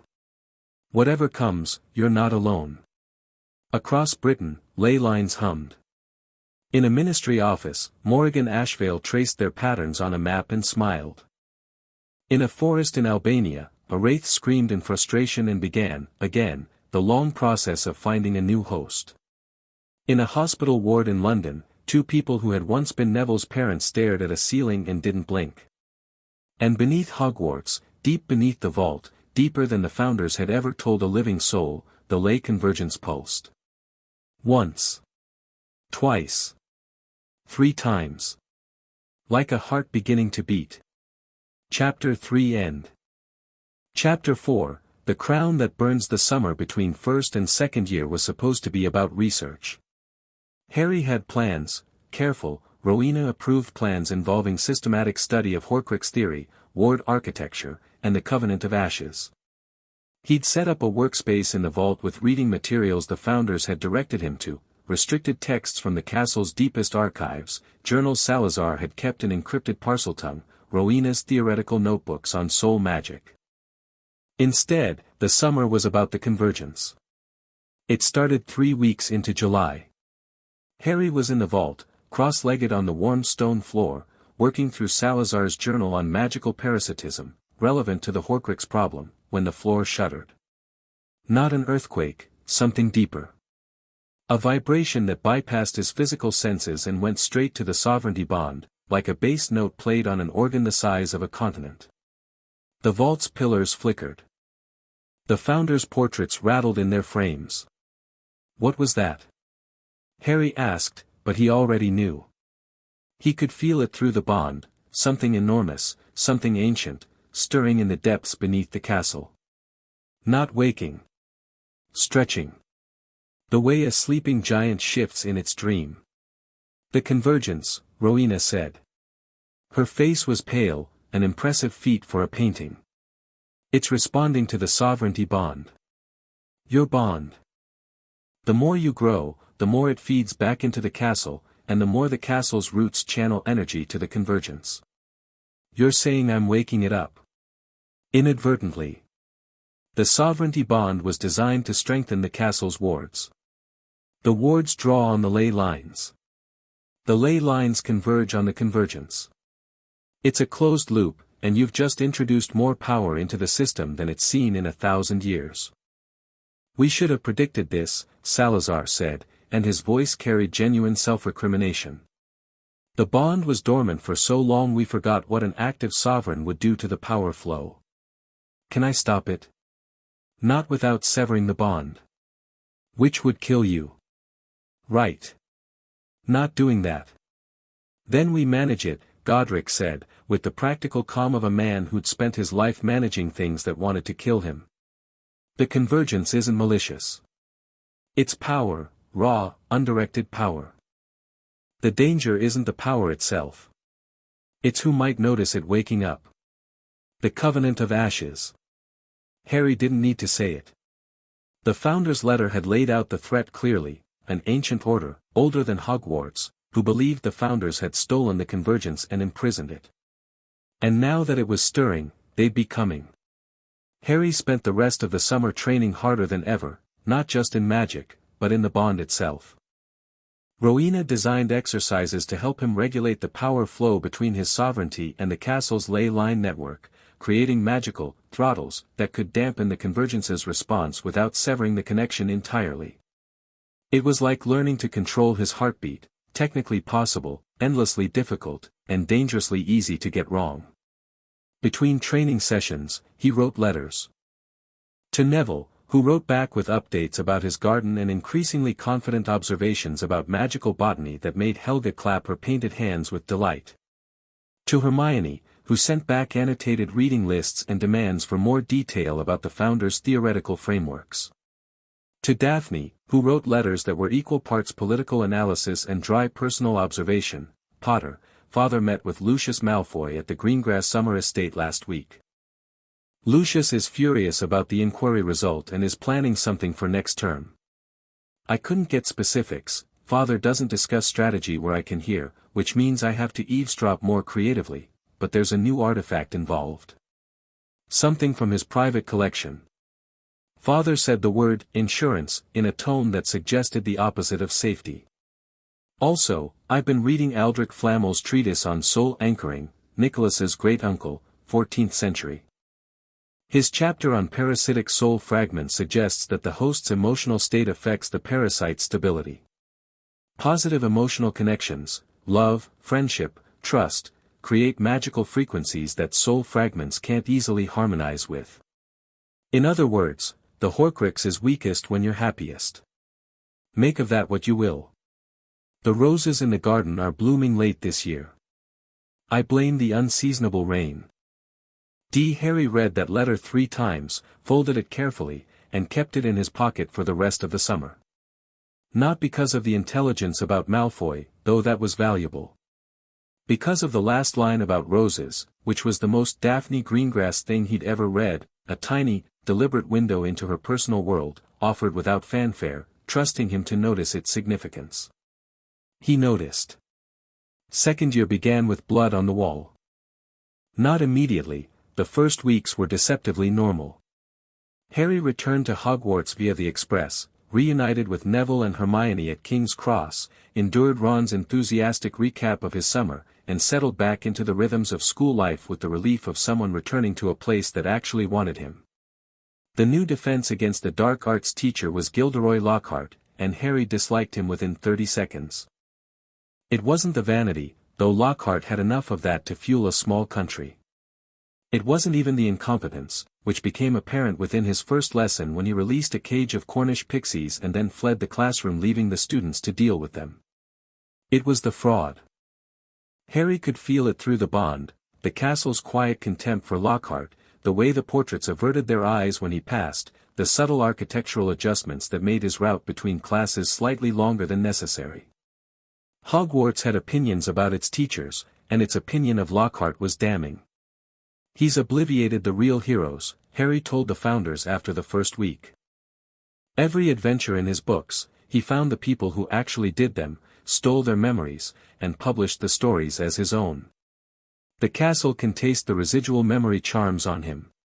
He reeks of stolen experience. "Why does Dumbledore tolerate it?" Neville asked. He'd earned vault access over the summer, Harry had shown him the entrance, and the castle had accepted him with warm enthusiasm. Neville now spent 2 evenings a week training with the founders, focusing on herbology and combat botany. "Because nobody else applied for the position," Salazar said drily. "The defense against the dark arts post has been cursed since Voldemort was denied it in the 60s. No qualified teacher lasts more than a year. Dumbledore takes what he can get. Which, in this case, is a fraud with good hair," Godric muttered. Lockhart was an annoyance. The real problem announced itself on Halloween. Harry was walking to the feast when the bond seized him like a fist. Not the gentle alertness of a ward adjustment or the warm pulse of the castle's emotional register, this was violent. Wrong. Something ancient and malevolent was moving through the castle's walls, and the sovereignty bond reacted with the primal horror of a body discovering a cancer. Harry stopped in the corridor, one hand against the wall, breathing hard. Through the bond, he could feel it, massive, serpentine, sliding through passages that shouldn't exist. Passages that were part of the castle but separate from it, a network of tunnels built into the foundations like veins in a body, connected to the castle's circulatory system but operating independently. The Chamber of Secrets. "Salazar," Harry whispered, pressing his awareness deeper into the bond. "Your chamber. Something's moving in it." Through the portrait network, Salazar had a small painting in every corridor, installed centuries ago. The founder's voice reached him. Thin, strained, carried through layers of magical relay. "The basilisk," Salazar said. "My basilisk. Someone's woken it." The feast was abandoned. On the second floor, students clustered around a message written in blood on the wall: "The Chamber of Secrets has been opened. Enemies of the air, beware." Beneath the message, Mrs. Norris hung stiff and glassy-eyed from a torch bracket. Petrified, not dead, Harry could feel the difference through the bond, the cat's life force frozen in amber rather than extinguished. Dumbledore arrived. McGonagall arrived. Snape arrived, his black eyes sweeping the corridor with the analytical intensity of a man cataloging threats. The staff cordoned off the area, sent students to their dormitories, and began the grim process of investigation. Harry stood at the edge of the crowd and felt the basilisk moving through the walls, a slow, purposeful patrol, guided by a will that wasn't its own. Something was commanding it. Something that carried Salazar's magical signature but twisted, corrupted, filtered through a lens of malice that the real Salazar had never possessed. "Harry." Daphne appeared at his elbow, her face carefully neutral for the benefit of observers but her eyes sharp with urgency. "We need to talk."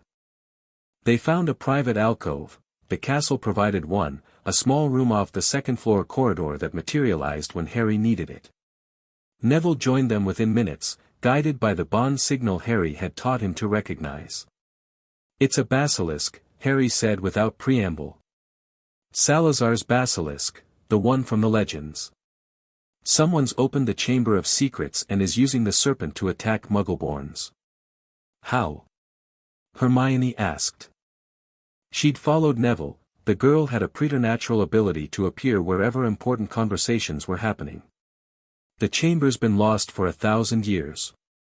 Not lost. Hidden. Harry ran his hand along the wall, feeling the bond pulse beneath the stone. The chamber exists in a blind spot of the sovereignty bond. Salazar built it specifically to be independent of any future sovereign. He valued his privacy. Of course he did, Daphne said drily. The question is, who opened it? Harry had been thinking about that since the blood appeared on the wall. The chamber required a Parseltongue, Salazar's linguistic legacy, to open. Harry himself was a Parselmouth. The Horcrux had given him the ability, a bitter irony he discussed with Salazar at length. But who else in the school could speak to snakes? I don't know yet, Harry admitted. But the basilisk is moving through the castle's internal passages, ancient pipe networks that Salazar built into the plumbing system. It can travel anywhere in the school through the walls. And its gaze is lethal, direct eye contact kills instantly. And indirect? Hermione's voice was tight. Petrifies. Mrs. Norris saw a reflection, probably in the water on the floor. That's what saved her. Mandrake restorative draft can reverse petrification, Neville said immediately, his herbology expertise already engaged. Professor Sprout has a crop of mandrakes in Greenhouse 3. They won't be mature until spring, but, spring is too long, Harry said. If whoever opened the chamber is escalating, there'll be more attacks before then. He was right. Over the next 6 weeks, 3 more students were petrified. Colin Creevey, a first year who'd been looking through his camera, the lens had saved his life. Justin Finch-Fletchley, who'd seen the basilisk through nearly headless Nick, the ghost absorbed the killing gaze and became petrified himself, an unprecedented magical event that had the staff in uproar, and, most devastatingly, Hermione. Harry found her in the library, stiff and cold, a hand mirror clutched in her frozen fingers. She'd worked it out, brilliant, impossible. Hermione had researched her way to the truth, understood the danger, and armed herself with a mirror to look around corners. It had saved her life while turning her to stone. He stood over her petrified body and felt something shift inside him. Not anger, something harder. Resolution. Whoever did this, Harry told Neville and Daphne that evening, his voice quiet and flat, is going to answer for it. Not to Dumbledore. Not to the Ministry. To me. Harry, Neville started. Hermione figured it out. She was carrying notes. Harry held up a crumpled piece of parchment he'd found in Hermione's other hand, folded so tightly the petrification had preserved it like a fossil. Pipes. She wrote pipes and circled it. She knew the basilisk was using the plumbing. Do you know where the chamber entrance is? Daphne asked. Harry closed his eyes and reached through the bond. The castle's awareness spread before him like a map, every room, every corridor, every hidden space. The Chamber of Secrets existed in the gaps, in the places where Salazar's private architecture diverged from the castle's main structure. Harry couldn't see inside it, but he could trace the edges. The blind spots formed a pattern, and at their center, like the eye of a storm. The second-floor girls' bathroom, Harry said. Moaning Myrtle's bathroom. There's a sink that doesn't work, never has. Because it's not a sink. It's a door. Charming, Daphne said. The entrance to the most dangerous secret chamber in magical history is in a girl's toilet. Salazar had a sense of humor. Just not a good one. But Harry didn't go immediately. He was missing something, the crucial piece. Who had opened the chamber? Who was commanding the basilisk? The castle couldn't tell him, because the chamber was in its blind spot. Salazar's portrait couldn't tell him, because the chamber's independence extended to blocking even his awareness. And Dumbledore had been removed. The political betrayal arrived on a Monday morning, delivered with the precision of a surgical strike. Lucius Malfoy swept into the Great Hall with 3 members of the Board of Governors, an order of suspension signed by 8 of 12 board members, and an expression of restrained triumph that made Harry want to break something. The attacks on students constitute a clear failure of leadership, Lucius told the assembled staff and students, his voice carrying the honeyed authority of a man who'd rehearsed this moment in a mirror. 3 children petrified. A message in blood. And the headmaster, a glance at Dumbledore that dripped with false concern, unable to prevent any of it. The board has no choice but to suspend Albus Dumbledore from his position, effective immediately. You can't, McGonagall said, her voice vibrating with fury. The headmaster is the only one. The headmaster has had months to resolve this situation and has failed. The board's authority on matters of student safety is absolute. Lucius produced the suspension document with a flourish. 8 votes. More than sufficient. Professor McGonagall will serve as acting headmistress until a permanent resolution is found. Dumbledore stood. He was calm, impossibly, infuriatingly calm, as if being expelled from his own school were a minor scheduling inconvenience. If the board has spoken, I will of course comply, he said. His eyes found Harry's across the hall. I will only say that I shall truly have left this school when none here are loyal to me. And that help will always be given at Hogwarts to those who ask for it. It was a message. Harry heard it clearly, I'm leaving tools behind.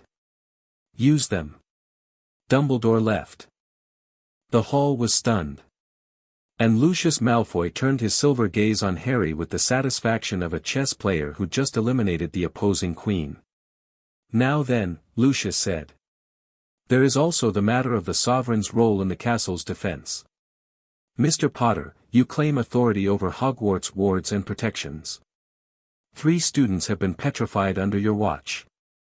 The board would like to understand why your sovereignty has failed to prevent these attacks. Harry felt the trap closing. This was Lucius's real play, not just removing Dumbledore, but using the crisis to challenge the sovereignty itself. If Harry admitted the chamber was in a blind spot, it proved his sovereignty was incomplete. If he claimed full awareness and responsibility, it made him liable for the attacks. Either way, Lucius won. Harry stood. The attacks were carried out by a basilisk, Harry said, and the hall gasped. A 1,000-year-old serpent hidden in a chamber that was specifically designed to be independent of the sovereignty bond. Whoever opened the chamber has access to magic older than the Board of Governors itself. And yet you, the supposed sovereign, couldn't detect it? Lucius pressed. I detected it the moment it moved. I've been tracking its movements through the castle's pipe network for weeks. What I haven't been able to determine, because the chamber's protections are specifically designed to prevent it, is who is controlling the basilisk. Then your sovereignty is limited. Every authority has limits, Mr. Malfoy. The question is whether those limits are a reason to remove the authority, or a reason to support it. Harry held Lucius's gaze with the steady calm that Salazar had spent 5 years drilling into him. Remove Dumbledore if you must. Challenge my sovereignty if you like. But while you're playing politics, students are being attacked. I'd rather focus on stopping the attacks. Wouldn't you? The hall was silent. Lucius's eyes narrowed, and Harry could see the calculation happening in real time, the political cost of pressing the sovereignty challenge versus the optics of appearing to obstruct the castle's defense. It was a razor's edge, and Harry was standing on it. The board will revisit this matter, Lucius said finally. After the crisis is resolved. He left. The hall exhaled. And Harry felt, through the bond, the castle's cold fury at the man who'd just expelled its headmaster. I know, Harry told it. Patience. The castle didn't want patience. The castle wanted to lock every door in the building and never let Lucius Malfoy leave. Harry sympathized, but one of them had to be the adult, and it apparently wasn't going to be the sentient building. That evening, in the vault, Harry laid out everything he knew. Lucius planted something, he said. Daphne warned me over the summer, he had an artifact, something from his private collection. And the attack started after the school year began, which means whoever's controlling the basilisk got the means to do it recently. The heir of Slytherin, Godric said. That's the Chamber's requirement, a speaker of Parseltongue who carries Salazar's legacy. Which is me, Harry said. And Voldemort. Nobody else alive speaks Parseltongue. Then it's not a living speaker, Salazar said quietly. His portrait was very still, more still than Harry had ever seen it. It's an echo. A preserved fragment of will. Something that carries enough of the Dark Lord's consciousness to command the basilisk without being fully sentient. A Horcrux, Harry breathed. Another Horcrux. Or something similar. An artifact imbued with Voldemort's magical signature and enough of his personality to act autonomously. Salazar's jaw tightened. If Lucius Malfoy had such an artifact and planted it in the school, he'd be using Voldemort's weapon without Voldemort's permission. Harry's mind raced. Lucius doesn't know it's a Horcrux. He thinks it's just a dark artifact, something that can open the chamber and terrorize Muggleborns. He's using it to discredit Dumbledore and challenge my sovereignty. While unleashing something he doesn't understand and can't control, Rowena said. Typical pure-blood arrogance. But who has the artifact? Neville asked. He'd been listening from the training area, where he'd been practicing offensive herbology. Someone in the school is carrying it. Someone who's been behaving differently since term started, Harry said. Someone who's been having blackouts, losing time, acting out of character. They looked at each other. Harry reached through the bond and searched, not for the chamber or the basilisk, but for the specific magical signature of a Horcrux. He knew what it felt like. He carried one in his own skull. The cold, parasitic resonance was unmistakable once you knew what to look for. But the chamber's blind spot extended to its operator. Whoever carried the artifact was being shielded by the same protections that hid the chamber itself. I can't find them through the bond, Harry said, frustrated. The chamber's defenses are too strong. Then we find them the old-fashioned way, Daphne said. Investigation. Observation. Who's been acting strangely? Who had access to something Lucius might have planted? They made a list. Cross-referenced it with the timing of attacks. Eliminated impossibilities. And gradually, painfully, the evidence pointed to someone none of them expected. Ginny Weasley. Ron's little sister, shy and small and desperately lonely in her first year at Hogwarts. Harry had noticed her in passing, a first year who blushed when he looked at her, who scribbled constantly in a small black diary, who'd grown progressively paler and more withdrawn as the term progressed. A diary. A small, black diary. Lucius Malfoy slipped it to her, Harry said, the pieces falling into place with the sickening clarity of a puzzle completing itself into a picture you didn't want to see. At Flourish and Blots, before the school year. He dropped something into her cauldron. I remember Daphne's letter mentioning he had an artifact. It's a diary. Tom Riddle's diary. Tom Riddle, Salazar repeated, and his voice was ice. The name Voldemort used at school. Before he became, what he became. The diary is a Horcrux. It's been possessing Ginny, feeding off her life force, using her to open the chamber, commanding the basilisk through her. She probably doesn't even know what she's doing. She's 11, Helga said, and her voice cracked. She's a child. She's being used, Harry said. By a piece of Voldemort that Lucius Malfoy put in her hands to further his political agenda. And if we don't stop it, the basilisk is going to kill someone. The plan formed quickly. Harry couldn't enter the chamber through the bond, the blind spot prevented it, but he could enter physically, through the entrance in the bathroom. The basilisk was Salazar's creation, and while the portrait couldn't control it from outside the chamber, Harry's Parseltongue might give him leverage inside. The basilisk's gaze kills on direct contact, Rowena reminded him. Indirect contact petrifies. You cannot look at it. I know. The diary must be destroyed, Salazar said. It's a soul container, only something that can damage a soul will work. Basilisk venom. Fiend fire. The sword of Gryffindor, if it presents itself. And Ginny? Save her first. Destroy the diary second. Kill the basilisk third. Godric's voice was hard, but his eyes were scared. Harry, this isn't like last year. Quirrell was a possessed man with limited power. This is a Horcrux with 60 years of magical development and a weapon that can kill with a glance. I know, Harry said again. And I'm not going alone. Neville didn't hesitate. He'd stopped hesitating months ago. The boy who'd arrived at Hogwarts afraid of his own shadow had been replaced by someone who faced danger with the steady resolve of a plant putting down roots in hostile soil. He packed a bag of herbological supplies, screech snap seeds, venomous tentacula clippings, and 2 vials of mandrake restorative draft that he'd brewed himself in Greenhouse 3 during independent study hours. For the petrified students, he explained. If we have leftover.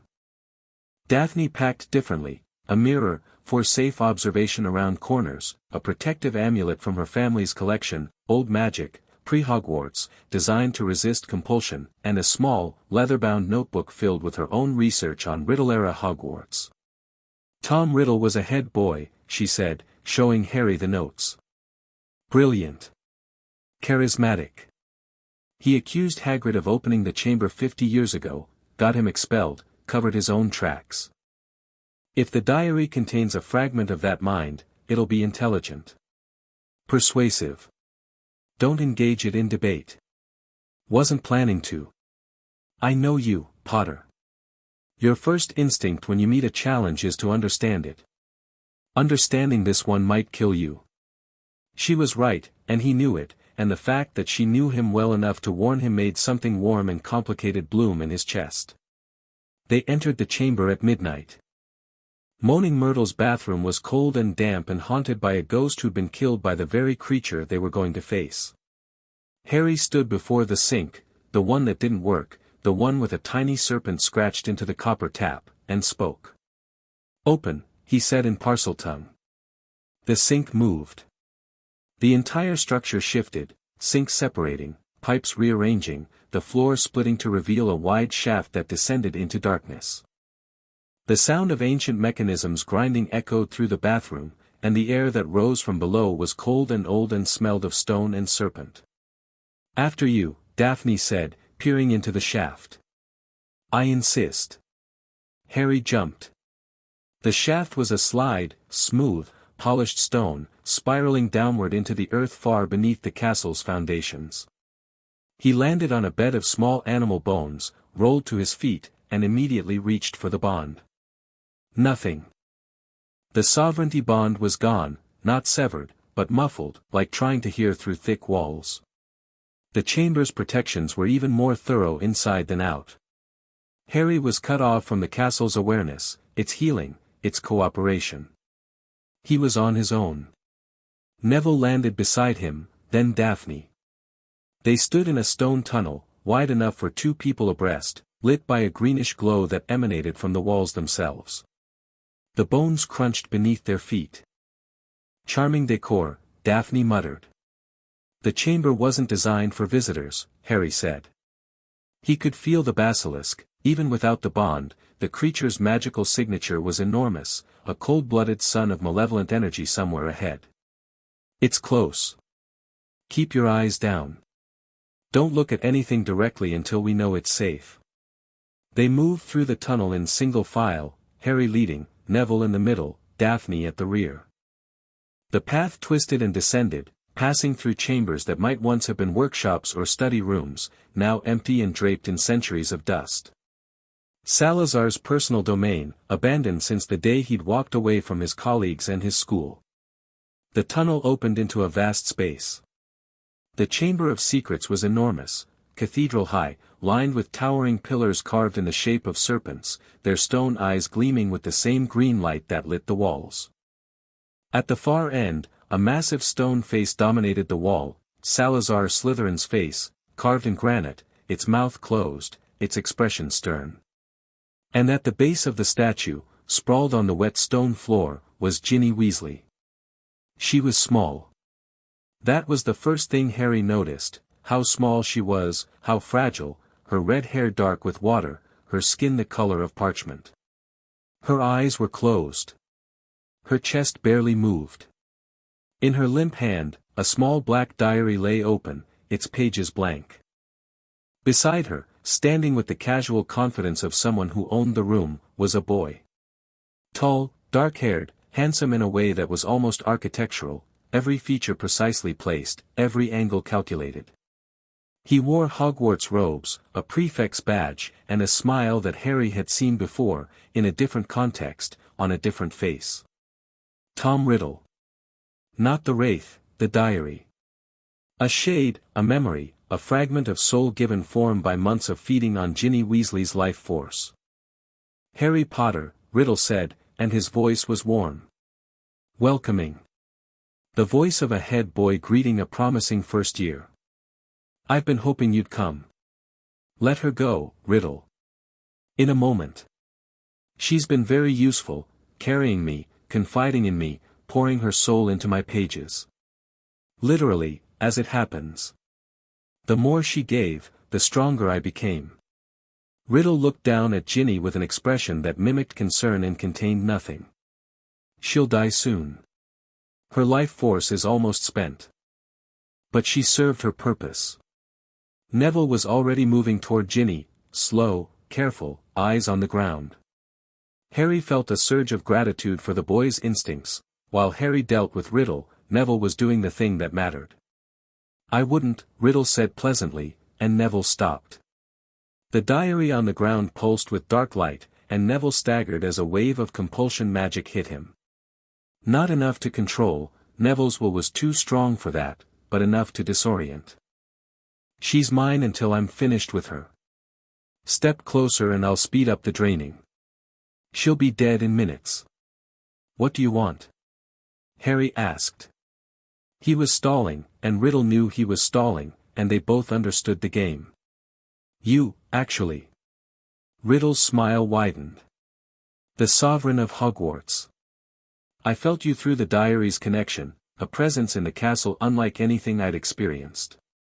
Powerful. Connected. Interesting.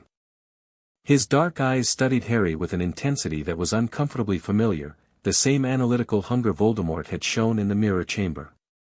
I have questions. So ask. But let Ginny go first. Questions don't work that way. Leverage does. Riddle began to pace, slow, theatrical, a predator enjoying the show. I'm a memory, Harry. A fragment of Tom Riddle, preserved at 16. The diary was meant to be a weapon, a way to open the chamber and finish the purge my older self started. But I'm more than a weapon. I'm a thinker. An observer. And I've been observing you through Ginny's eyes for months. Flattered. You should be. I don't observe lightly. Riddle stopped pacing and faced Harry directly. You're like me. The orphan. The prodigy. The one the castle recognizes as special. I was the most talented student Hogwarts had ever seen, until you. The founders never gave me the keys to their kingdom. They gave them to you. Because I'm not you. No. We're both half-bloods raised by muggles who hated us. We both found our true selves in this castle. We both have gifts that set us apart. Riddle's voice was silk and poison. The difference is that I had to claw my way to power while you had it handed to you. Which of us, do you think, deserved it more? Harry felt the pull. Riddle was good, terrifyingly good at this, at finding the seams in someone's armor and pressing. The orphan parallel. The gifted outcast. The implication that Harry's sovereignty was a gift, not an earned bond. Each word was designed to create doubt, and each one found a target because each one contained a grain of truth. The founders didn't hand me anything, Harry said. They tested me. They trained me. They argued with me for 5 years, and half the time they told me I was wrong. The castle chose me because I asked questions instead of demanding answers. That's the difference, Riddle, I asked. You took. Pretty speech. Let me offer another perspective. Riddle raised his hand, and the diary on the ground glowed brighter. Ginny's breathing shallowed. I didn't take. I earned. Every spell I learned, every secret I uncovered, every ounce of power I accumulated, I worked for it. Nobody believed in me. Nobody saw potential in the orphan from the Muggle orphanage. So I became something they couldn't ignore. You became a monster. I became inevitable. Riddle's eyes glowed, and there was genuine emotion in his voice, pride, resentment, the specific bitterness of someone who'd been exceptional and unrecognized. And then I made my greatest discovery. This chamber. The basilisk. The truth about pure-blood magic that Slytherin himself, Slytherin valued cunning, not cruelty. Harry cut him off. I know. He told me himself. He also told me that the biggest regret of his existence was leaving Hogwarts because he let fear make his choices. Sound familiar? Riddle's expression flickered, a crack in the polished facade. The portrait talks to you. All 4 of them. And they're ashamed of what you became. Salazar most of all, because you took his name and his legacy and twisted it into something he'd have destroyed with his own hands. The crack widened. Riddle's handsome face hardened, the charm dropping away to reveal something colder underneath. Enough talk. I called the basilisk for a reason. He turned to the stone face at the end of the chamber and spoke in Parseltongue, a hissing, sibilant command that echoed off the pillars and the walls and the water. The stone mouth opened. Harry had fought training dummies. He'd fought a troll. He'd faced a Dark Lord Wraith. None of it prepared him for the basilisk. The serpent slid from the statue's mouth like darkness given form, 60 feet of scaled, muscular death, its body the diameter of a tree trunk, its head crowned with a crest of poisonous spines. Its eyes were enormous, yellow, burning with a cold intelligence that had nothing to do with mammalian thought. This was a reptilian mind, patient and merciless, 1,000 years old and utterly dedicated to the last command of its master. Harry dropped his gaze to the floor and pulled the mirror from his pocket. Daphne had insisted he take it, and her foresight might save his life. Don't look at its eyes, he shouted. Mirrors only. Through the mirror, he could see the basilisk's reflection, massive, coiling, its head swinging toward the warmth of living bodies. Its fangs were each the length of Harry's forearm, dripping venom that sizzled on the wet stone. Riddle laughed. It was a genuine laugh, bright and young and terrible. Kill him. The basilisk struck. Harry dove sideways. The serpent's head hit the stone where he'd been standing with enough force to crack the floor, sending fragments of rock spraying outward. The impact shook the chamber. Harry rolled, came up running, and sprinted for the nearest pillar. Neville, he shouted. Get Ginny. Get out. Neville was already moving. He'd reached Ginny's body and was trying to lift her. She was dead weight, barely breathing, and Neville was 11 and slight and running on pure adrenaline. The basilisk swung toward them. Harry threw a spell, not a standard hex but a concussive blast, wandlessly channeled, hitting the serpent's flank with enough force to make it flinch. Not enough to hurt it. But enough to redirect its attention. Over here. Harry shouted in Parseltongue. Face me. The basilisk paused. Its head turned toward Harry, and even through the mirror, the intelligence in those reflected yellow eyes was chilling. Speaker, the basilisk hissed. You speak the old tongue. I speak a lot of things. Including the language that commands you. You are not my master. The shade commands. The shade carries the blood. The shade is a parasite wearing a dead man's face. I am the sovereign of this castle. Even this chamber answers to Hogwarts, and Hogwarts answers to me. It was a bluff. The sovereignty bond was muffled. Harry couldn't command the chamber's architecture the way he could the rest of the castle. But the basilisk didn't know that, and the serpent's ancient mind processed hierarchy instinctively. A speaker who claimed authority was worth evaluating before killing. The hesitation lasted 2 seconds. Then Riddle hissed a command, overriding the basilisk's uncertainty, and the serpent attacked again. Harry ran. The chamber was designed for a basilisk: wide corridors between the pillars, open spaces, few obstacles. Bad terrain for a human trying to evade 60 feet of snake. Harry used the pillars as cover, ducking behind them as the basilisk struck, the stone cracking and crumbling under each impact. Daphne. Where was Daphne? He caught a flash of movement through the mirror. Daphne, her mirror held before her, circling behind the basilisk toward the diary. Smart. Brilliant. While Harry kept the serpent occupied, she was going for the source. Riddle. Harry shouted, drawing the shade's attention. Your older self tried to kill me last year. Failed miserably. Ran away screaming.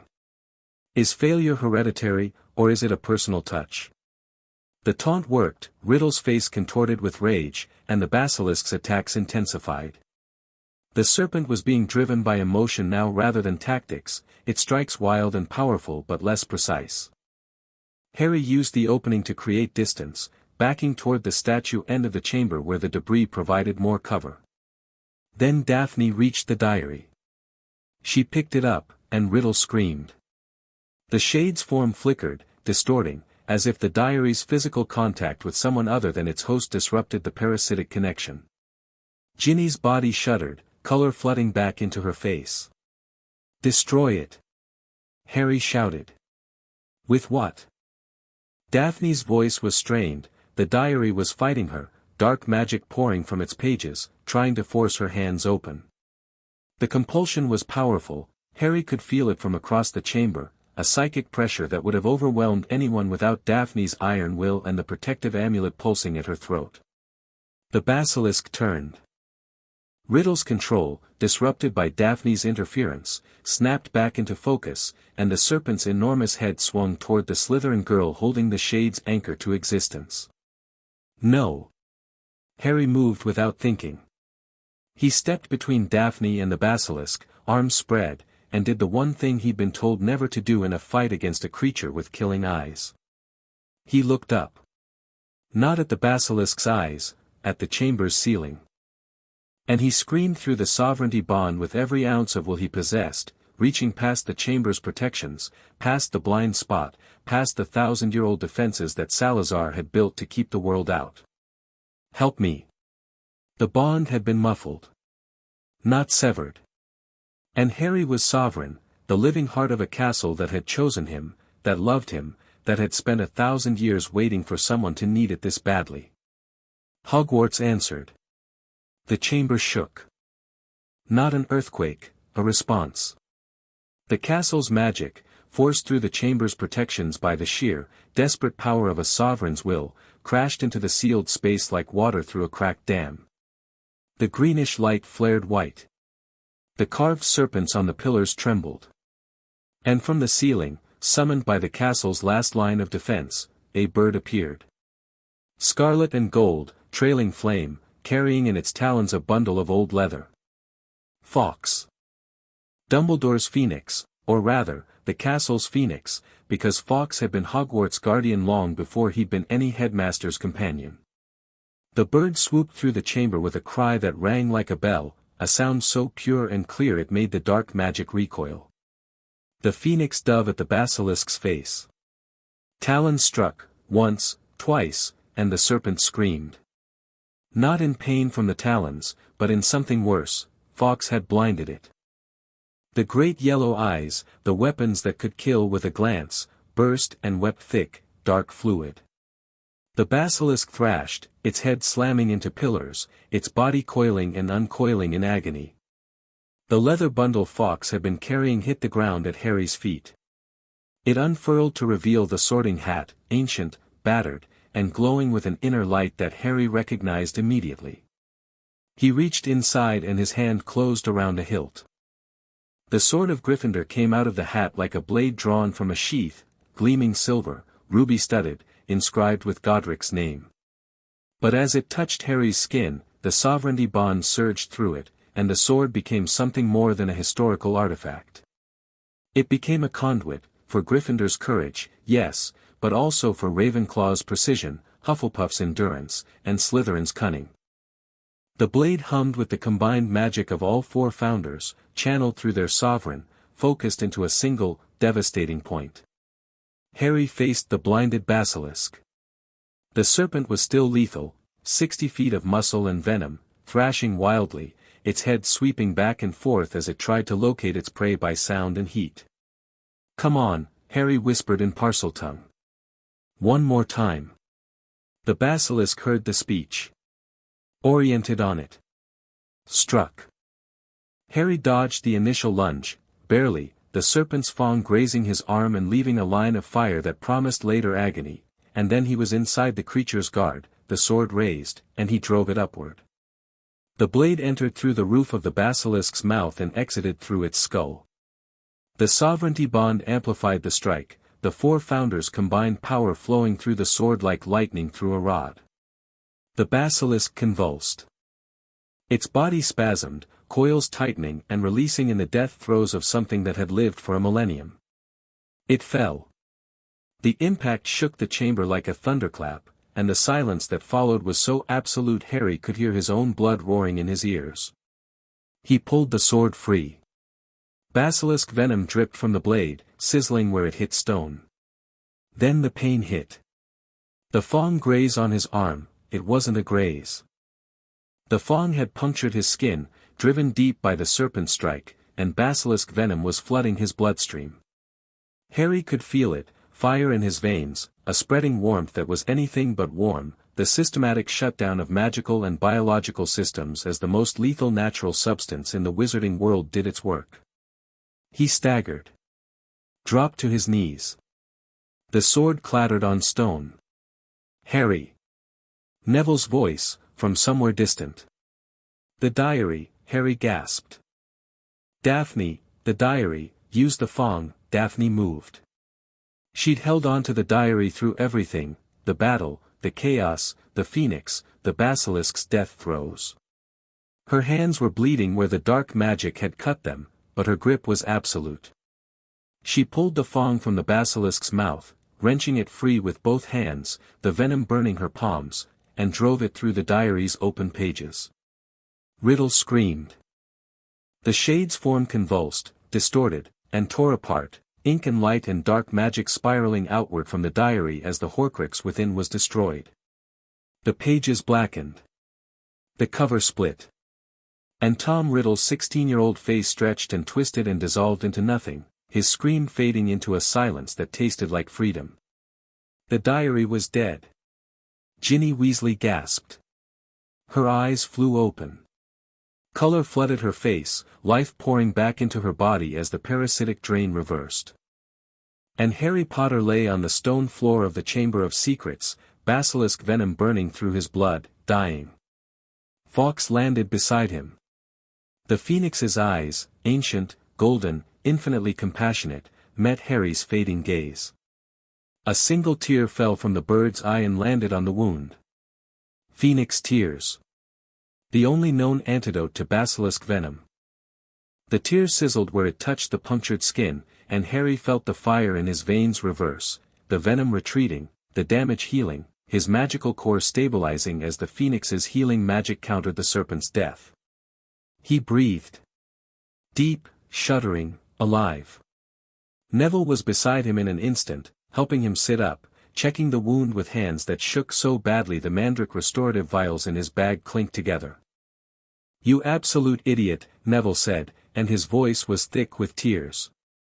"You absolute, reckless, suicidal idiot. It worked, though. I don't care if it worked. You could have." Neville gave up on words and just held on to Harry's shoulder, gripping tight, as if physical contact could anchor both of them to a world that had almost lost one of them. Daphne knelt on Harry's other side. Her hands were burned, the venom from the Fong, the dark magic from the diary, and she was holding them carefully away from her body, the pain visible in the tightness around her eyes. But she was looking at Harry with an expression he'd never seen before, raw, unguarded, stripped of every layer of analytical distance and political composure.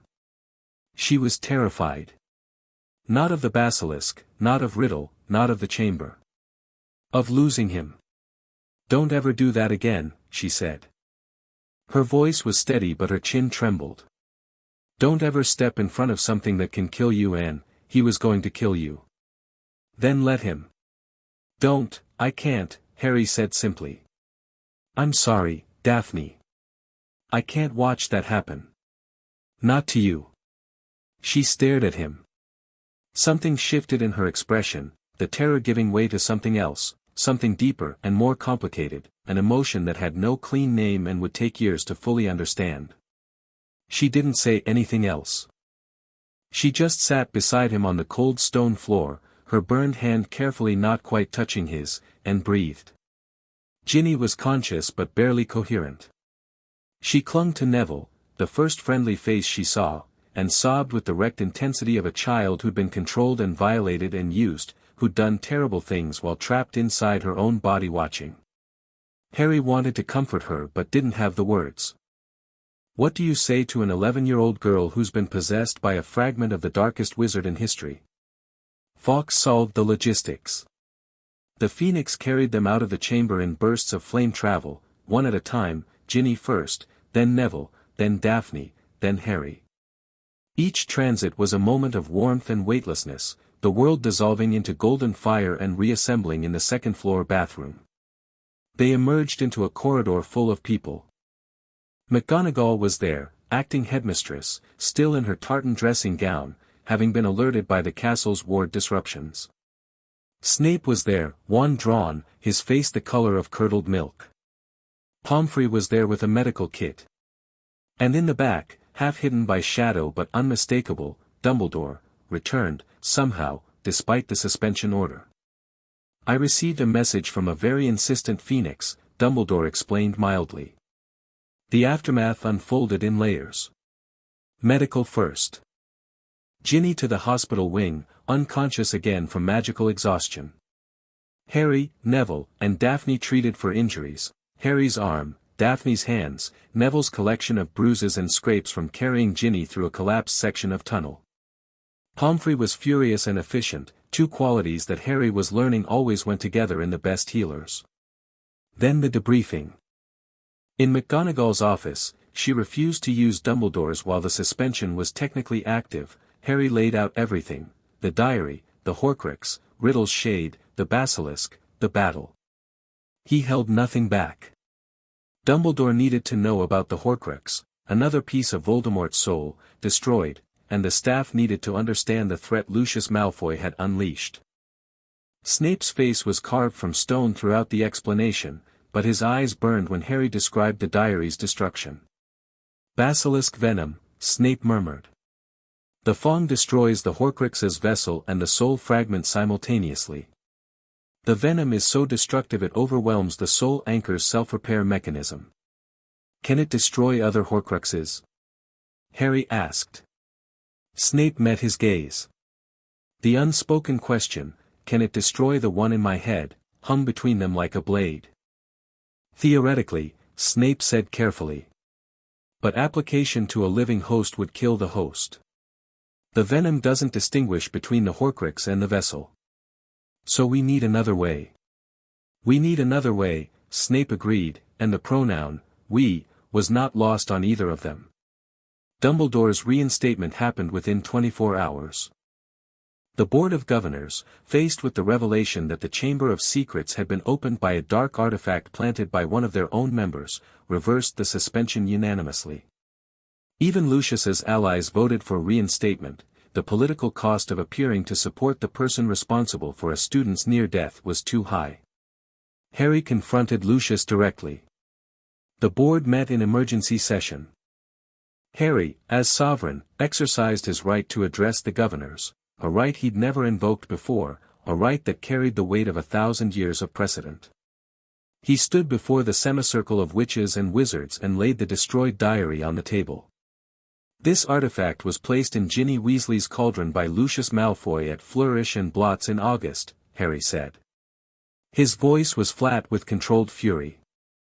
It contained a fragment of Voldemort's soul.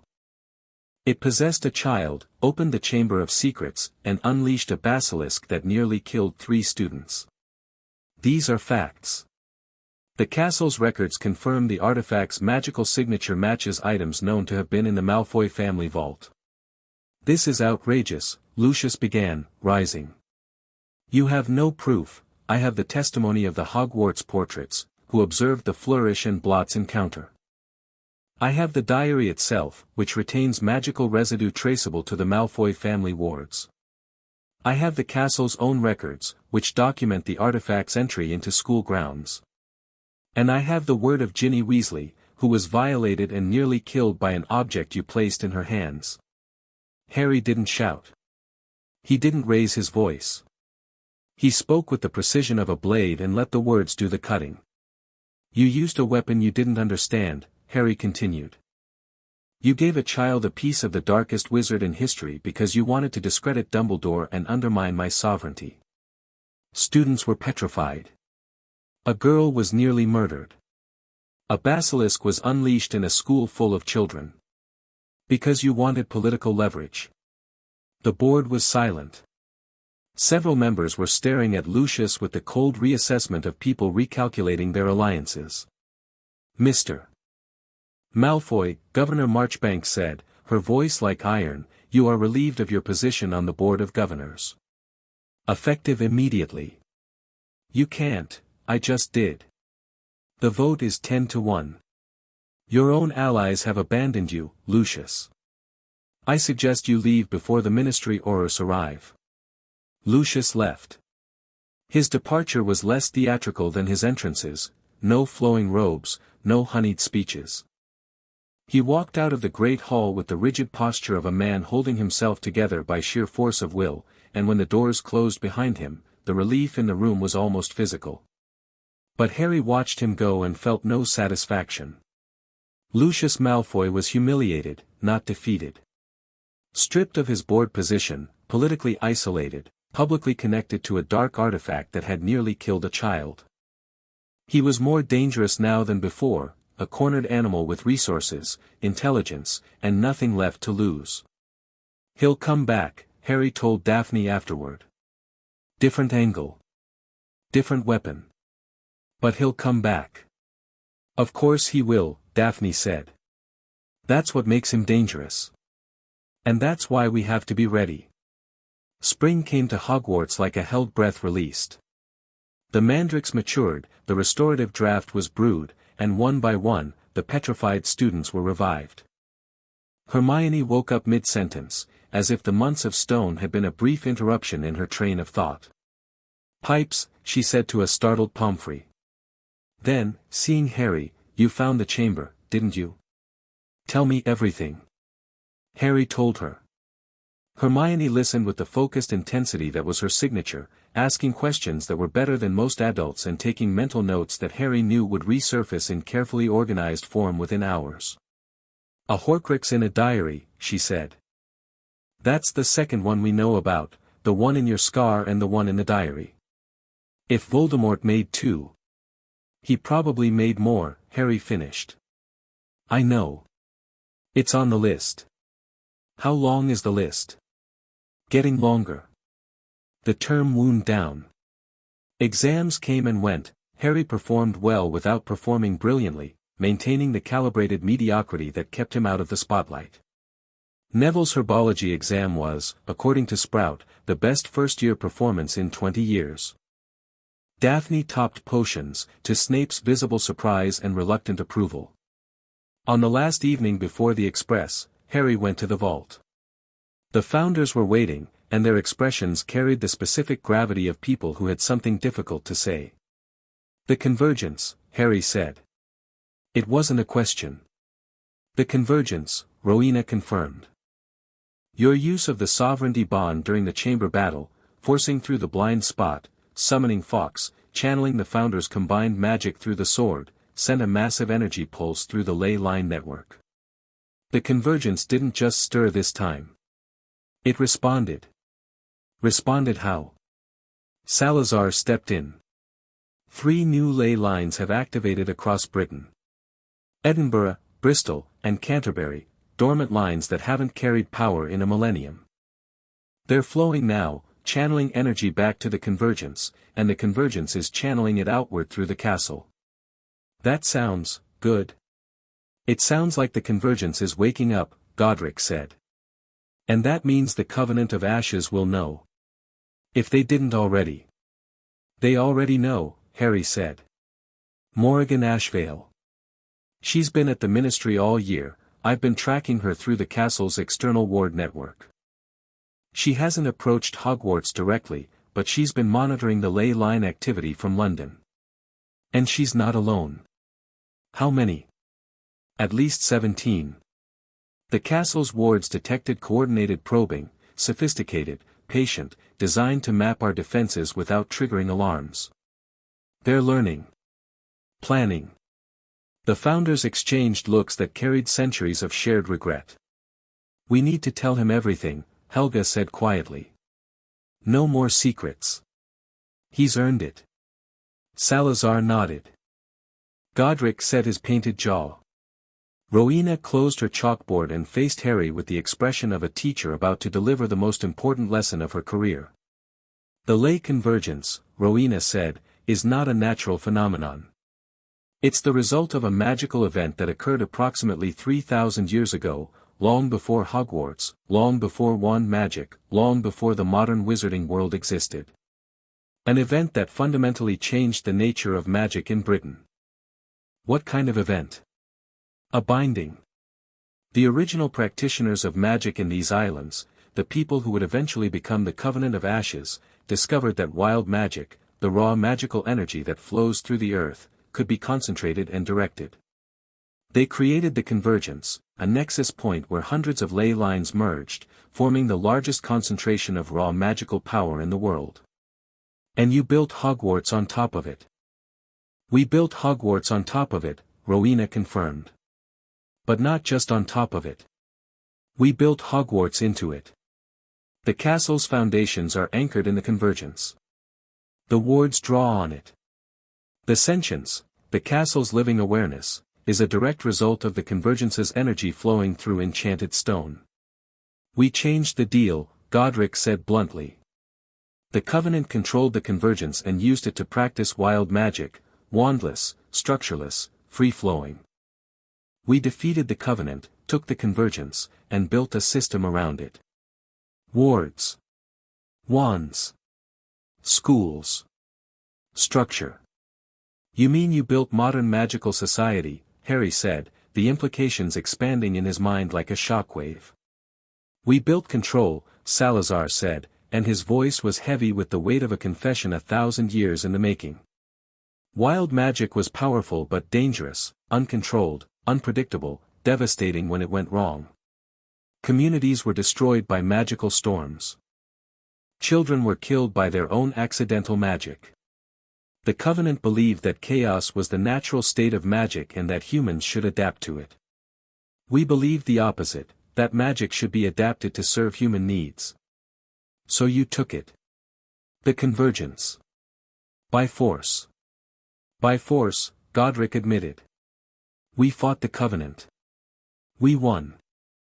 We bound the convergence into the castle's foundations, channeled the ley lines through a controlled distribution network, and created the magical infrastructure that the entire wizarding world now depends on. Wands work because the convergence powers them. Apparition functions because the ley network provides spatial anchoring.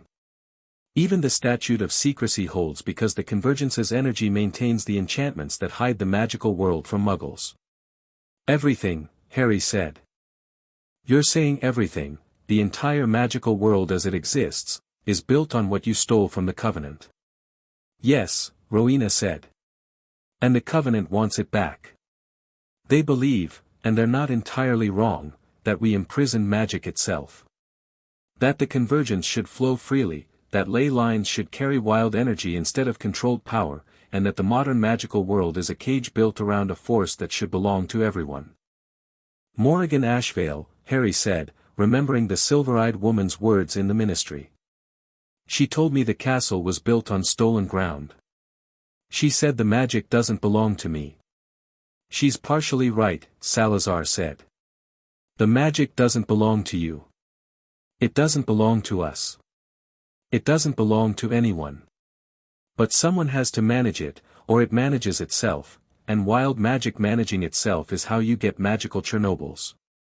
Harry sat with this for a long time. The vault hummed around him, and he could feel the convergence through the sovereignty bond, deep, vast, pulsing with the slow rhythm of something half awake. Not malevolent. Not benevolent. Just powerful, in the way that oceans are powerful, indifferent to the intentions of the things that lived on its surface. What happens if the Covenant takes the convergence back? Harry asked. The binding collapses, Rowena said. The ley network fragments. Every controlled magical structure in Britain, wards, enchantments, the very function of wands, would destabilize. Hogwarts would fall. The statute of secrecy would shatter. And the raw energy of the convergence would flood outward in an uncontrolled magical event that could reshape the landscape of Britain. And the Covenant thinks this is a good thing. The Covenant thinks this is justice, Helga said. And that's what makes them dangerous. They're not mad. They're not evil. They're true believers, and they've been patient for 1,000 years. Harry looked at each founder in turn. Godric, who'd fought the war that took the convergence. Rowena, who designed the system that controlled it. Helga, who'd built the school that housed it. Salazar, who'd spent a millennium regretting what they'd done. Is there a third option? Harry asked. Something between keeping the cage and breaking it? The founders looked at him. Then at each other. And in 4 pairs of painted eyes, Harry saw something he'd never seen before, uncertainty. We never found one, Rowena admitted. In 1,000 years, we never found a middle ground. Then I'll find it, Harry said. Or I'll build one. He left the vault with the weight of a 1,000-year-old secret on his shoulders and a problem that 4 of the greatest magical minds in history couldn't solve.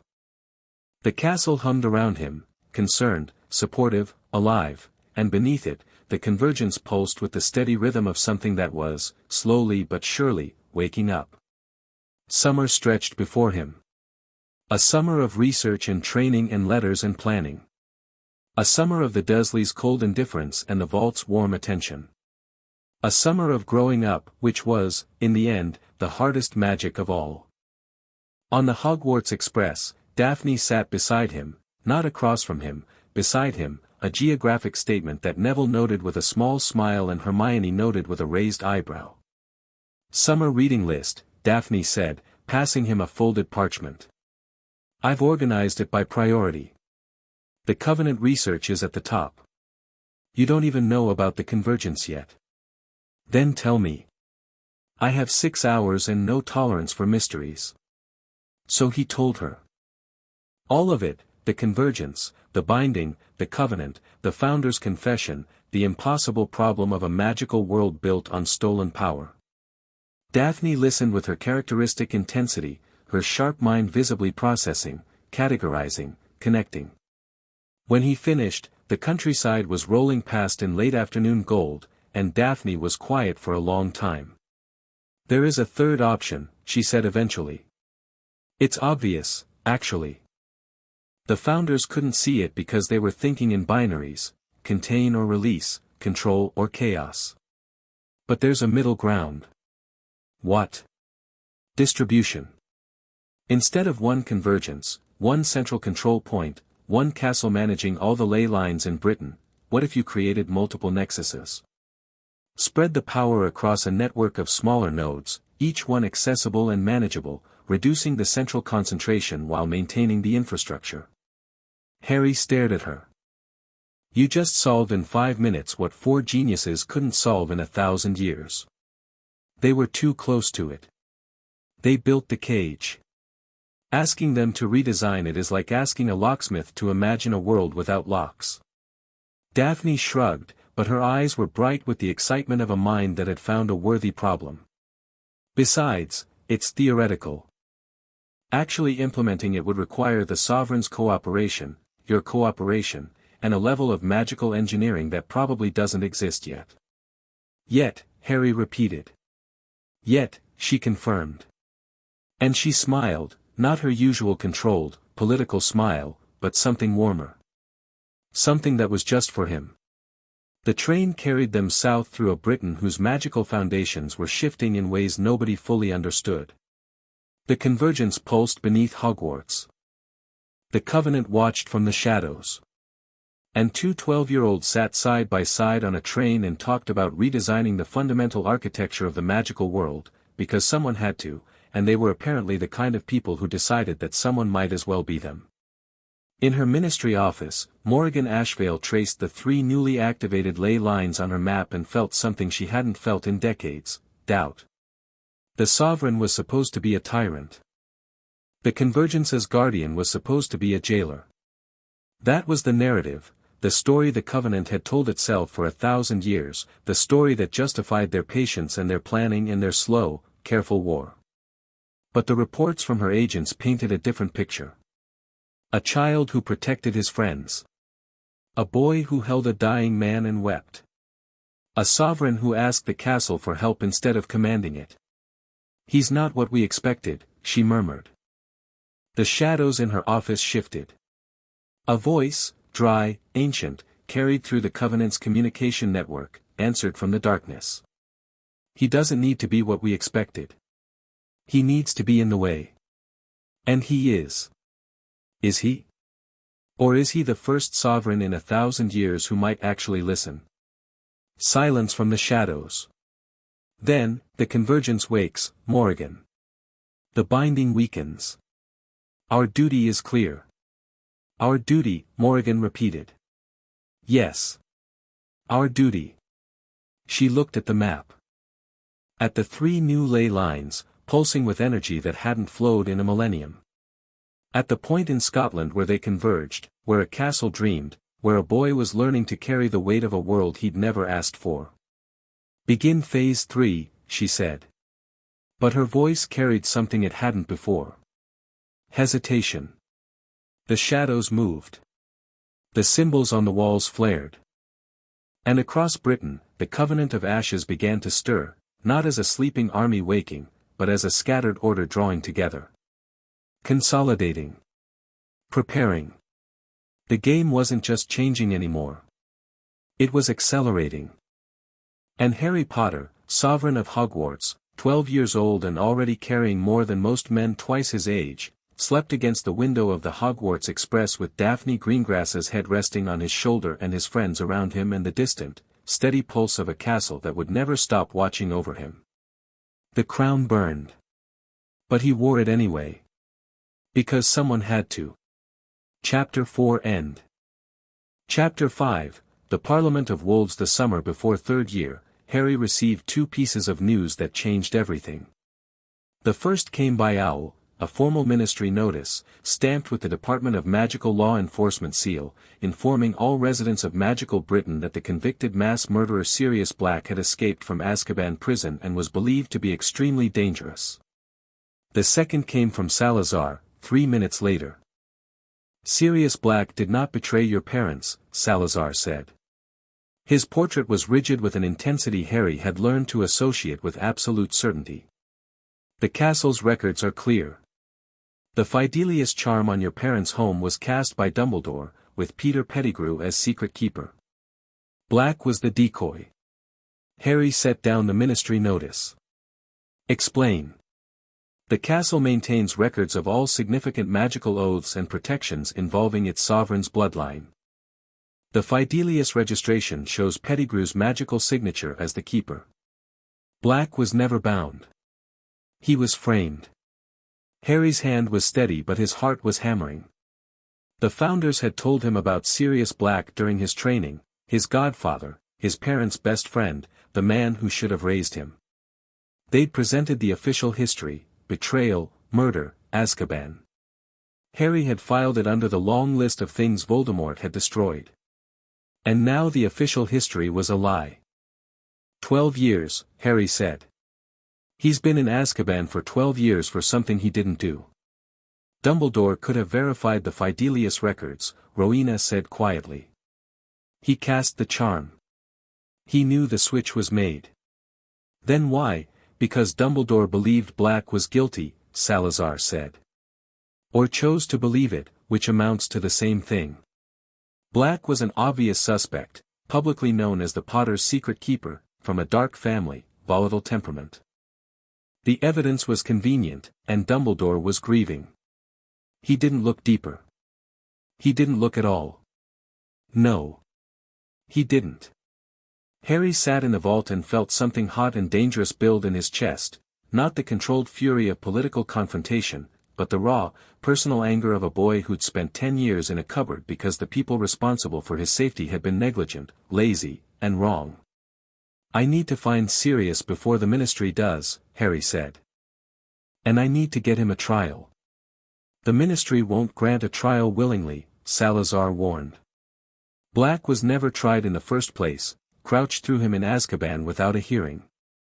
Reopening the case would expose the entire department's failure. Then I'll make them. The sovereignty bond gives me standing in the Wisengamot for cases involving Hogwarts-related magical oaths. The Fidelius charm was cast by a Hogwarts headmaster on behalf of a Hogwarts graduate. I have jurisdiction. Salazar's smile was thin and proud. You've been reading the legal precedents I assigned. All 700 pages. Twice. Good. You'll need them. Third year began under siege.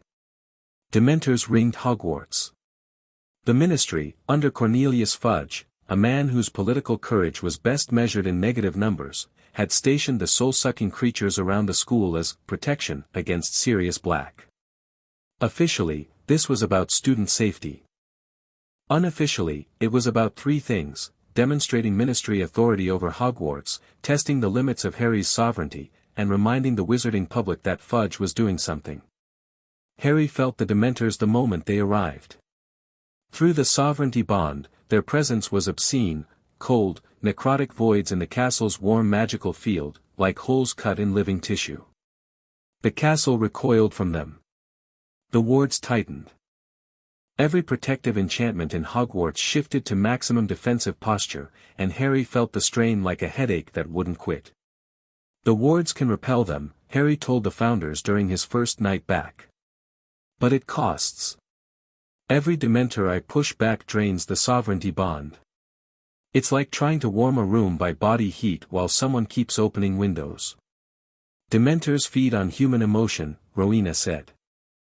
The wards are emotion-based, joy, love, hope woven into the castle's enchantments by Helga's original designs. The Dementors aren't just present, they're parasitically feeding on the very magic that powers your protections. Then I need them gone.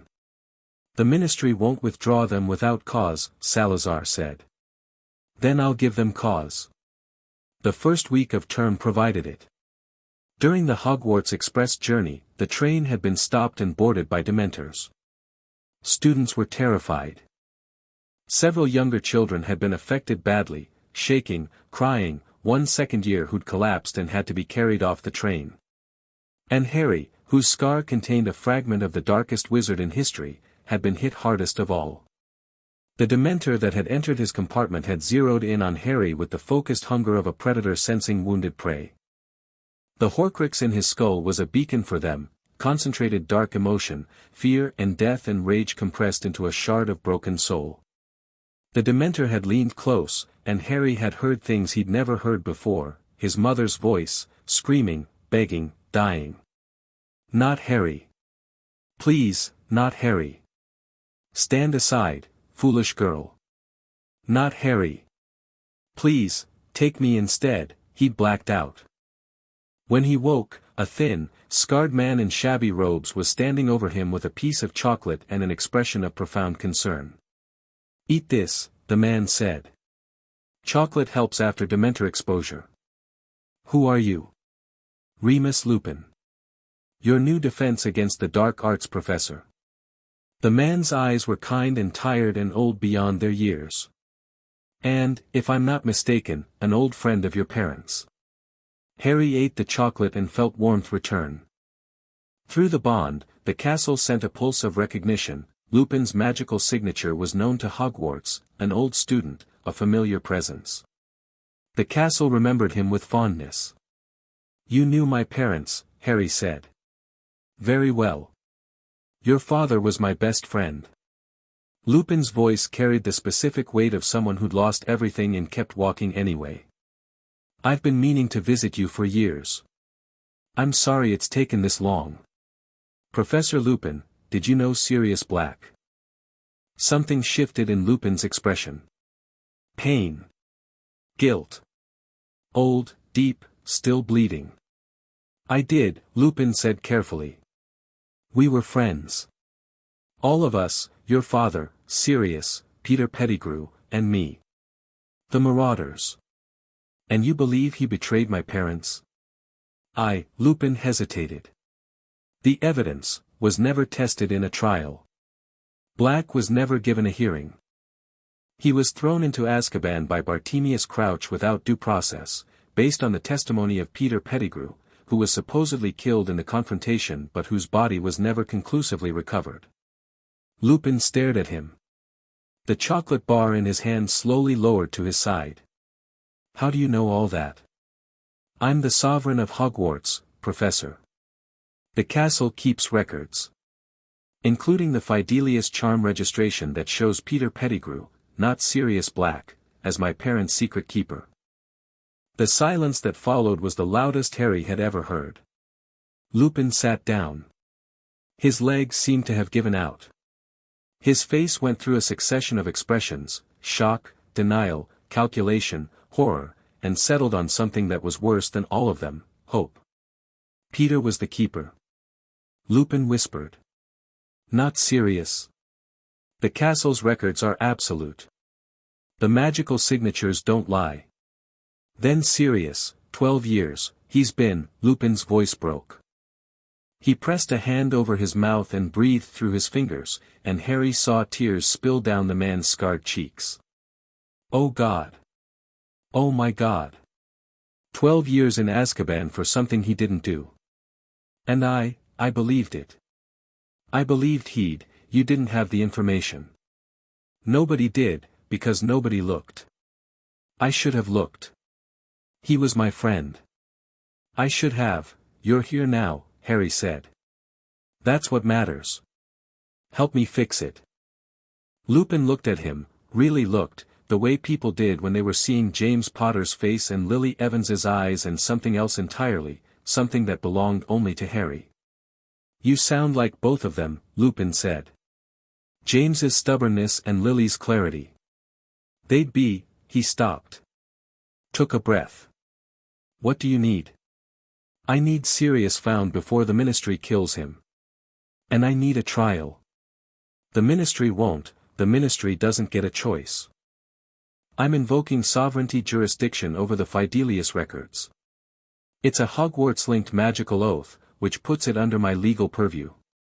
Fudge can posture all he wants, the Wisengamot's ancient charter recognizes the sovereign standing. Lupin wiped his eyes. A ghost of a smile, disbelieving, awed, and faintly terrified, crossed his face. You're 13 years old, he said. I get that a lot. The Dementor problem escalated on the third day of term. A Dementor drifted inside the school boundaries, past the wards, which were designed to repel dark magic but couldn't fully contain creatures that were, technically, Ministry-sanctioned. It approached a group of first-years near the herbology greenhouses. Children screamed. One girl, a Muggle-born named Emma Vance, collapsed, sobbing uncontrollably, reliving whatever worst memory her 11 years had produced. Harry felt it through the bond. He was in the vault, reviewing legal precedents with Daphne, and the castle's alarm hit him like a punch. He was on his feet and moving before the first scream ended. He didn't run to the greenhouses. He ran to the astronomy tower. The highest point in Hogwarts. The place where the sovereignty bond was strongest, where the ley lines converged most intensely, where the sovereign's connection to the castle's ward network was at its most potent. Harry stood on the tower's parapet, arms spread, and reached through the bond with everything he had. Push them back. All of them. Now. The castle's wards flared. It was visible from the ground, a dome of silvery light expanding from Hogwarts towers, radiating outward like a shockwave. The Dementors recoiled. Not gently, violently, flung backward by the sovereignty-amplified ward magic, their dark forms tumbling through the air like leaves in a hurricane. The dome expanded until it reached the school's boundary markers and stopped, humming with power, a wall of concentrated protective magic that no Dementor could cross. Every Dementor around Hogwarts was pushed beyond the boundary. Every one. The ward dome was absolute, a perfect sphere of protection, powered by the sovereign's will and the castle's fury. It held. For about 3 hours. Then Harry collapsed.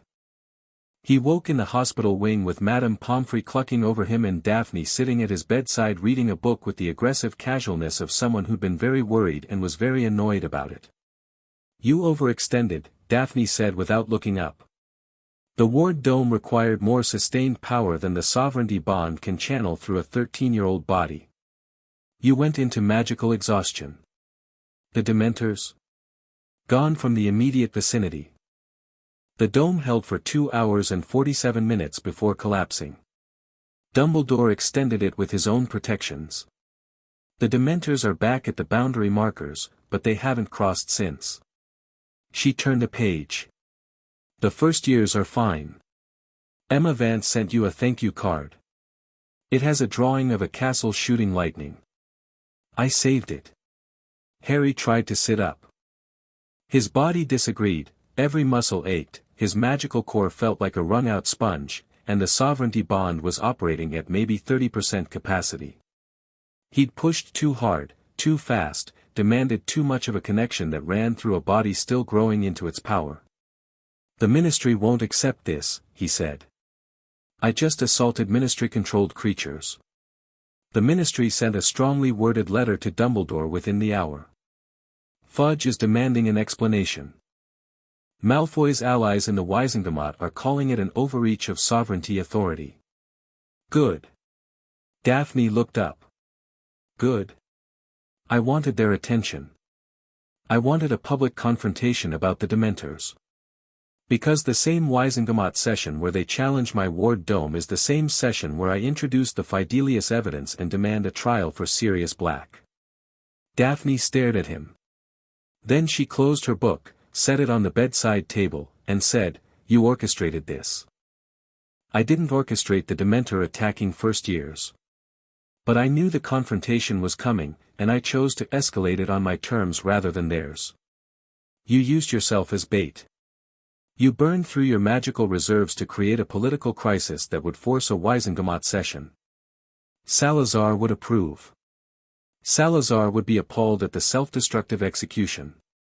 But her eyes were sharp with something that might have been admiration, wrapped in exasperation. You need allies in the Wizengamot. Not just legal standing, political support. Who's going to speak for you?" "Dumbledore," reluctantly. "Marchbanks, because she despises Fudge. Augusta Longbottom, because Neville will ask her and she won't refuse her grandson. That's 3. You need more. That's where your father comes in." Daphne's expression shifted. "You want the Greengrass vote. I want your father's influence. He's neutral, which means his support carries weight with every faction that doesn't trust the extremes. If Cyrus Greengrass stands behind the sovereignty's legal authority, it signals to the moderates that this isn't a power grab.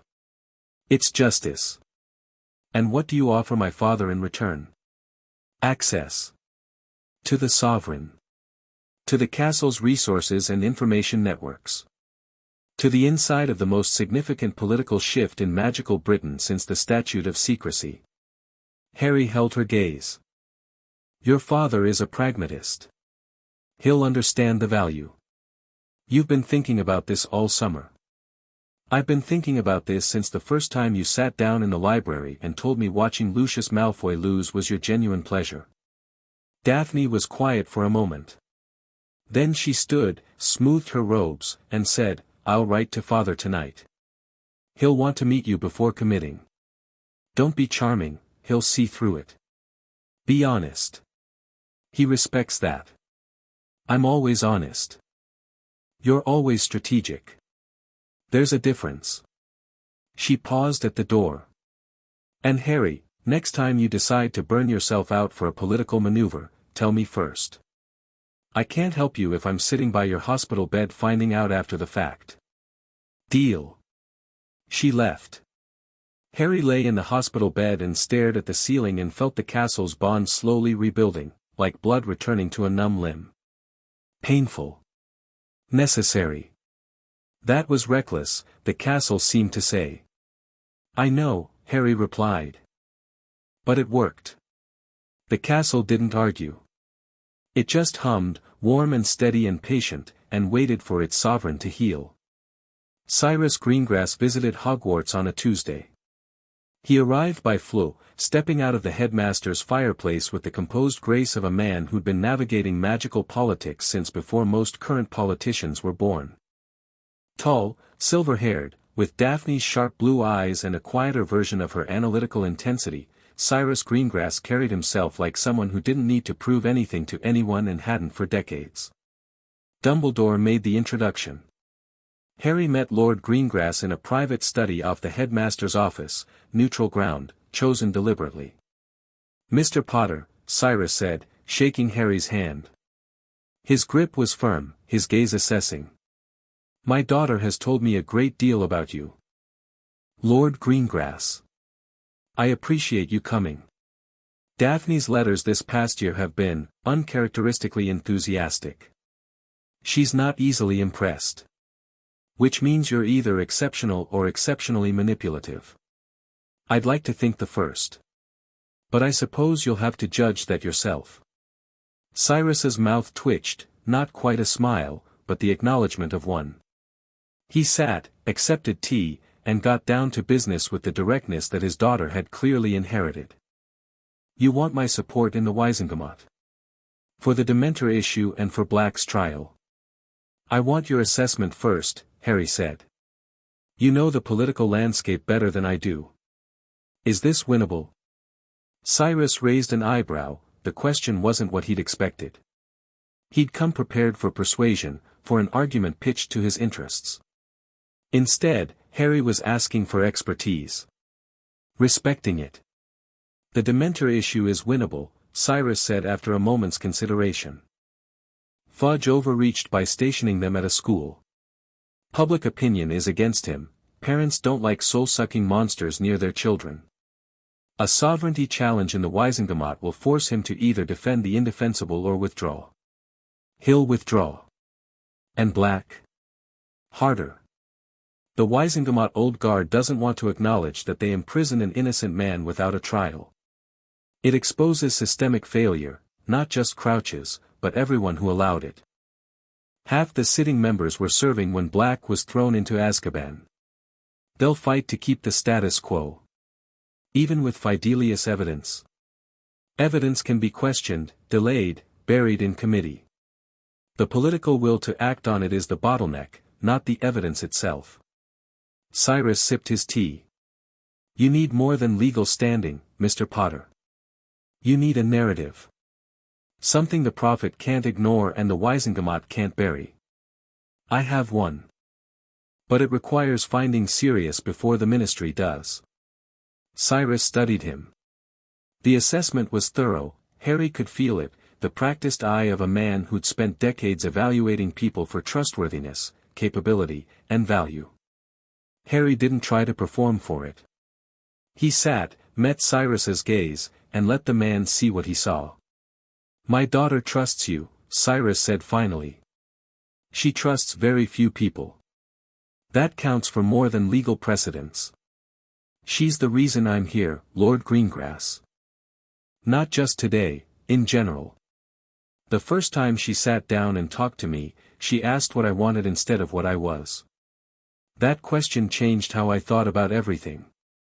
Cyrus was quiet for a moment. Then, Daphne is the best of our family. She has her mother's mind and my father's courage, and neither my wife nor I can take credit for any of it. If you hurt her, I won't. Let me finish. If you hurt her, the political consequences will be the least of your concerns. I've known dark wizards, Mr. Potter. They're manageable. A father protecting his daughter is not. Understood, sir. Good. Cyrus set down his teacup. I'll support your sovereignty claim in the Wizengamot. The Dementor issue first, it's cleaner, simpler, builds momentum. Black's trial second, after we've established the sovereignty's legal authority. My influence comes with a condition. Name it. When the political landscape shifts, and it will, with a sovereign in play, the neutral families need a seat at the table. Not the pureblood supremacists, not the ministry apparatchiks, not Dumbledore's faction. The moderates. The people who've been holding this world together while the extremes tear at it. You'll have it. I'm not interested in replacing one power structure with another. I want a bigger table. Cyrus Greengrass looked at Harry Potter, 13 years old, thin, scarred, sitting in a borrowed chair in a borrowed office, offering to reshape the political architecture of magical Britain, and made a decision. You have my support, Mr. Potter. Harry. Harry. A real smile this time, small, measured, but genuine. My daughter was right about you. They shook hands, and Harry felt something shift in the political landscape, not a revolution, but a realignment. The Greengrass family's neutrality was a cornerstone of wizarding politics, and its movement toward Harry's position would send shockwaves through every faction. The game was changing. And for the first time, Harry felt like he had enough pieces to play it properly. Remus Lupin turned out to be the best defense against the dark arts teacher Hogwarts had ever seen. Not because of his credentials, though his knowledge was deep and practical and hard-won. Because of who he was. Lupin taught the way Helga would have taught, with patience, with kindness, with an understanding that every student carried fears that were unique and valid and worth facing. His lessons were transformative. Boggarts that shifted into spiders and snakes and the Dark Lord himself. Grindylows in tanks. Red caps in cages. Hands-on, visceral, real magic taught by a man who'd lived through the things he was teaching about. Harry's Boggart session was complicated. The class formed a line. Neville went first, his Boggart became Snape, which Neville dispatched with a ridiculous that dressed the potions master in his grandmother's clothes. The class roared with laughter. Seamus faced a banshee. Dean faced a disembodied hand. Each student confronted their worst fear, and Lupin guided them through with the calm assurance of someone who'd faced worse. Then Harry stepped up. The Boggart shifted. The class went quiet. It didn't become Voldemort. It didn't become a Dementor or a Basilisk or any of the monsters Harry had fought. It became a cupboard. A small, dark cupboard under a set of stairs, with a locked door and a thin mattress and a spider in the corner. Harry stared at it. The room was utterly still. That's, Ron started. Ridiculous, Harry said. His voice was steady. His wand was steady. But his eyes were bright. The cupboard burst open, and golden light poured out, the warm, living light of the Founder's vault, of the castle's sovereignty, of everything that had replaced the dark with something better. The class didn't laugh. They weren't supposed to. They just watched as Harry faced the worst thing in his life and transformed it into the best. Lupin ended the lesson early. He found Harry afterward, in the corridor, leaning against a wall with his eyes closed. I should have been there, Lupin said. His voice was rough. After your parents died. I should have, you were grieving.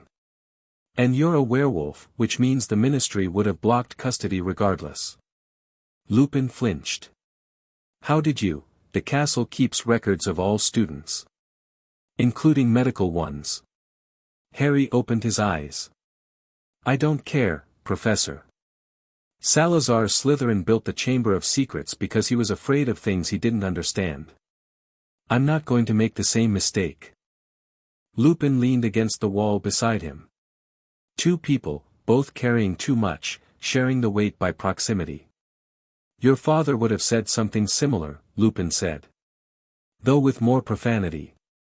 Harry almost smiled. Tell me about him. Not the legend. Him. And Lupin did.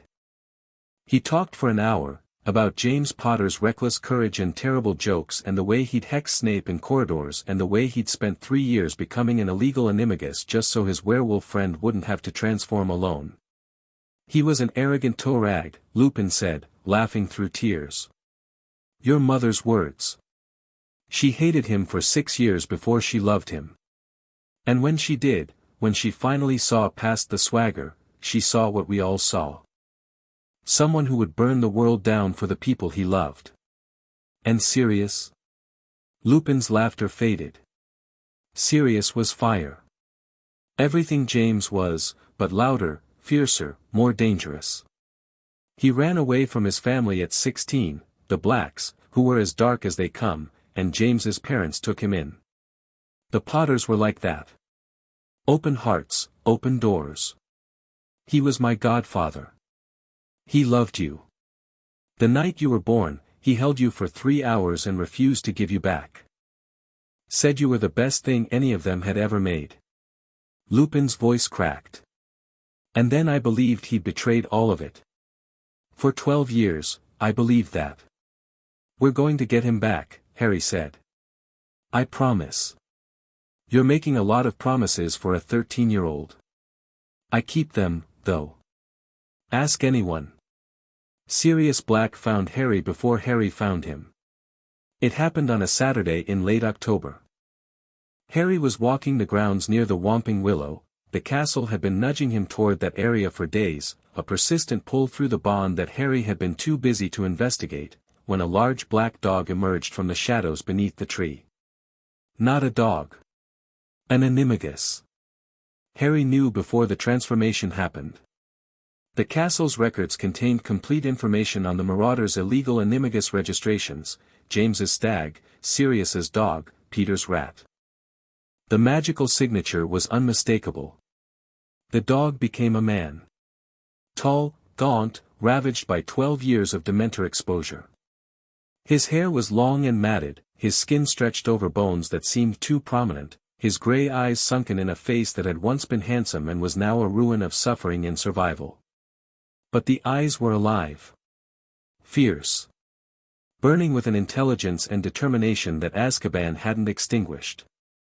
Harry, Sirius Black said. His voice was a rasp, barely used, rusty with disuse. You look like James. Everyone says that. You look terrible. Sirius blinked. Then he laughed, a harsh, barking sound, more cough than humor, but real. The first genuine laugh he'd produced in over a decade. Fair point. He swayed on his feet. Harry caught his arm, thin, corded with wasted muscle, trembling. Easy. When did you last eat? Define eat. Come on. Harry glanced around. The grounds were empty, the castle's architecture having subtly redirected foot traffic away from the Willow. Helpful, as always. There's somewhere safe. Somewhere I can explain what I know and you can tell me what happened. He led Sirius to the vault. The journey through the castle was surreal, a wanted mass murderer being guided through the corridors of a school by a 13-year-old boy, the building itself cooperating to keep them hidden. Doors that should have been locked swung open. Corridors that should have been occupied were empty. The castle was smuggling a fugitive into its most sacred space, and it was doing it with evident enthusiasm. The Founder's reactions to Sirius were mixed. Godric, a black who fights for the light. Brilliant. Someone get this man a meal. Rowena, he needs medical attention before he needs food. The Dementor exposure has damaged his magical core. Salazar, a black who rejected his family's madness. I'd say I'm surprised, but the best Slytherins were always the ones who chose their own path. Helga, oh, sweetheart. Oh, you poor man. Sit down. Eat. Don't argue. Sirius sat. He ate, the castle's kitchens producing food with aggressive speed, and between mouthfuls, he told his story. The switch. Pettigrew's betrayal. The explosion that killed 12 Muggles and allowed Pettigrew to escape as a rat, leaving behind a finger as evidence of his death. 12 years of Dementors feeding on his worst memories, sustained only by the knowledge, the absolute, unshakable knowledge, that he was innocent. I escaped because of you, Sirius said, looking at Harry with eyes that held too much. Fudge visited Azkaban. Had a newspaper. Your face was on the front page, the sovereignty announcement. And I thought, he's at Hogwarts. James's son is at Hogwarts. And Pettigrew is at Hogwarts. Pettigrew? Sirius's face hardened. The newspaper photo. Your friend, the redhead. Ron Weasley. He has a pet rat. Scabbers. That's not a rat, Harry. That's Peter Pettigrew. The silence in the vault was deafening. The founders stared. Harry's mind raced, connections forming with the speed Rowena had trained into him. Ron's pet rat. Old, impossibly old for a common rat. Missing a toe, the finger Pettigrew had cut off to fake his death. Living in a wizarding household for 12 years, close to information, close to the Weasleys, close to Hogwarts. Close to Harry. The castle, Harry said, reaching through the bond. Show me every rat in Gryffindor Tower. The bond responded instantly, the castle's awareness mapping every living creature within its walls. Cats, owls, toads, spiders. And in the third-year boys' dormitory, sleeping on Ron Weasley's bed, a rat whose magical signature was not a rat's. It was a wizard's. An animagus. Matching the castle's records for Peter Pettigrew. He's here, Harry breathed. He's been here the whole time. Sleeping in Ron's bed. The man who betrayed your parents, Sirius said, and the hatred in his voice was absolute, has been living 10 feet from you for 2 years. Harry felt something cold settle in his stomach. Not fear, resolution. The calculating, strategic clarity that came when a problem crystallized from confusion into actionable intelligence. We don't kill him, Harry said, looking at Sirius. I know what you want. I understand it. But dead, he's a dead rat. Alive, he's your alibi. He's your freedom. Sirius's jaw worked. Every muscle in his wasted body strained against the restraint Harry was asking for. 12 years of rage, 12 years of injustice, 12 years of Dementors whispering that he deserved it, all of it demanded blood. James would have killed him, Sirius said. James would have wanted you free more. The fight went out of Sirius like air from a punctured balloon.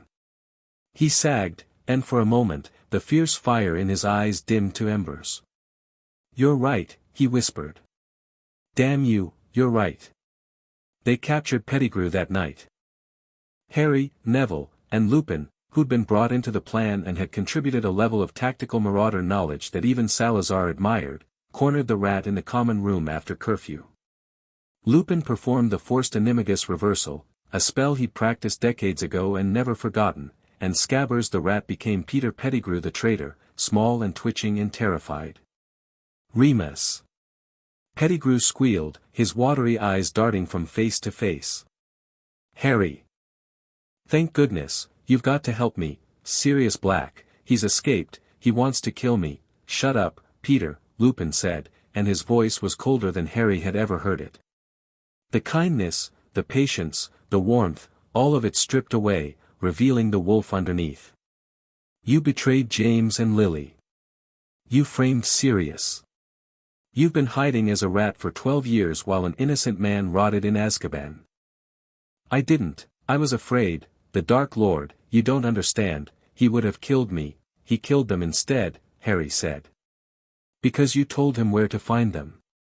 Pettigrew's rat eyes found Harry, and something collapsed in his expression, the last pretense crumbling, replaced by naked, cringing terror.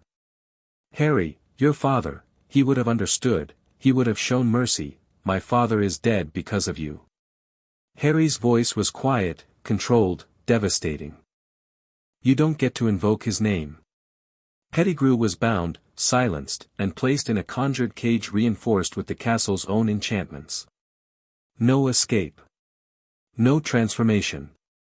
No second chances. Sirius, watching from the shadows with tears streaming down his gaunt face, said nothing. He just looked at Harry, at this boy who was his best friend's son, who had his mother's eyes and his father's stubbornness and something else entirely that was purely, uniquely Harry, and felt, for the first time in 12 years, that the world might still contain justice.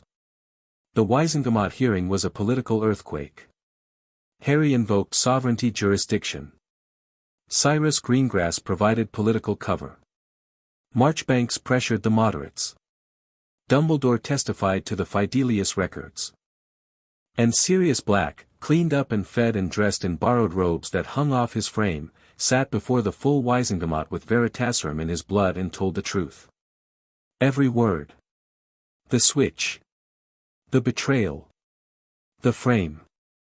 12 years of screaming into silence while the real traitor slept in a child's bed. Pettigrew, in chains, confirmed it under his own dose of Veritaserum. Sniveling, cringing, pathetic, and damning. The Wizengamot voted unanimously for acquittal.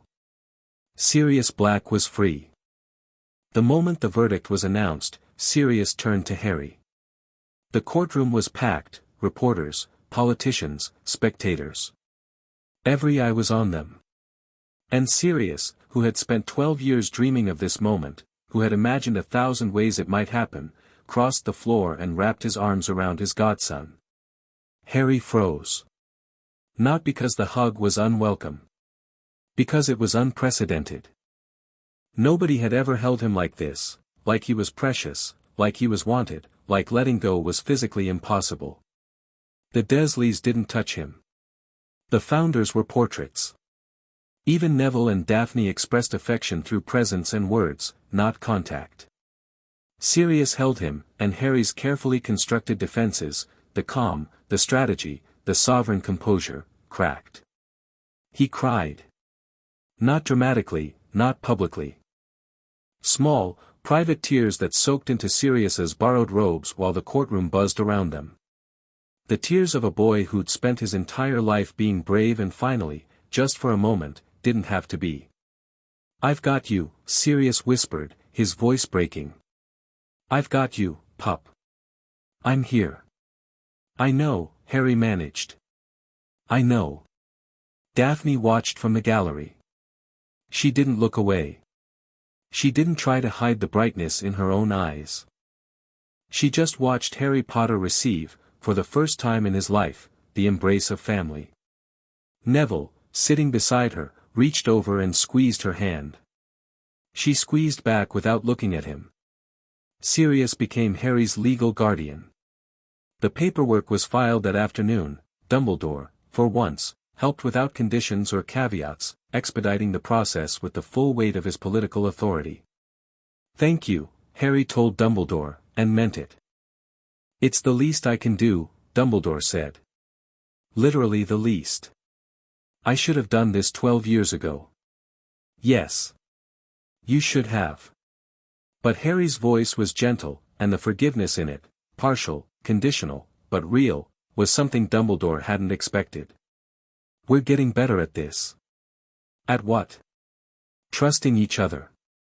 With Sirius free and the Dementor crisis forcing Fudge to withdraw the soul-sucking guards, the Wizengamot vote was 74-12, a humiliation that Fudge would never recover from. The castle settled into something approaching peace. But peace, at Hogwarts, was always relative. Morrigan Ashvale arrived on a Friday afternoon in March. She came openly, no subterfuge, no false identity. A formal visit, announced through proper ministry channels, in her capacity as a consultant on ancient magical structures. The stated purpose, to assess the unusual ley line activity that had been detected across Britain since the sovereignty bond's activation. Harry felt her the moment she crossed the boundary. The castle's wards, already on high alert since the chamber battle, tightened like a fist. The ancient protections Morrigan carried flickered against the castle's defenses, not attacking but testing. Probing. Like fingers brushing a lock, learning its shape. He met her in the entrance hall. Dumbledore was there, along with McGonagall and Snape. But it was Harry that Morrigan's silver eyes found first. "Sovereign," she said, and the word carried the weight of ancient protocol, not mockery, not challenge. Acknowledgement. "Miss Ashvale. Welcome to Hogwarts." She was striking up close. Not beautiful in the conventional sense, her features were too sharp, too severe, but compelling. Her silver eyes were the most unusual aspect, luminous, almost glowing, as if the magic she channeled had rewritten her at a fundamental level. She moved with the controlled grace of someone who was always aware of the power she contained. "I've been looking forward to this," she said. "The first active sovereign in a millennium. The Covenant has theories about you." "Theories?" "We expected a tyrant. A power hoarder. Someone who'd use the convergence to cement control over magical Britain." Her silver eyes studied him with unsettling directness. "You don't seem to be any of those things. Sorry to disappoint. On the contrary. You're more interesting than a tyrant." She smiled. "May I see the grounds? I'm told the ley line activity is most visible near the lake." They walked. Dumbledore hung back. Harry could feel the headmaster's attention, sharp and protective, tracking Morrigan's every movement through the castle's portrait network. Snape shadowed them from 2 corridors over, his dark presence a comfort that Harry would never have predicted a year ago. The grounds were winter-brown and frost-edged, the lake a flat grey mirror reflecting a sky full of heavy clouds. Morrigan walked beside Harry in silence for several minutes, her silver eyes scanning the landscape with an awareness that went beyond normal sight. "You can feel them, can't you?" she said eventually. "The ley lines. Through the bond." "Yes." "What do they feel like?" Harry considered. "Rivers. Underground rivers of raw magic, flowing toward a single point. The castle sits on the convergence, where they all meet. And beneath the convergence? I don't know. The founders told me what it is, but feeling it through the bond is different from knowing about it." "Touch it," Morrigan said. "Not physically, through the bond. Reach down past the castle's foundations, past the wards, past the founders' binding. Feel what's really there. Is that safe?" "Probably not." She said it with the casual honesty of someone who'd stopped caring about safe a long time ago. "But you need to understand what you're sitting on. The Covenant has spent 1,000 years trying to reach it from the outside. You're already connected from the inside. One touch, and you'll know more than any of us." Harry should have refused. Salazar would have told him to refuse. But Morrigan's eyes held something that wasn't manipulation, it was curiosity, genuine and burning, and it mirrored the same drive that had made Harry apparate into the vault at age 6. He reached down. Through the sovereignty bond, past the familiar warmth of the castle's awareness, past the wards and the foundations and the deep stone. Down, into the earth, following the ley lines like following veins to a heart. And he found it. The convergence was vast. Not just large, vast in the way that concepts are vast, in the way that ideas and forces and fundamental truths are vast. It wasn't a pool of energy or a nexus of power. It was a living thing, or the nearest approximation to life that pure magic could achieve. A consciousness without personality, an awareness without agenda, a presence so enormous that touching it was like pressing his hand against the surface of the sun. Harry gasped. His vision whited out. For a moment, a fraction of a second that lasted an eternity, he wasn't in his body. He was everywhere. Every ley line in Britain flowed through him. Every magical creature, every enchanted object, every ward and charm and hex in the country was a note in a symphony that the Convergence conducted. The entire magical infrastructure of Britain, wands, schools, the Statute of Secrecy, the Ministry's wards, was a tiny, elegant cage built around something that could power 1,000 magical civilizations.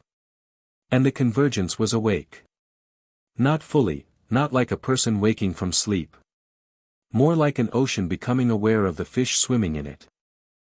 The sovereignty bond had been feeding it energy for 2 years, and the Convergence had grown from dormant to aware to something approaching sentient. Not thinking, feeling.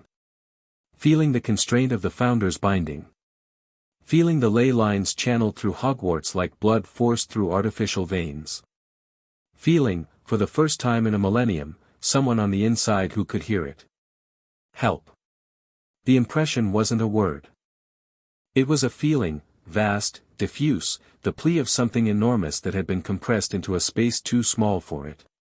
Not angry. Not vengeful. Just, constrained. Like a river dammed and diverted, wanting to flow the way rivers are supposed to flow.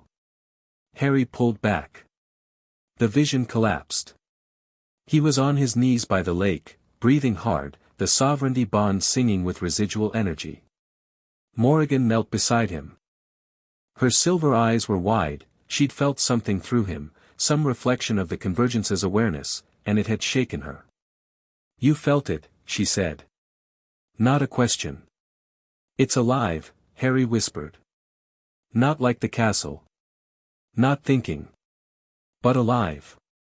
And it's not happy. It's never been happy. For 1,000 years, it's been imprisoned. The Founders didn't just build on it, they bound it. Chained it. Forced it to serve their architecture instead of flowing freely." Morrigan's voice was passionate, the first real emotion Harry had heard from her. "Every wand in Britain works because the Convergence is enslaved to the distribution network. Every ward, every enchantment, all of it powered by something that was free before the Founders captured it. And you want to free it. I want to return what was stolen. The Convergence belongs to the earth, Harry. To Britain. To every witch and wizard and magical creature that lives on this soil. The Founders had no right to cage it, and the system they built, wands, schools, ministries, is a prison that benefits the few at the expense of everything." Harry looked at her. The passion in her voice was real, not performed, not strategic. Morrigan Ashvale genuinely believed what she was saying, and the terrible part was that she wasn't entirely wrong. "What happens if you free it?" Harry asked. Specifically. Not philosophy, consequences. The question caught her off guard. She was used to arguing ideology, not logistics. The binding collapses. The ley lines revert to natural flow patterns. Magic becomes wild again, available to everyone, not channeled through controlled systems. And the infrastructure? Wards, enchantments, the Statute of Secrecy. Would need to be rebuilt. On a new foundation. During which time, magical Britain has no protections. No wards on Hogwarts. No statute hiding us from the Muggles. No controlled access to power, just raw magic flooding the landscape. Harry met her silver gaze. "How many people died during the transition, Morrigan?" She didn't answer immediately. And in that hesitation, Harry saw the crack he'd been looking for, the gap between ideology and reality, between what the Covenant believed and what the Covenant refused to calculate. The transition would be difficult, people would die. Children. Muggles caught in magical storms. Wizards whose wards fail, whose homes collapse, whose protections vanish overnight. The statute shatters, and 1 billion Muggles suddenly learn that magic exists, and some of them have guns and bombs and a historical tradition of burning people like us. Harry's voice was steady but fierce. "You want to free the Convergence. I understand why. But you're treating the consequences as acceptable losses, and I've spent my entire life being someone else's acceptable loss. I'm done with it." Morrigan stared at him. Her silver eyes, usually so controlled, showed something raw, not defeat, but recalculation. The sovereign wasn't what she'd expected. He wasn't a tyrant, and he wasn't a pushover. He was something more dangerous, someone who understood her argument and still pushed back. "You sit on a throne built on stolen fire, Harry," she said, but the passion had cooled to something more careful. "What will you do with it? Find a third option." "There isn't one. There's always one. You just haven't found it because you've been so focused on tearing down what exists that you've never designed what comes next." The silence between them was charged, magnetic, adversarial, and laced with something that might have been respect. "You surprise me," Morrigan said. "I get that a lot." She stood. Brushed the frost from her robes. "I won't pretend this conversation has changed my mission, Harry. The Covenant will act. The Convergence will be freed. But I'll give you something I've never given anyone: time. Show me your third option. If it exists, I'll listen." "How much time?" "Until the Convergence decides for itself. It's waking, Harry. Faster every day. And when it's fully awake, no binding, no sovereign, will be able to contain it." She left the grounds that afternoon. Dumbledore intercepted Harry in the entrance hall, his expression a careful mix of concern and curiosity. "What did she show you?" "The truth. Or her version of it." Harry leaned against the castle wall and let the bond's warmth seep into his cold bones. "She's not wrong about everything, Professor. The Convergence is alive. It's constrained. And the entire magical world is built on that constraint." "I know," Dumbledore said quietly. "I've known for decades. It's one of the many truths I chose to manage rather than confront. That stops now. I need your help, your real help, not your managed version. The Convergence is waking up, the Covenant is mobilizing, and we need a solution that isn't keep the cage or burn it down. Do you have one?" Daphne does. Distribution. Breaking the single point of control into a network of smaller nodes. Freeing the Convergence by giving it more room to flow, without collapsing the infrastructure that depends on it. Dumbledore was quiet for a long time. "Then, that's either the most brilliant magical engineering concept since the founders themselves, or the most dangerous." "Probably both." "Probably." Dumbledore's eyes twinkled, genuinely, for the first time in months. "You know, Harry, I sometimes forget that you're 13. So does everyone. It's becoming a running theme."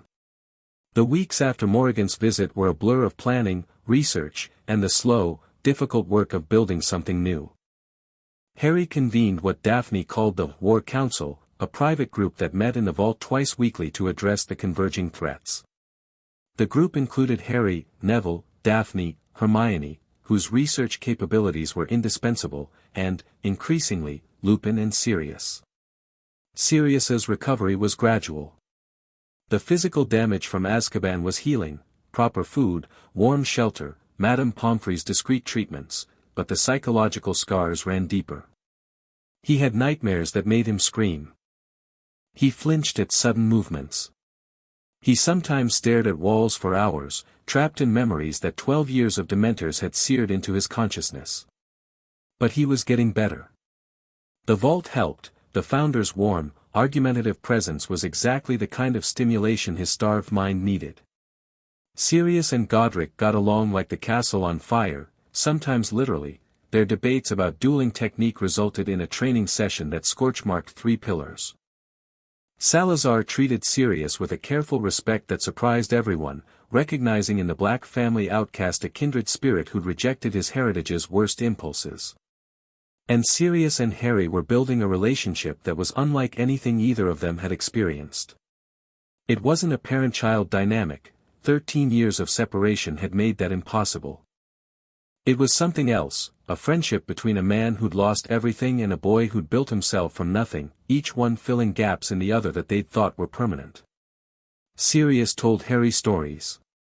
Not the polished legends of the Marauders, but the real stories, the fights and the forgiveness, the jealousy and the joy, the night James proposed to Lily in the Gryffindor common room and she said no 3 times before saying yes because I needed to make sure he meant it. Harry told Sirius about the vault, the founders, the sovereignty bond. About the cupboard. About fighting a Dark Lord at 11 and watching a man die and carrying a piece of Voldemort in his skull. He told Sirius things he hadn't told anyone, not even Daphne, because Sirius was the first adult in his life who listened without planning, who heard without strategizing, who cared about Harry's feelings before Harry's utility. "You carry too much," Sirius said one evening, watching Harry review ward schematics in the vault. "You know that, right? You're 13. You should be worrying about Quidditch and girls and whether your homework is done." "I worry about those things too. In between the existential threats. I'm serious." "You're always serious." That joke was old before I went to Azkaban. But Sirius was smiling. "Harry, listen. I spent 12 years in a cell because I tried to carry everything alone. I didn't trust the system, didn't ask for help, went after Peter myself instead of letting others handle it. And it cost me everything." He met Harry's eyes. "You don't have to do this alone." "I'm not alone. I have you. And Neville, and Daphne, and Hermione, and Lupin, and 4 dead people who won't stop arguing. Then let them carry some of this. The Convergence, the Covenant, the Horcrux, you can't hold all of it, Harry. Nobody can." Harry set down the schematics. Through the bond, the castle pulsed with agreement, gentle, insistent, echoing Sirius's words with the accumulated wisdom of a 1,000-year-old sentient building. "You sound like Helga," Harry said. "I'll take that as a compliment." "It is one." Harry looked at his godfather, gaunt, scarred, still healing, still brave, still here. "Thank you, Sirius." "For what?" "For being here. For being family." Sirius's eyes went bright. He pulled Harry into a hug, the second one, easier than the first, still enormous, and held on. "Always, pup," Sirius whispered. "Always." In her portrait, Helga Hufflepuff was crying. Godric was pretending not to cry. Rowena had turned her back to hide her face. And Salazar, sharp, suspicious, guarded Salazar, looked at the boy and the man and the bond between them, and felt something he'd spent 1,000 years telling himself he didn't deserve. Hope. The crisis that brought it all together arrived, as crises often do, without warning. April. A Tuesday. Harry was in Transfiguration, turning a teapot into a tortoise, successfully, on the first attempt, which he disguised as the second, when the sovereignty bond screamed.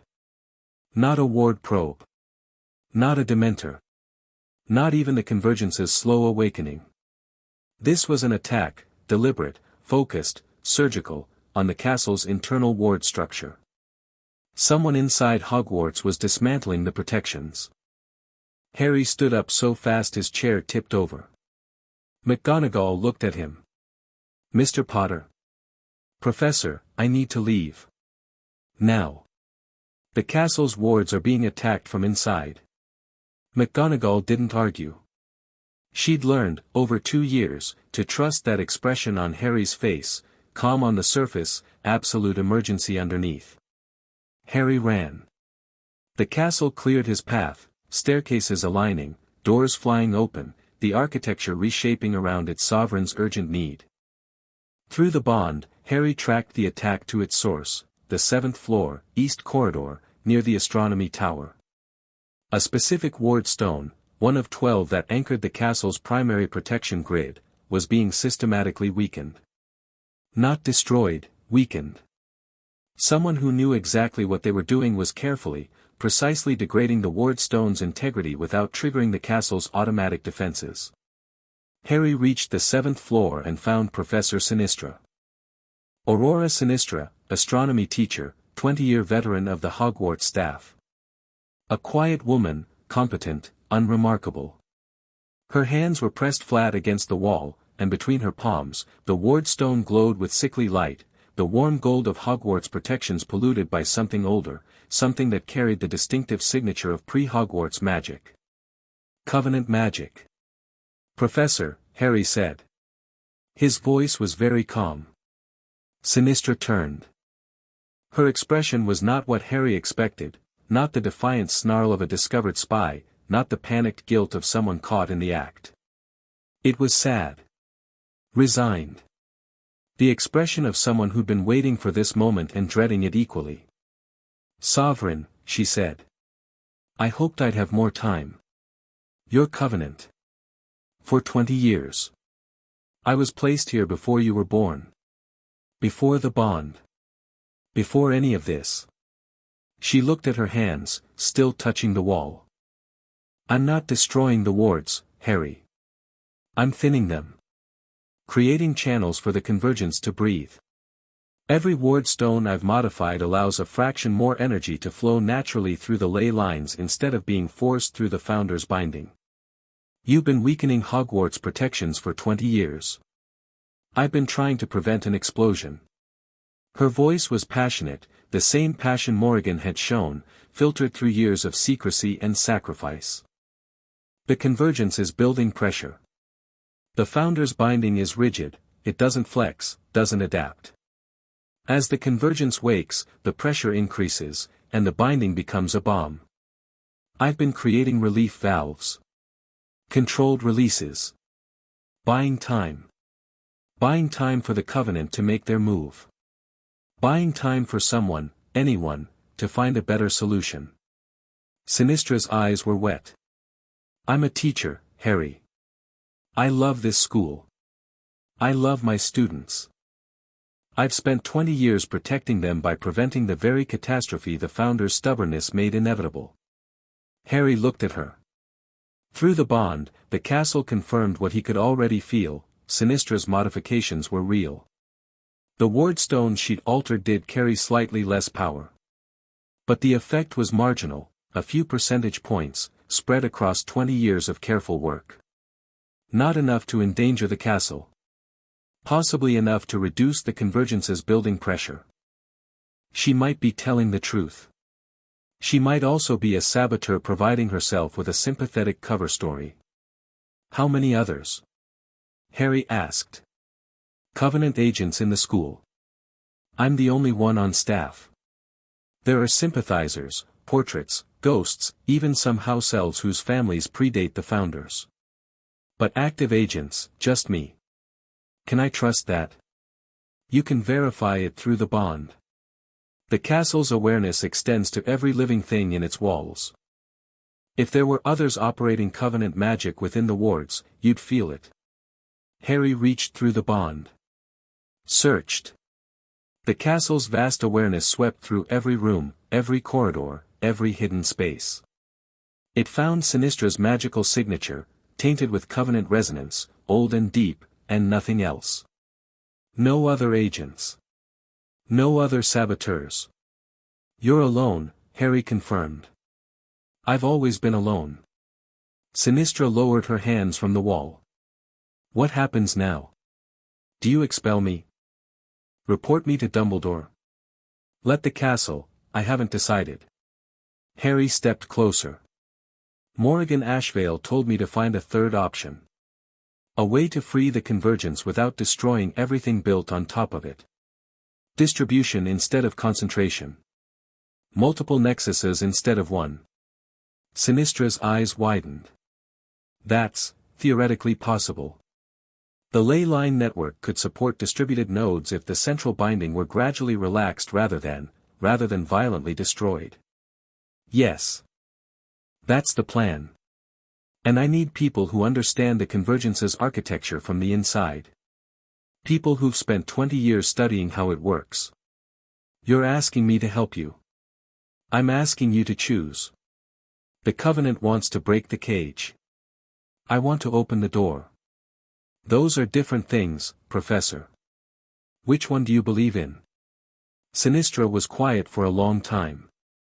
The ward stone between them hummed with conflicted energy, the castle's protections and the convergence's pressure, balanced on a razor's edge.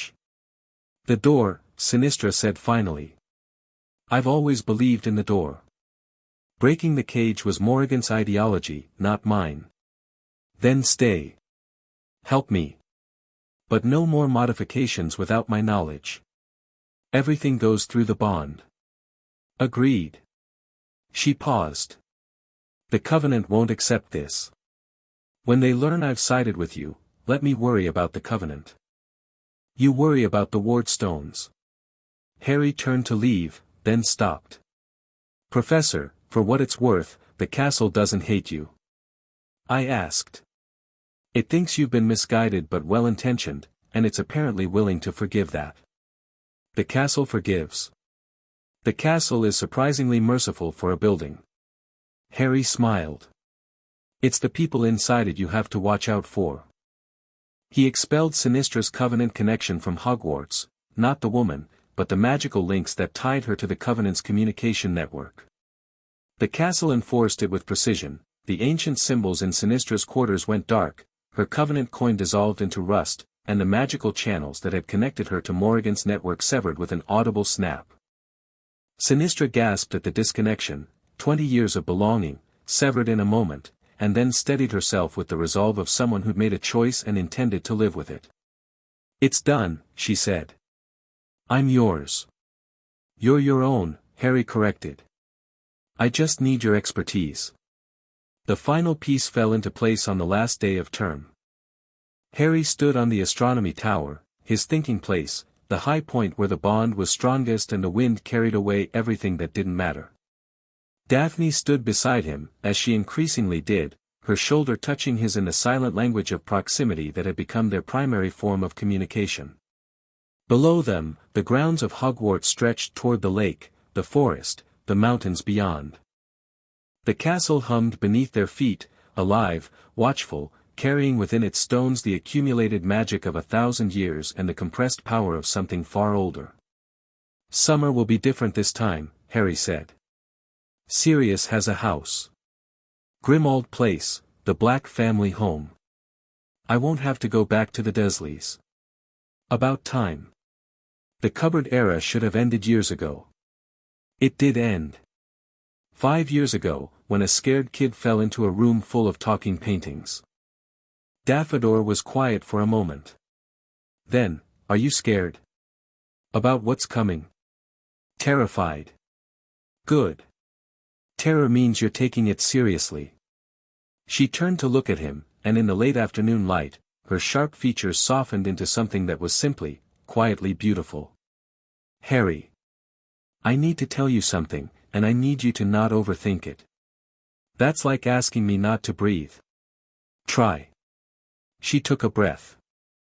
"This past year, the chamber, the basilisk, your arms, the trial, Morrigan, all of it, I've been present for the worst and most important moments of your life. And through all of it, the thing that scared me most wasn't the snake or the political fallout or the ancient magical conspiracy. What was it? You. On the chamber floor, dying. That moment between when the Fong hit and when the Phoenix cried. Those seconds where I thought," she stopped. Her composure cracked, just for a heartbeat, and Harry saw behind it the same raw terror he'd glimpsed in the chamber. "I thought I was going to lose you. And it was the worst thing I've ever felt. Worse than anything. Daphne, I'm not finished." She straightened. "Rebuilt. But left one crack open, deliberately, for him. I don't know what this is. We're 13. We're too young for it to be what it feels like. But I know that when you're in danger, I can't think straight. I know that your letters are the first thing I read in the morning and the last thing I read at night. And I know that when you fell asleep on the train last term and your head ended up on my shoulder, I didn't move for 3 hours because I didn't want you to wake up." The silence between them was vast and warm and terrifying. "I didn't move either," Harry said. "I woke up after 10 minutes. I just didn't move." Daphne stared at him. Then she laughed, a real laugh, bright and surprised and completely unguarded, the kind of sound she almost never made. "You were awake. For 2 hours and 50 minutes. Your shoulder is very comfortable. You absolute, she shoved his arm. He caught her hand. They stood there, on the top of a tower, holding hands like the teenagers they technically were, and the castle hummed beneath them with what was unmistakably approval. I don't know what this is either, Harry said. But I know that the mirror of Eriste showed me a future with you in it. And the mirror shows your deepest desire, the thing you want most in the world. What else did it show? Family. Friends. Everyone safe and together. And you, specifically, with your hand on my arm, looking at me like I was worth something. Daphne's eyes were very bright. She blinked rapidly. Daphne Greengrass, who never showed weakness, who calculated emotion like chess moves, who'd built walls so high that most people didn't even know there was a person behind them. You are worth something, she said. You're worth everything. And if you ever doubt that again, I'll hex you. Noted. They stood on the tower as the sun set behind the mountains, painting the sky in shades of gold and crimson and deep, quiet blue. Harry held Daphne's hand and felt the castle settle around them like a contented sigh.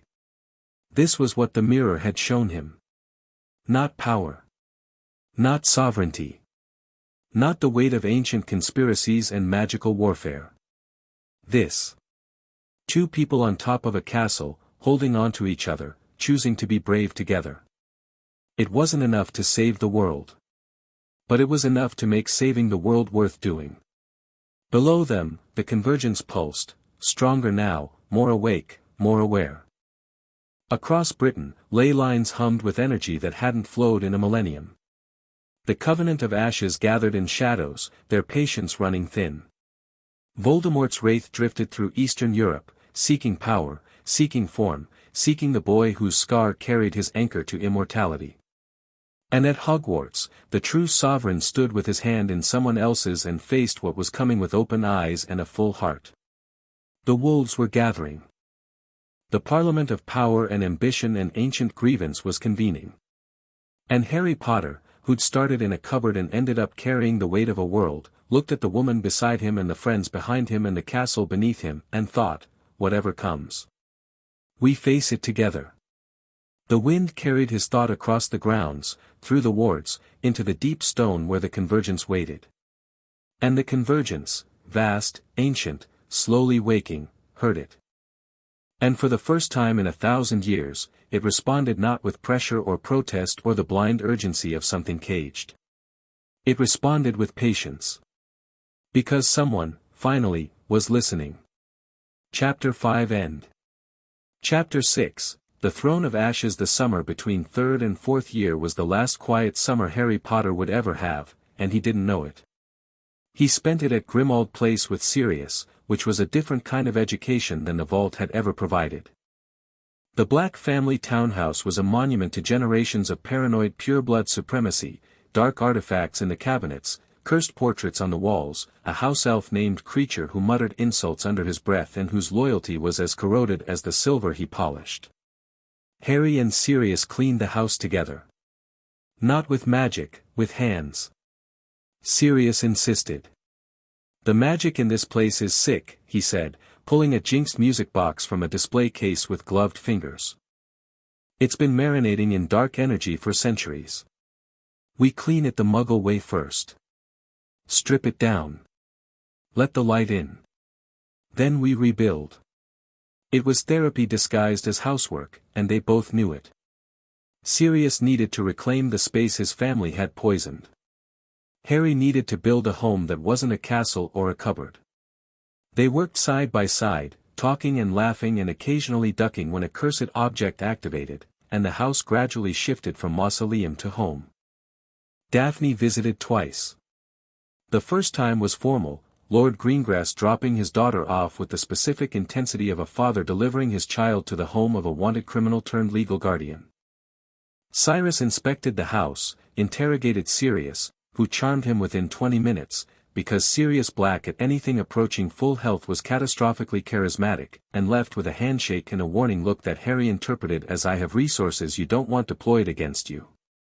The second visit was just Daphne. She arrived by flu, stepped into the newly cleaned kitchen, and immediately began reorganizing the pantry with the focused efficiency of someone who expressed affection through competence. "Your spice rack is alphabetical," she told Harry. "That's insane. They should be organized by cuisine. I didn't know we had a spice rack." "You don't?" "I brought one." They spent the afternoon in the Black Family Library, which was a research goldmine once you got past the cursed volumes.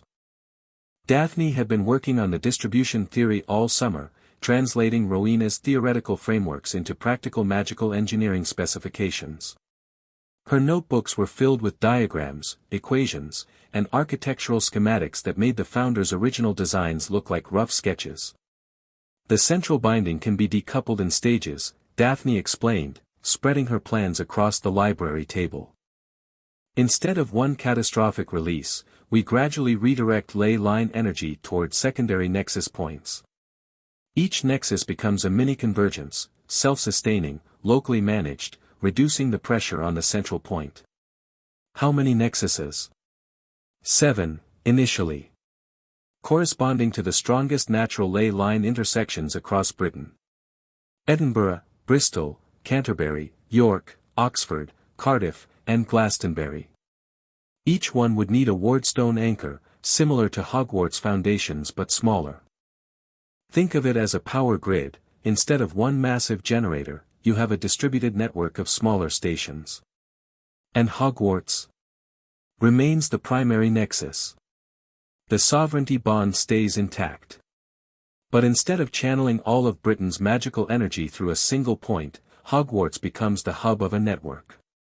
Less pressure, more stability, and the convergence gets room to breathe without collapsing the infrastructure.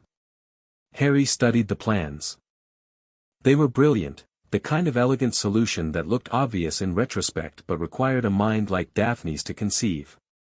He could see Rowena's influence in the theoretical foundations and Salazar's in the strategic implementation, but the synthesis was entirely Daphne's. "There's a problem," Harry said. "I know. The sovereign has to initiate the decoupling. And it requires direct contact with the convergence, not through the bond, but physically. Which means going beneath the vault, beneath the foundations, into the convergence itself. And doing that while the convergence is awake and under pressure could kill you." "Yes." Daphne's voice was clinical, her expression was not. "Which is why we need to get the timing exactly right. Too early, and the nexus points aren't ready. Too late, and the convergence's pressure overwhelms the binding on its own.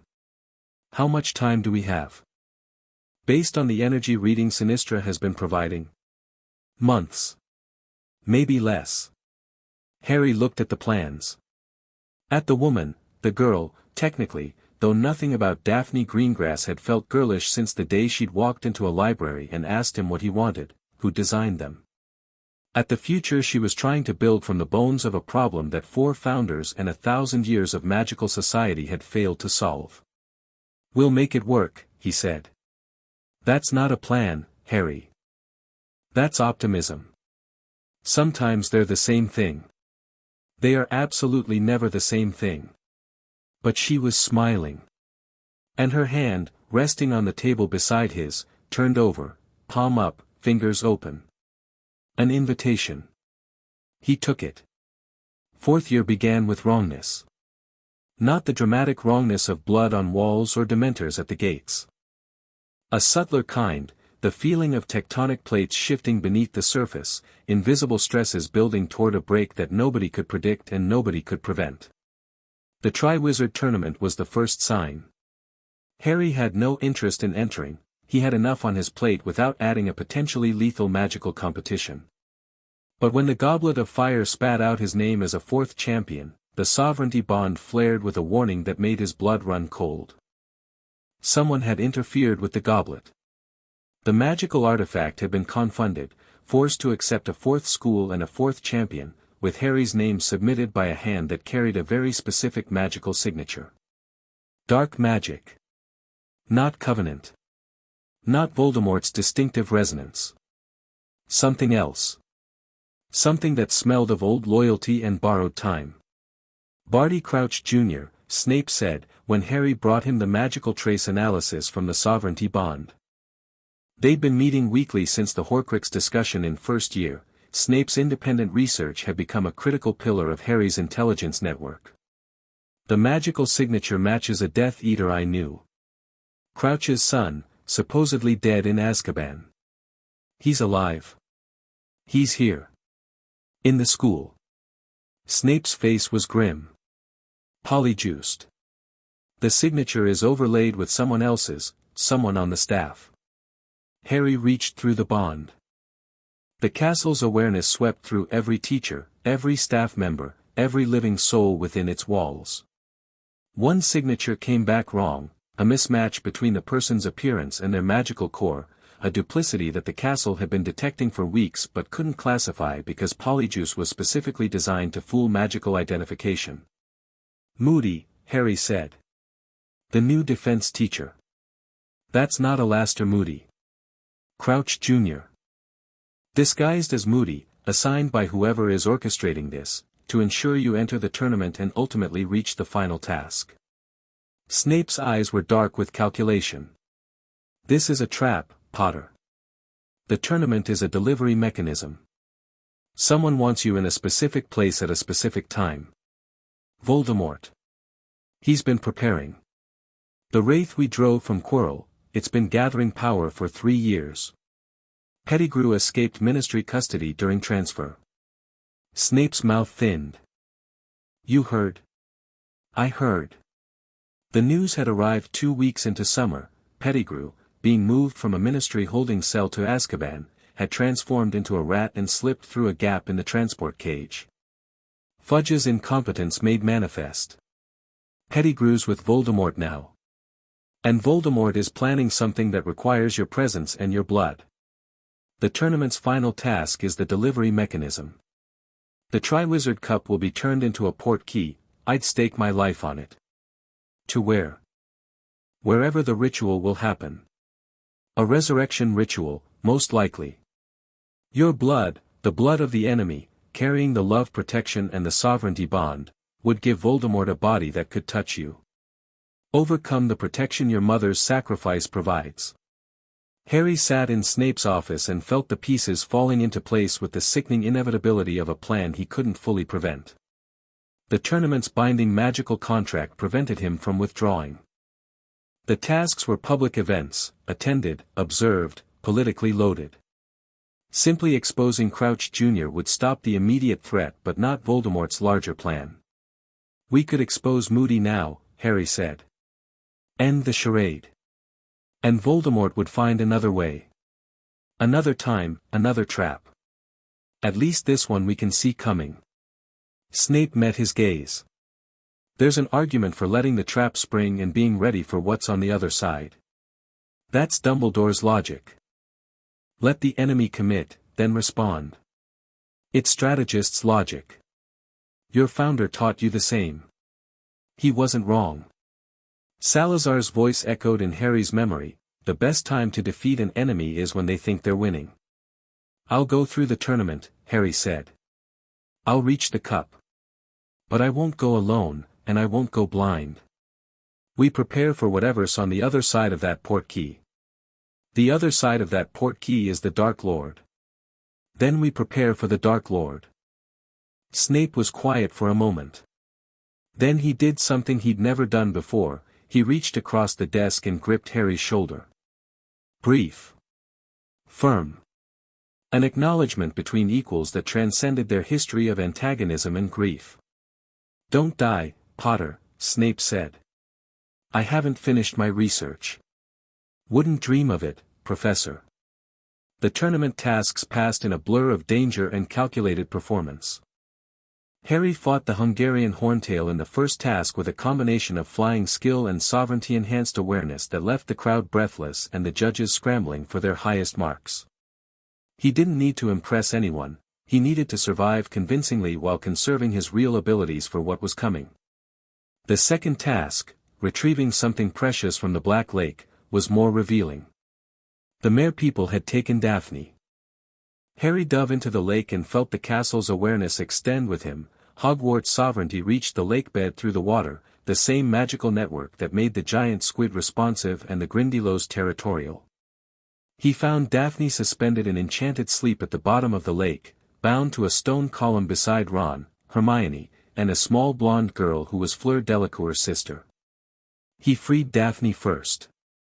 The moment his hand touched hers, her eyes opened, the enchanted sleep breaking against the sovereignty bond like ice against warm water, and she looked at him with the annoyed clarity of someone who'd been kidnapped, enchanted, and dropped in a lake. "This competition is barbaric," she said, treading water. "I'm filing a complaint." Harry laughed, grabbed her, and swam for the surface. He went back for the others, all of them, not just his hostage, because some things were more important than points. The third task was the maze. And the maze was the trap. Harry navigated the enchanted hedgerows with the bond's awareness guiding him. The castle couldn't see inside the maze's enchantments, another blind spot enchantment, this one Dumbledore's, but it could feel the edges, the exits, the overall shape. Harry moved through challenges that would have stumped most adult wizards, a sphinx's riddle, a boggart, a blast-ended scrut, and something that looked very much like a patch of mist that tried to turn the world upside down. He reached the cup at the center. Cedric Diggory was there too, the Hufflepuff champion, brave and fair-minded, reaching for the cup with the honest competitiveness of someone who just wanted to win. "Together," Cedric said, because he was that kind of person. Harry looked at the cup. Through the bond's residual awareness, even inside the maze's blind spot, he could feel it, the portkey enchantment layered beneath the trophy's surface. Not Dumbledore's work. Something foreign. Something that would carry whoever touched it to a destination that wasn't the tournament's prize ceremony. He couldn't let Cedric touch it. "Wait," Harry said. "Cedric, don't touch the cup." "What? Why?" "It's been tampered with.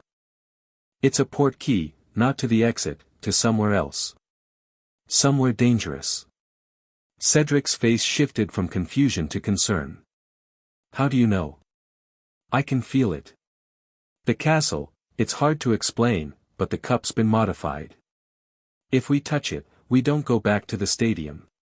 We go wherever the person who modified it wants us to go." "Who would?" "Voldemort."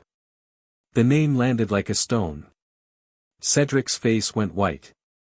He stepped back from the cup, hands raised, as if the golden trophy had suddenly become a venomous snake. "What do we do?" Harry had been thinking about this for months. Snape's counsel, the Founder's strategies, Daphne's analysis, all of it converging on this moment. The trap was set. The question was whether to spring it on his terms or dismantle it entirely. Dismantling it meant safety. It meant exposing Crouch Jr., invalidating the tournament, and pushing Voldemort's plans back months or years. It also meant leaving Voldemort in the shadows. Growing stronger. Finding another way, another time, another trap that Harry might not see coming. Every day Voldemort existed without a body was a day he was working to get one, and the longer the Wraith survived, the more dangerous the eventual resurrection would be. The best time to defeat an enemy is when they think they're winning. "Go back," Harry told Cedric. "Send up red sparks, the rescue team will find you. Tell Dumbledore the cup is a portkey. Tell Snape it's happening tonight. What about you?" "I'm going to end this." "Harry, go, Cedric. Please." Cedric looked at him, 14 years old, thin, scarred, standing in a magical maze with the fate of the wizarding world balanced on his shoulders, and saw something that made him step back. Not fear. Not resignation. Authority. Cedric sent up the sparks and ran. Harry looked at the cup. Through the residual bond, he felt Hogwarts straining. The castle knew what he was about to do, and it was screaming at him with every frequency it possessed. "Don't go. Stay. I can protect you here." "I know," Harry told it. "But I can't protect everyone from here. He'll keep coming. He'll keep finding ways. I need to face him." The castle's response was a wave of love and terror and fierce, protective fury, the emotion of a parent watching a child walk into danger, knowing they can't follow. "Come back," the castle said. "I will." Harry grabbed the cup. The graveyard materialized around him like a nightmare-given geography. Old stones, weathered and leaning. Dead grass, brown and brittle. A sky the color of bruised plums, heavy with clouds that seemed to press downward. And at the center, a massive cauldron sitting over a fire that burned without heat, surrounded by a circle of figures in dark robes and silver masks. Death Eaters. A dozen of them, standing in silent formation, their masked faces turned toward the cauldron. And beside the cauldron, tending the fire with the twitching nervousness of a rat caught in lamplight, Peter Pettigrew. "Ah," said a voice from the cauldron. "Hi, cold, inhuman. Welcome, Harry Potter. I've been expecting you." The ritual was already underway. The cauldron boiled with something that wasn't water, a viscous, silvery liquid that churned with magical energy so concentrated it made the air shimmer. Pettigrew was adding ingredients with shaking hands, bone dust from a grave marked Tom Riddle Sr., flesh from his own hand, he'd already cut it, the stump weeping blood, and, blood of the enemy, Voldemort whispered from the cauldron. Forcibly taken. Pettigrew moved toward Harry with a knife. Harry didn't resist, he'd planned for this, had decided weeks ago that the ritual needed to complete for reasons that were counterintuitive but strategically essential. Voldemort wanted Harry's blood because it carried the love protection. If Voldemort obtained a body using that blood, he could touch Harry, overcome the protection that Lily's sacrifice had embedded in Harry's skin. But what Voldemort didn't know, what no one knew except Harry and the Founders, was that Harry's blood also carried the sovereignty bond. And the sovereignty bond wasn't just a connection to the castle. It was a connection to the Convergence. To every ley line in Britain. To a magical network so vast that absorbing even a fraction of it through a blood ritual would be like trying to drink an ocean through a straw. Pettigrew took the blood. A slash across Harry's arm, a vial filled with crimson. He poured it into the cauldron, and the liquid turned blinding white. The cauldron erupted. Voldemort rose from the potion like a nightmare born from chemistry, tall, skeletal, inhumanly pale. Red eyes, slitted nostrils, a lipless mouth that smiled with the satisfaction of a predator finally catching its prey. He wore robes that materialized from shadow, and his wand, yew and phoenix feather, the twin of Harry's, appeared in his bone-white hand as if summoned by thought. "I live again," Voldemort said, and his voice was silk over knives. "Wormtail, my robe." Pettigrew scrambled. The Death Eaters fell to their knees. And Voldemort turned to Harry with the focused intensity of a man meeting an old adversary. "You came willingly," Voldemort observed. "Interesting. I expected more struggle. I'm full of surprises." "Indeed." Voldemort circled him. The red eyes studied Harry with a predator's patience. "The sovereignty bond. I can feel it in the blood." "Fascinating, you've connected me to the castle, boy. I can feel Hogwarts through you. Can you?" Harry kept his voice level, but inside, he was monitoring the bond with every ounce of concentration Rowena had trained into him. The ritual blood was doing exactly what he predicted, creating a link between Voldemort's new body and the sovereignty bond. But the link was one-directional. Voldemort could feel the castle. The castle could feel Voldemort. And the castle was not happy. Through the bond, Harry felt Hogwarts react to Voldemort's touch on its magical network like a body reacting to an infection. The wards flared. The ancient defenses activated. And deep beneath the foundations, the Convergence, already awake, already building pressure, felt something it recognized, the magical signature of Tom Riddle, who had once walked its corridors and defiled its halls with dark magic and murder. The Convergence didn't just stir. It surged. Across Britain, ley lines that had been dormant for a millennium blazed to life. 7 natural nexus points, Edinburgh, Bristol, Canterbury, York, Oxford, Cardiff, Glastonbury, erupted with magical energy as the convergence's pressure spiked beyond anything the Founder's binding had been designed to contain. The binding groaned. Hogwarts shuddered. And every witch and wizard in Britain felt it, a tremor in the magical field, a vibration in the bones, the unmistakable sensation of something enormous pushing against its chains. What is that? Voldemort's red eyes widened. The smile vanished. He could feel it through the blood link, the convergence's awakening, the ley lines surging, the entire magical infrastructure of Britain straining at its foundations. That, Harry said, is something you should have left alone. And then the Covenant of Ashes attacked Hogwarts. They came from everywhere. Morrigan Ashvale's patience had run out. The convergence's surge, triggered by Voldemort's ritual, amplified by the Sovereignty Bond's distress signal, was the catalyst the Covenant had been waiting for. If the binding was going to break, they intended to control the breaking. At Hogwarts, 17 Covenant agents materialized from shadow, not apparition, but an older form of travel, stepping through the ley lines themselves, emerging from the castle's very foundations. They appeared in corridors, in classrooms, on the grounds, carrying weapons and artifacts that predated wand magic. Their goal was the convergence, reach the binding anchors beneath the castle and accelerate the collapse. The castle woke to war. Suits of armor marched. Gargoyles took flight. Staircases reconfigured into barricades. The portraits, hundreds of them, centuries of Hogwarts alumni, raised the alarm with a cacophony that shook the walls.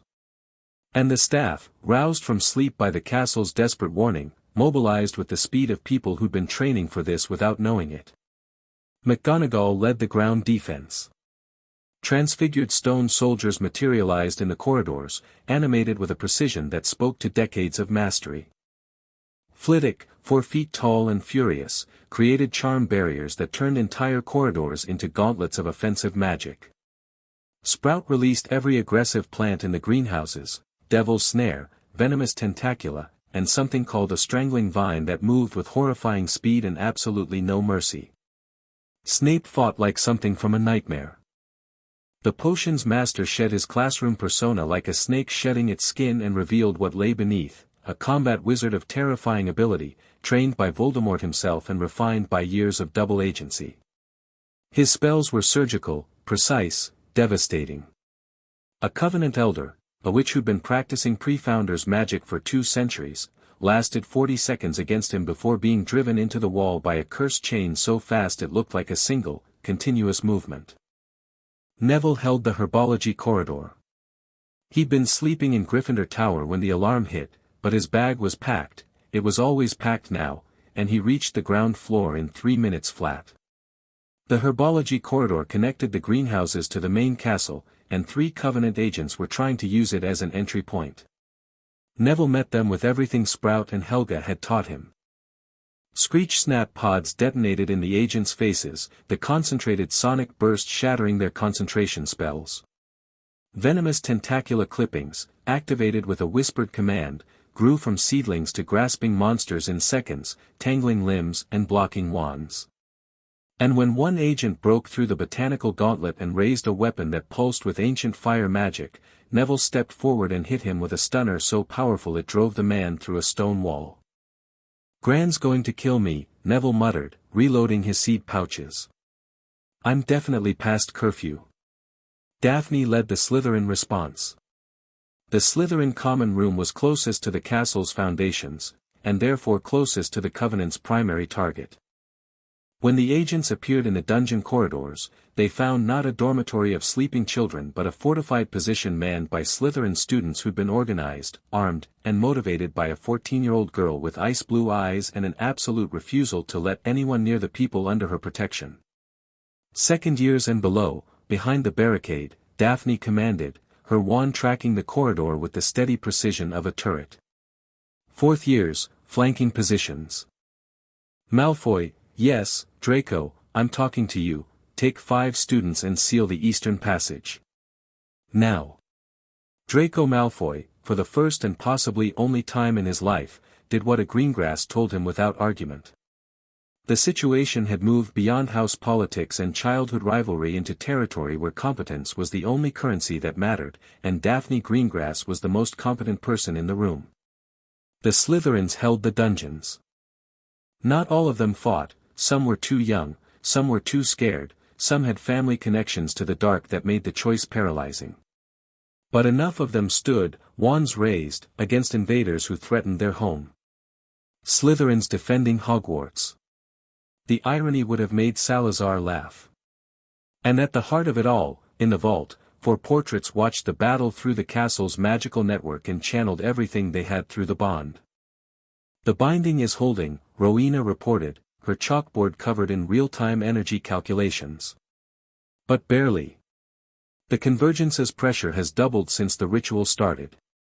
If Harry doesn't resolve this soon, he will, Godric said. He'll find a way. He always finds a way. He's 14 years old, fighting the Dark Lord in a graveyard, while his school is under siege and the magical infrastructure of Britain is collapsing. Salazar's voice was flat. Finding a way is the only option that doesn't end in catastrophe. Then he'll do it, Helga said quietly. Because that's who he is. That's who we raised. In the graveyard, Harry and Voldemort faced each other across a circle of Death Eaters, and the world was ending around them. The ley line surge was visible now, visible everywhere. Cracks of light appeared in the ground, the sky, the air itself, as raw magical energy pushed through the material world like magma through fissures. The Death Eaters were panicking, several had broken formation, their masks off, staring at the fracturing sky with the primal terror of men witnessing something beyond their comprehension. What have you done? Voldemort hissed. The red eyes were wild. The Convergence's energy was flooding through the blood link into his new body, and it was too much, too raw, too powerful, too alive. His pale skin flickered with golden light that shouldn't have been there, ley line energy leaking through the blood like radiation through a crack. I didn't do anything, Harry said. You did. You took my blood, blood that carries the sovereignty of Hogwarts and the connection to the Convergence. And the Convergence doesn't like you, Tom. Voldemort snarled. He raised his wand and the killing curse erupted, green light, the spell that had murdered Harry's parents, that had created the scar and the Horcrux and the chain of events that led to this moment. Harry raised his wand and cast the only spell that mattered. Expelliarmus. The spells met. Brother wands, phoenix feather cores from the same bird, locked in a connection that went beyond magic into something fundamental. The golden cage of Priori Incantatem erupted around them, a dome of light that sealed them from the world, and the Death Eaters scattered like roaches in a searchlight. But this time, the Priori Incantatem was different.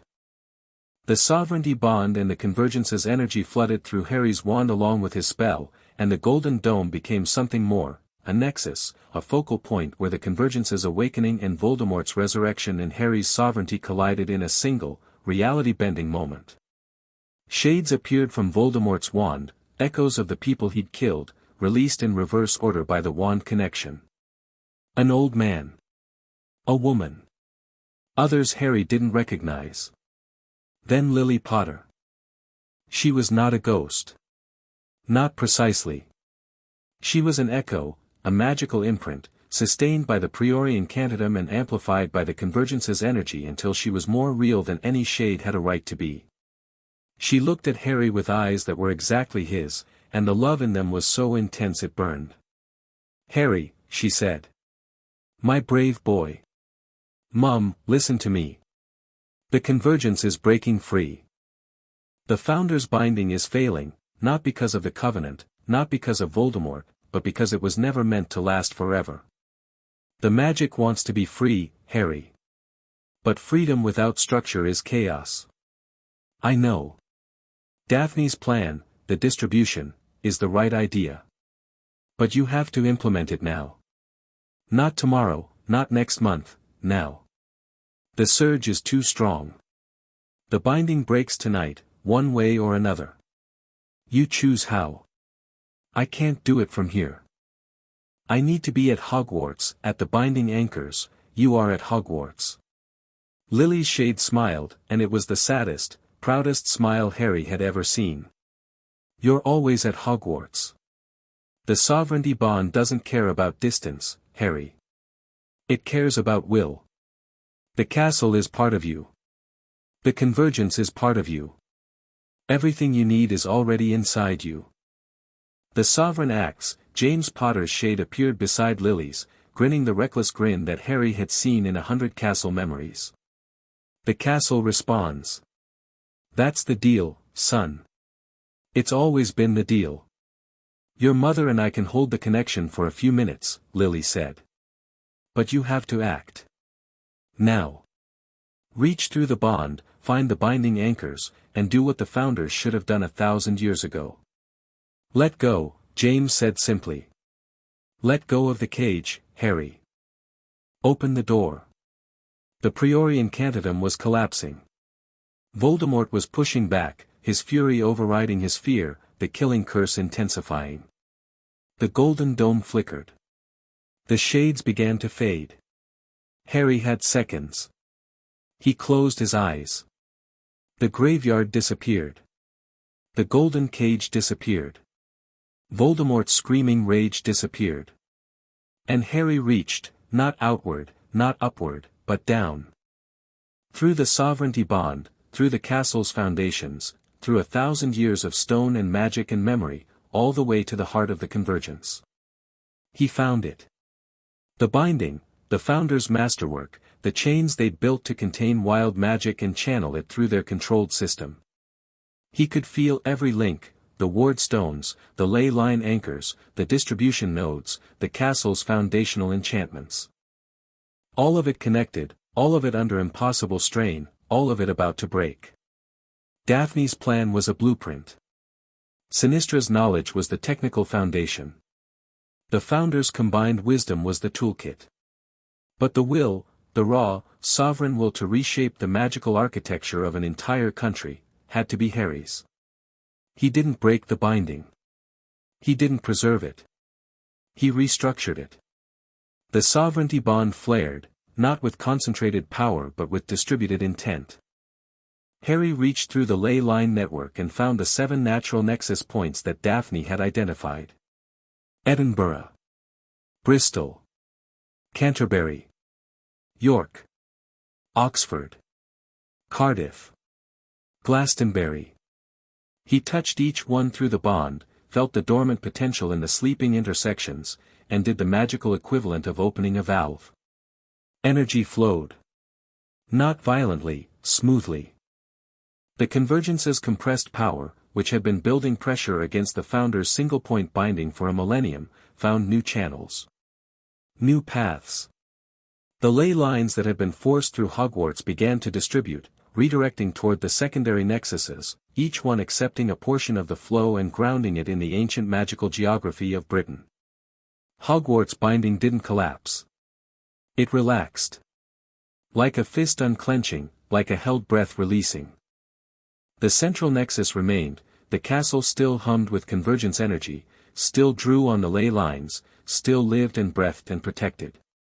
But instead of containing everything, it shared. The convergence responded with something that felt like a sigh.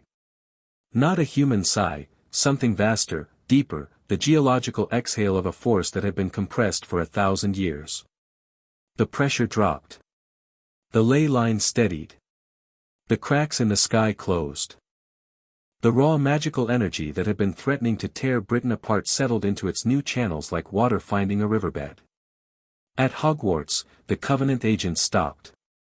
The surge they'd been trying to exploit had stabilized, not collapsed, not broken free, but found a new equilibrium that made their attack pointless.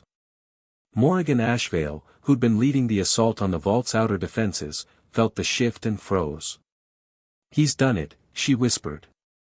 "The impossible thing. He's actually done it." In the graveyard, Harry opened his eyes.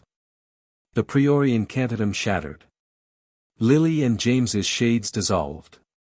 Voldemort stumbled, his wand smoking, his new body shaking with energy it couldn't process. The blood link was gone, the sovereignty bond had restructured itself during the distribution, and the connection Voldemort had created through the ritual was severed like a cut cord. Voldemort screamed. Not in rage, in shock. The convergence energy he'd absorbed through the blood link was gone, ripped from his body by the redistribution, and the sudden absence left him staggering, weakened, his new form flickering at the edges. Harry stood.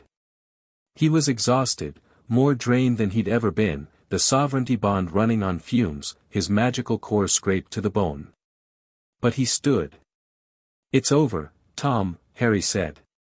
"The convergence is distributed. The binding is restructured. Whatever you were planning to do with that power, it's not there anymore." Voldemort stared at him with red eyes that, for the first time, held something other than contempt or hunger. Fear. "You'll pay for this," Voldemort whispered. "The Horcruxes still exist. I still exist. This isn't over." "I know." Harry met the Dark Lord's gaze, steady, clear, unafraid. "But you don't get to build your empire on stolen magic anymore. The world's changed tonight, Tom. And you're behind." Voldemort raised his wand. Harry braced. The killing curse never came. Instead, Voldemort did what he'd done the last time Harry had beaten him in a fight that should have been unwinnable: he ran. The crack of disapparition echoed across the graveyard. The Death Eaters, leaderless and terrified, scattered like the cowards they were. Pettigrew transformed and fled, his rat form vanishing into the grass. Harry stood alone among the tombstones, swaying on his feet, and looked up at a sky that was slowly, impossibly clearing.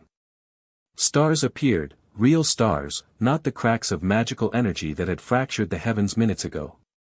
The night air was cold and clean and tasted like freedom. He touched the Triwizard Cup, still a portkey, still active, and felt it pull.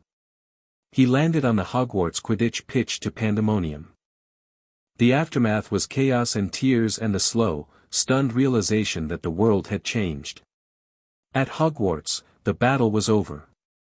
The Covenant agents had withdrawn the moment the redistribution completed, most of them surrendering to the castle's defenses, a few escaping through ley line travel. Morrigan Ashvale had not been among the captured. She'd vanished the moment the binding restructured, disappearing with the quiet efficiency of someone who just watched her life's mission rendered simultaneously unnecessary and irrelevant. The damage to the castle was real but not fatal. Corridors cracked, walls scarred by spell fire, several classrooms destroyed. But Hogwarts was a living thing, and living things heal. Already, as Harry walked through the entrance hall, he could feel the castle repairing itself, stones shifting, mortar reforming, the ancient magic that animated the building redirecting from defense to restoration. No students had died. Harry had made that a priority in the Sovereignty Bond's defensive protocols, and the castle had honored it absolutely, shielding dormitories, evacuating threatened areas, prioritizing young lives over structural integrity. Several students were injured, a few seriously. Madame Pomfrey's hospital wing was full and busy and loud with the particular energy of a healer who was furious and relieved in equal measure. Dumbledore met Harry in the entrance hall. The headmaster looked old, older than Harry had ever seen him. His robes were singed, his beard was disheveled, and his blue eyes, usually so carefully composed, were red-rimmed and raw. "Harry," Dumbledore said. "You need to see Madame Pomfrey. Later. The Covenant agents, being secured. Kingsley Shacklebolt and the Auror office are en route. The Ministry is in an uproar, the ley line surge triggered alarm wards across the country." Dumbledore paused. "The redistribution. That was you. It was everyone. Daphne designed it. Sinistra provided the technical knowledge. The founders guided it. I just turned the key. You restructured the fundamental magical architecture of Britain while simultaneously fighting Lord Voldemort in a graveyard." Dumbledore's voice was very quiet. "Harry, do you understand what you've done?" "I opened the door." Harry swayed. The exhaustion was catching up, not just magical, but physical, emotional, spiritual. He'd channeled more power in the last hour than most wizards handled in a lifetime. Instead of keeping the cage or breaking it, I opened the door. The convergence is still anchored in Hogwarts, but it's distributed now. 7 secondary nexuses across Britain. More room to flow. Less pressure. The binding holds, but it breathes. The implications are enormous. I know. Wands will work differently. The statute of secrecy will need reinforcing at the new nexus points. Every magical institution in Britain will need to adapt. Harry met Dumbledore's eyes. But the alternative was collapse. Total, uncontrolled collapse. The binding was going to break, Professor. Tonight. One way or another. I chose how. Dumbledore was quiet for a long time. The entrance hall creaked and groaned around them, the castle healing, adjusting, finding its new equilibrium. Your mother once told me, Dumbledore said, that the problem with powerful men is that they always think in terms of control. She said true power isn't about what you hold, it's about what you're willing to release. He placed a hand on Harry's shoulder. She would be very proud of you, Harry. As am I. More than I have words for.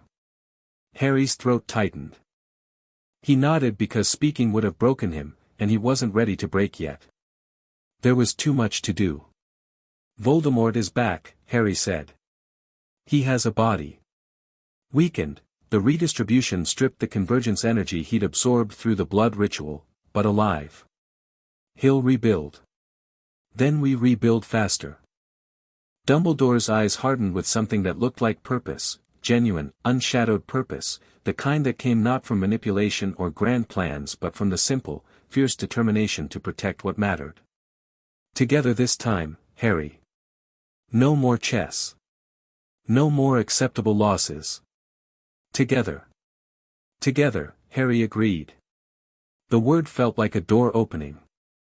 The hospital wing was full, but the people Harry needed to see most were waiting outside it. Neville was sitting on the corridor floor, his back against the wall, his hands bandaged and his face streaked with dirt and dried blood.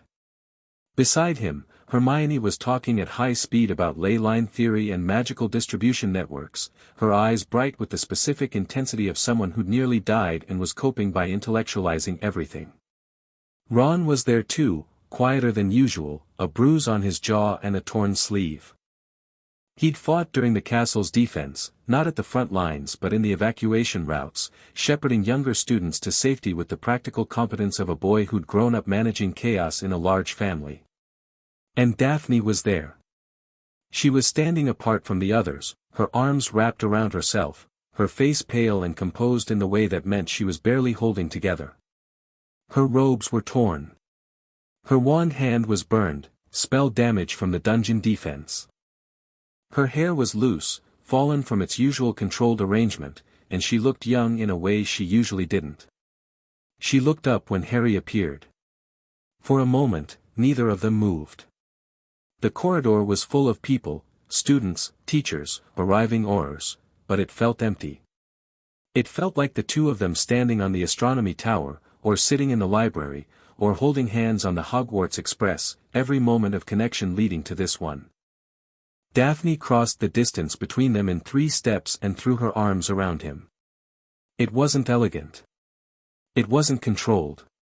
It wasn't anything like the measured, calculated approach Daphne Greengrass applied to every aspect of her life. It was desperate and fierce and so tight Harry couldn't breathe, and he held her back with the same desperation because he'd just come from a graveyard where the Dark Lord had risen and the sky had cracked and he'd restructured the magical infrastructure of an entire country, and all of it, every impossible, terrifying, world-shaking moment, had been worth it because of the person in his arms. The distribution worked, Harry said into her hair. Your plan. It worked. I know. Her voice was muffled against his shoulder. I felt it. The ley lines shifted, everyone felt it. The whole school. Daphne, she pulled back. Her eyes were red. Her composure was in ruins. She looked at him with everything she usually hid, and it was overwhelming. You went to a graveyard, she said. You fought Voldemort. Alone. In a graveyard. I had to, you promised. Her voice cracked. On the tower. You promised we face things together. I know. I'm sorry. If you ever do that again, if you walk into a fight alone again, she stopped. Breathed. Rebuilt, but left the walls down this time. I will follow you, Harry. Wherever you go, whatever you face. That's not a threat. It's a fact. So if you're going to a graveyard, you're going with me beside you or not at all. The corridor was quiet. Neville was looking at the ceiling with pointed concentration. Hermione was examining her shoes. Ron was staring with his mouth slightly open. Harry looked at Daphne, fierce, brilliant, burned, beautiful Daphne, who'd organized a house defense and held the dungeons and designed the plan that saved Britain and was now standing in a hospital corridor telling him off because he'd gone to a fight without her, and felt the sovereignty bond pulse with warmth that had nothing to do with castles or convergences. Together, he said. From now on. Everything. Everything. He kissed her. It happened the way their relationship had happened, in the middle of a crisis, surrounded by chaos, driven by emotion that was too strong to contain any longer. Her burned hand found his scarred one. His forehead pressed against hers. And in the middle of a hospital corridor, with the castle healing around them and the world reshaping itself beyond the windows, two 14-year-olds had their first kiss, and it was imperfect and clumsy and absolutely, unequivocally right. Neville started clapping. Hermione joined him. Ron looked confused, then shrugged, then clapped too. About bloody time, Sirius said. He'd appeared from somewhere, the hospital wing, probably, where he'd been helping with the wounded, and was leaning against the wall with a grin so wide it threatened to split his scarred face.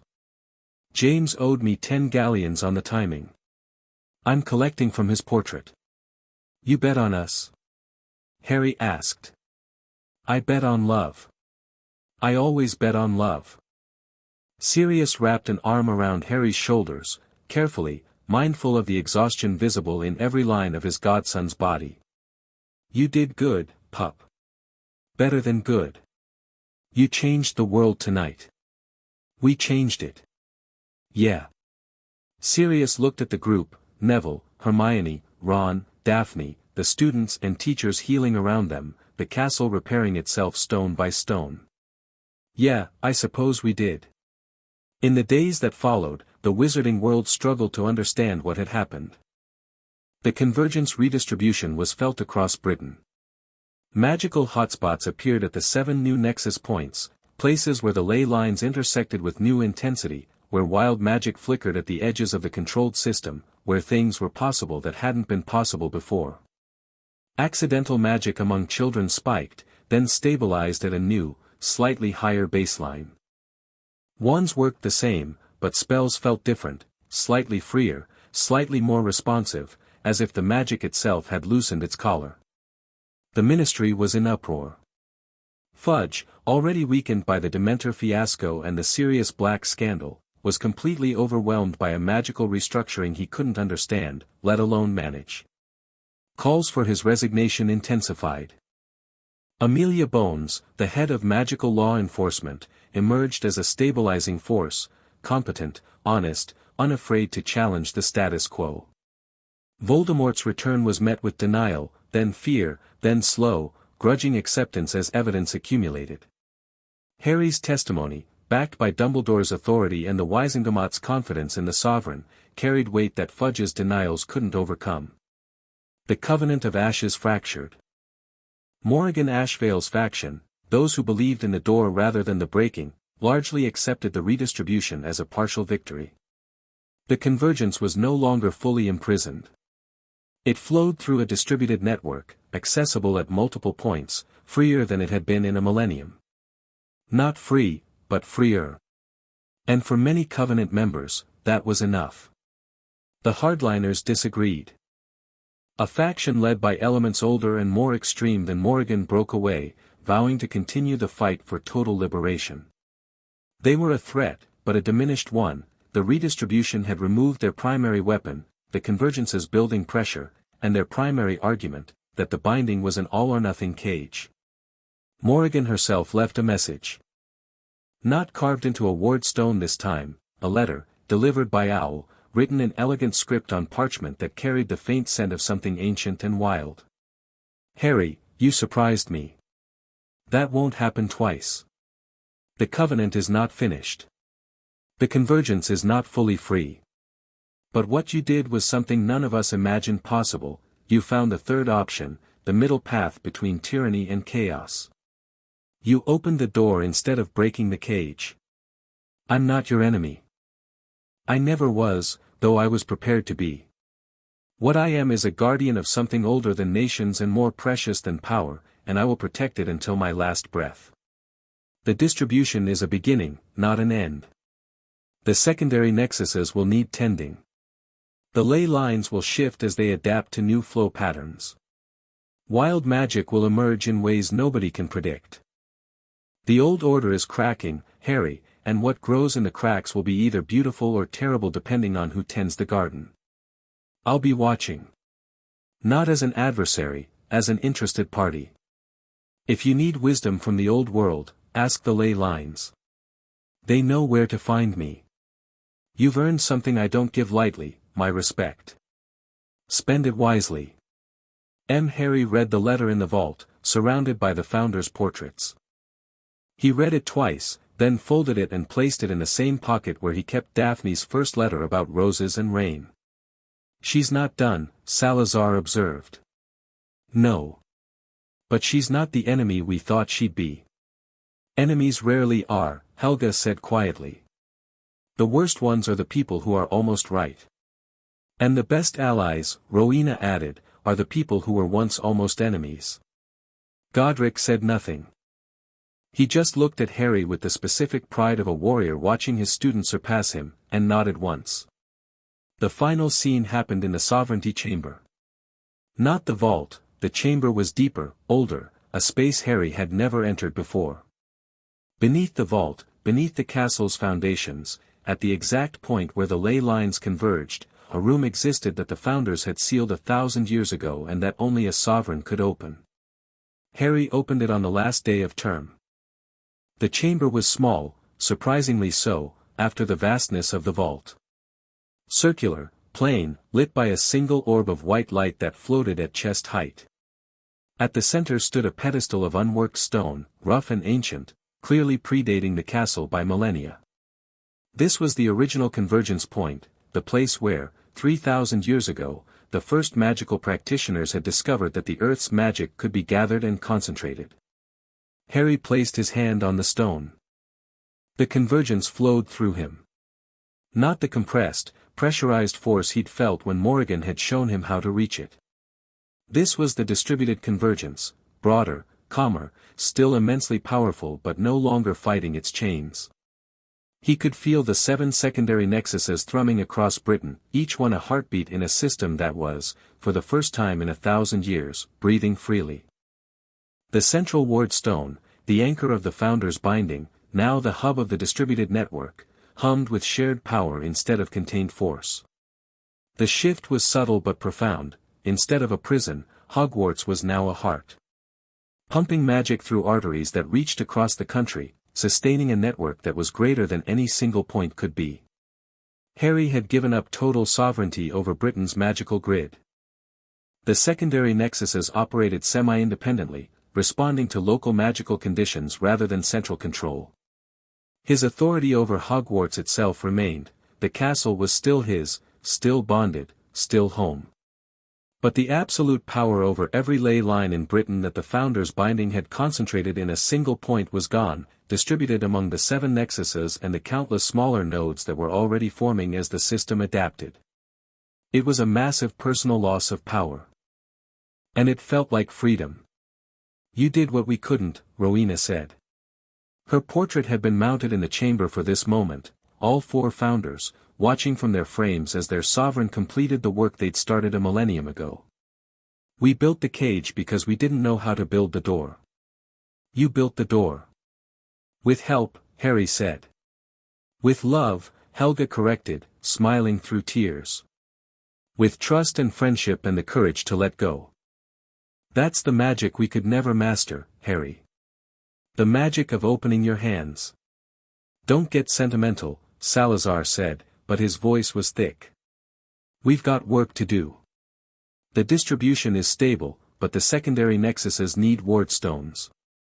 The ley lines need monitoring. The Covenant's hardliners need managing. And somewhere out there, the Dark Lord is rebuilding. I know, Harry said. The war isn't over. It's never over, Godric said, and his grin was fierce and bright.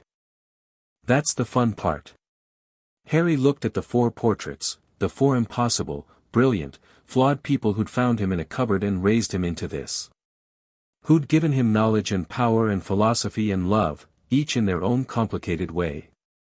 Who'd kept secrets and told truths and argued endlessly and agreed on exactly one thing, that a scared boy in a dark room deserved better. Thank you, he said. For everything. Come back and visit, Helga said. Learn everything, Rowena said. Fight well, Godric said. Make them remember, Salazar said. And not because of a scar. Harry smiled. He removed his hand from the wardstone and felt the convergence settle, content, distributed, alive, beneath his feet. The castle pulsed around him. The bond hummed. And somewhere above, in the corridors and classrooms and common rooms of Hogwarts, a school full of children who didn't know the details but felt the shift lived and laughed and learned, safe within walls that would always protect them. He climbed back to the vault. Through the vault to the castle proper. Through the castle to the grounds, where the summer sun was setting over the lake in shades of amber and rose. Sirius was waiting by the lake, hands in his pockets, looking more whole than Harry had ever seen him. The gauntness was fading. The haunted look was fading. What remained was a man in his mid-30s with a rogue's grin and a godson who'd given him a reason to live. Ready to go home? Sirius asked. This is home, Harry said, looking up at the castle. But yeah. Let's go. Daphne's on the train already. She said to tell you she's saved a compartment and if you're late she's hexing you into next week. She would, too. They walked toward the Hogwarts Express together, the man and the boy, the godfather and the sovereign, the family that had been broken by betrayal and rebuilt by stubbornness and love. Behind them, Hogwarts stood against the evening sky, its towers catching the last light, its windows glowing with the warm gold of 1,000 enchanted candles. The castle watched them go. It would watch over all of them, its students, its teachers, its sovereign, until they returned. Because that was what castles did. That was what homes did. They held on. They waited. They welcomed you back. Harry boarded the train. Found the compartment. Daphne was there, and Neville, and Hermione, and Ron. The compartment was crowded and loud and full of the messy, beautiful chaos of people who cared about each other. He sat down beside Daphne. She took his hand without looking up from her book. Neville tossed him a chocolate frog. Hermione was explaining something about distributed magical theory to a bewildered Ron. Sirius leaned in through the window from the platform and ruffled Harry's hair. Your parents, Sirius said, would be proud. Harry looked at the people around him. At the hands holding his. At the castle receding through the window, strong and warm and alive. I know, he said. And for the first time in his life, he believed it completely. The train pulled away. The castle shrank into the distance. And across Britain, 7 new points of light hummed with magic that was older than nations and freer than it had been in 1,000 years. The world was changing. The war wasn't over. Voldemort was out there. The Covenant's hardliners were planning. The Horcrux in Harry's scar still whispered in his dreams. 1,000 challenges waited in the future, each one harder, each one more dangerous, each one more important than the last. But Harry Potter, sovereign of Hogwarts, had built something the founders never could. Not just a school or a ward system or a political alliance. A family. And families, as Helga Hufflepuff had told him on a warm night when he was 6 years old and the world was dark and he was very, very alone, families don't just survive. They endure. In the Sovereignty Chamber, the ward stone hummed. Across Britain, ley lines pulsed with redistributed power. In 7 cities, new nexuses glowed with the promise of magic unbound. In a castle in Scotland, 4 portraits watched the sunset and spoke among themselves, arguing, as they always argued, about what came next. In the shadows, a woman with silver eyes traced ley lines on a map and smiled. In the dark, a wraith with red eyes gathered his faithful and began to plan. And on a train heading south through the golden evening, a boy with a scar held a girl's hand and looked toward a future that was uncertain and dangerous and absolutely, terrifyingly alive. The throne of ashes had been remade. Not in fire. Not in conquest. In love. And that, as it turned out, made all the difference. Chapter 6 End.